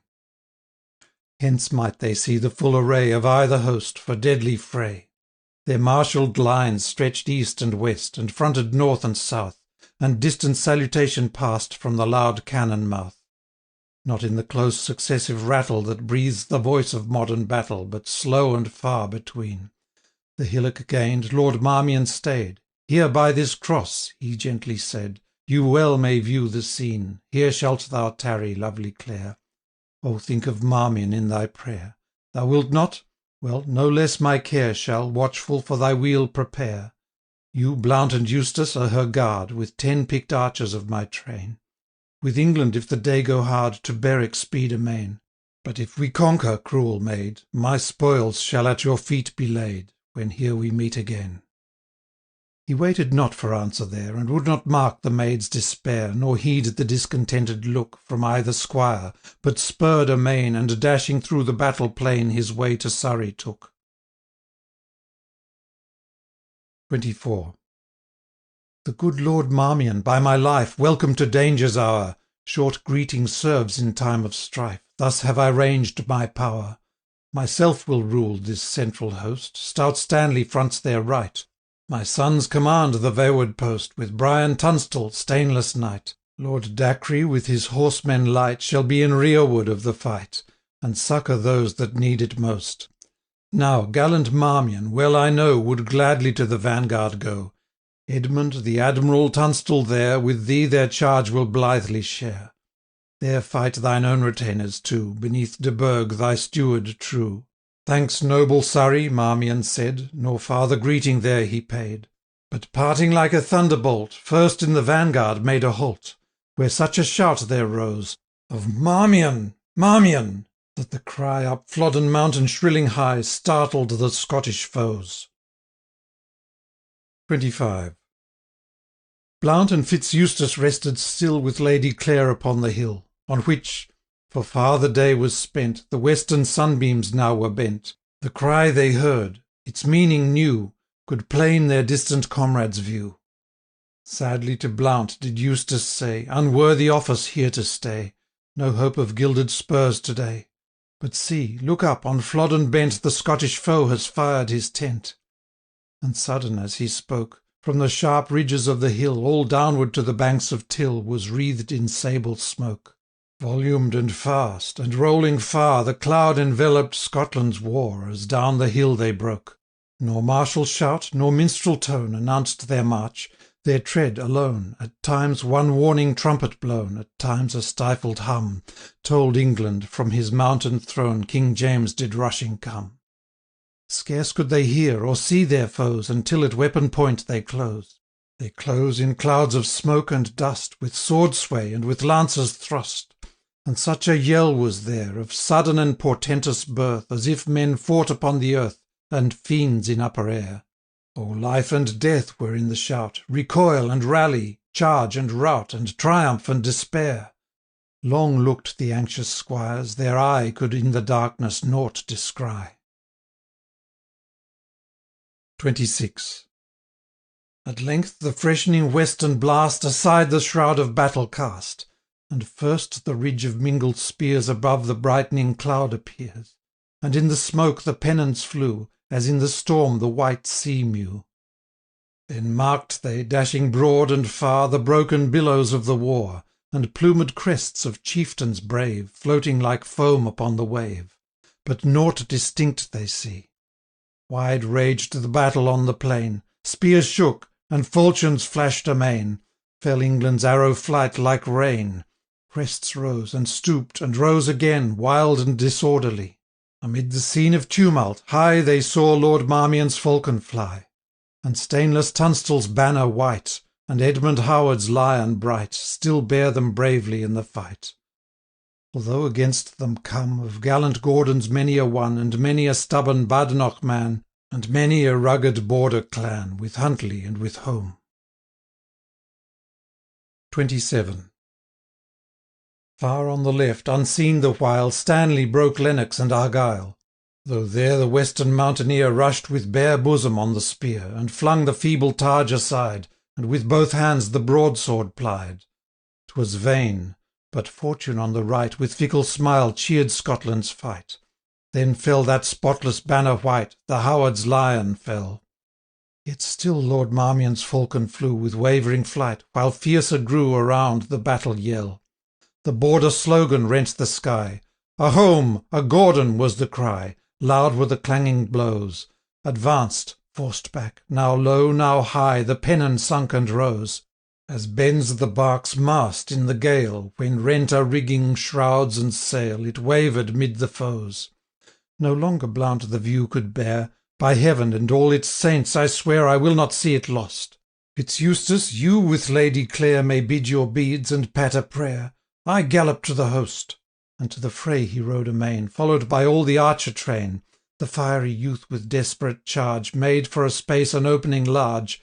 The rescued banner rose, but darkly closed the war around. Like pine tree rooted from the ground, it sank among the foes. Then Eustace mounted too, yet stayed, as loath to leave the helpless maid, when, fast as shaft can fly, blood shot his eyes, his nostrils spread, the loose rein dangling from his head, housing and saddle bloody red, Lord Marmion's steed rushed by.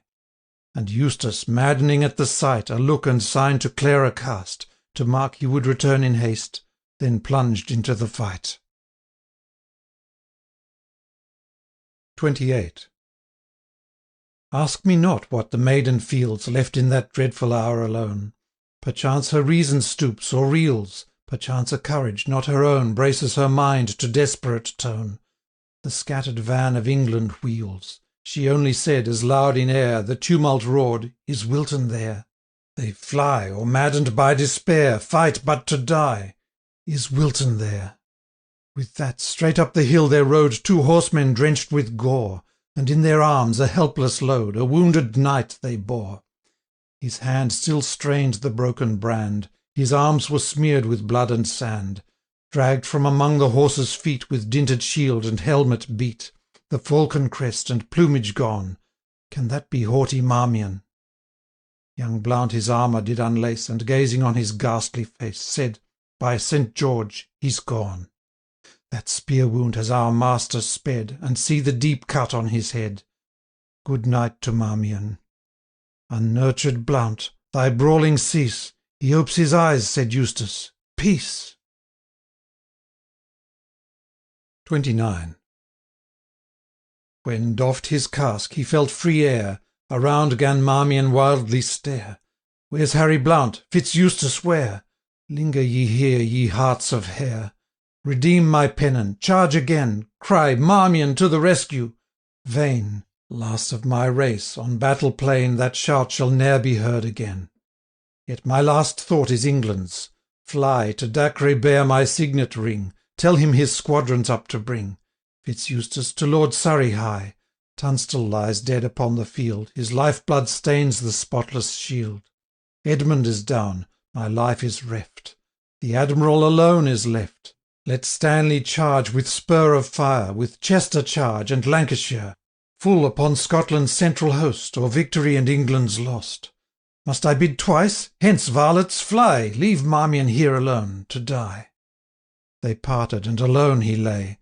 Clare drew her from the sight away, till pain wrung forth a lowly moan, and half he murmured, Is there none of all my halls have nursed, page, squire, or groom, one cup to bring of blessed water from the spring, to slake my dying thirst?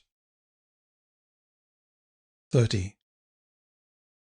O woman, in our hours of ease, uncertain, coy, and hard to please, and variable as the shade by the light quivering aspen made, when pain and anguish wring the brow, a ministering angel thou. Scarce were the piteous accents said, when with the Baron's casque the maid to the nigh streamlet ran. Forgot were hatred, wrongs, and fears, the plaintive voice alone she hears, sees but the dying man.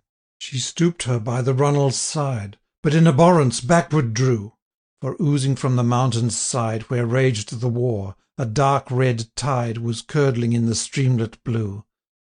Where shall she turn? Behold her mark a little fountain's cell, where water clear as diamond spark in a stone basin fell. Above, some half-worn letters say, Drink, weary pilgrim, drink and pray, for the kind soul of Sybil Grey, who built this cross and well. She filled the helm, and back she hied, and with surprise and joy espied a monk supporting Marmion's head, a pious man, whom duty brought to dubious verge of battle fought, to shrieve the dying, bless the dead. 31. Deep drank Lord Marmion of the wave, and as she stooped his brow to lave, Is it the hand of Clare, he said, or injured Constance bathes my head? Then as remembrance rose, Speak not to me of shrift or prayer, I must redress her woes. Short space, few words are mine to spare, forgive and listen, gentle Clare. Alas, she said the while, O think of your immortal weal, in vain for Constance is your zeal. She died at Holy Isle. Lord Marmion started from the ground, as light as if he felt no wound, though in the action burst the tide in torrents from his wounded side. Then it was truth, he said, I knew that the dark presage must be true. I would the fiend, to whom belongs the vengeance due to all her wrongs, would spare me but a day. For wasting fire and dying groan, and priests slain on the altar stone, might bribe him for delay. It may not be. This dizzy trance, curse on yon base marauder's lance, and doubly cursed my failing brand. A sinful heart makes feeble hand. Then fainting down on earth he sunk, supported by the trembling monk. 32. With fruitless labour Clara bound and strove to stanch the gushing wound. The monk with unavailing cares exhausted all the church's prayers. Ever he said that close and near a lady's voice was in his ear, and that the priest he could not hear, for that she ever sung, In the lost battle, borne down by the flying, where mingles war's rattle with groans of the dying. So the notes rung, Avoid thee, fiend, with cruel hand, shake not the dying sinner's sand. O look, my son, upon yon sign of the Redeemer's grace divine. O think on faith and bliss. By many a deathbed I have been, and many a sinner's parting seen, but never aught like this. The war that for a space did fail, now trebly thundering swelled the gale, and Stanley was the cry. A light on Marmion's visage spread, and fired his glazing eye. With dying hand above his head he shook the fragment of his blade, and shouted, "Victory! Charge, Chester, charge! On, Stanley, on!" were the last words of Marmion. 33. By this, though deep the evening fell, still rose the battle's deadly swell, for still the Scots around their king unbroken fought in desperate ring. Where's now their victor wayward wing? Where Huntly, and where home? Oh, for a blast of that dread horn, on Fontarabian echoes borne, that to King Charles did come, when Roland brave, and Olivier, and every paladin and peer on Roncesvalles died. Such blasts might warn them, not in vain, to quit the plunder of the slain, and turn the doubtful day again, while yet on Flodden's side. Afar the royal standard flies, and round it toils and bleeds and dies, our Caledonian pride. In vain the wish, for far away, while spoil and havoc mark their way, near Sybil's cross the plunderers stray. "O lady," cried the monk, "away!" and placed her on her steed, and led her to the chapel fair of Tilmouth upon Tweed. There all the night they spent in prayer, and at the dawn of morning there she met her kinsman, Lord Fitzclare. 34. But as they left the darkening heath, more desperate grew the strife of death. The English shafts in volleys hailed, in headlong charge their horse assailed. Front, flank, and rear the squadrons sweep to break the Scottish circle deep, that fought around their king. But yet, though thick the shafts as snow, though charging knights like whirlwinds go, though billmen ply the ghastly blow, unbroken was the ring. The stubborn spearmen still made good their dark impenetrable wood, each stepping where his comrade stood, the instant that he fell. No thought was there of dastard flight. Linked in the serried phalanx tight, groom fought like noble, squire like knight, as fearlessly and well, till utter darkness closed her wing o'er their thin host and wounded king. Then skilful Surrey's sage commands led back from strife his shattered bands, and from the charge they drew, as mountain waves from wasted lands sweep back to ocean blue. Then did their loss his foemen know, their king, their lords, their mightiest low, they melted from the field as snow, when streams are swoln and south winds blow, dissolves in silent dew. Tweed's echoes heard the ceaseless plash, while many a broken band, disordered, through her currents dash to gain the Scottish land. To town and tower, to down and dale, to tell red Flodden's dismal tale, and raise the universal wail. Tradition, legend, tune, and song shall many an age that wail prolong.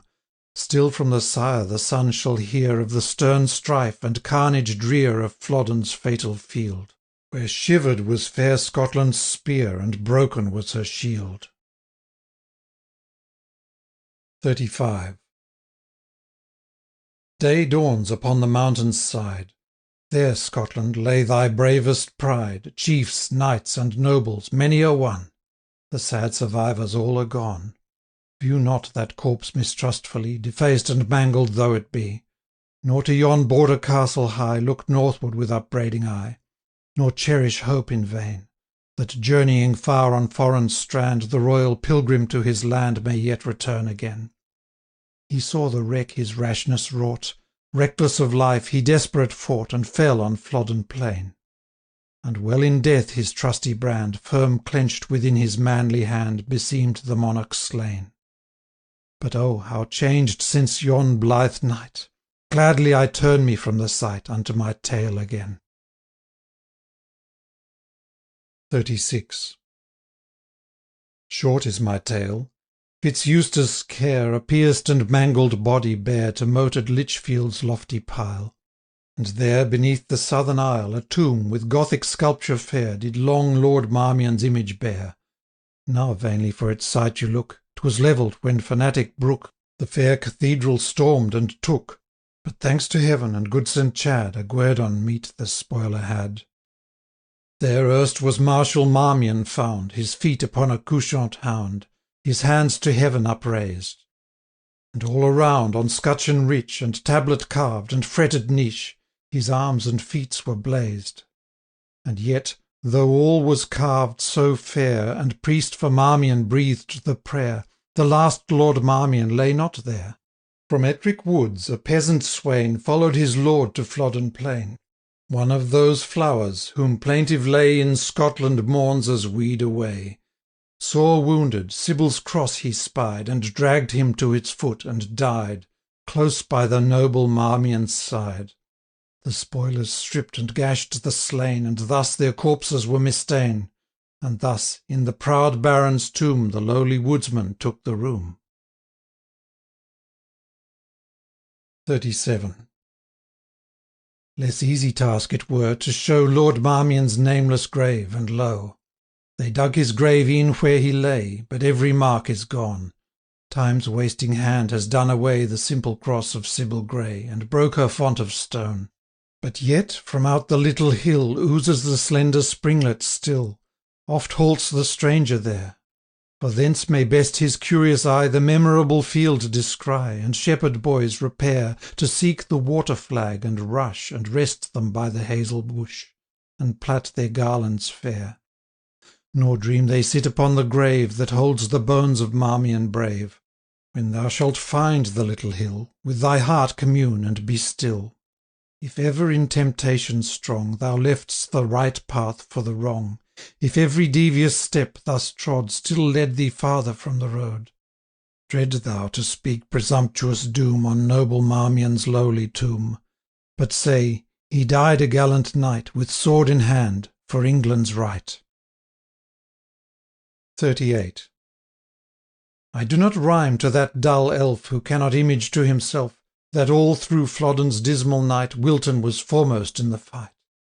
That when brave Surrey's steed was slain, 'twas Wilton mounted him again. 'Twas Wilton's brand that deepest hewed amid the spearman's stubborn wood.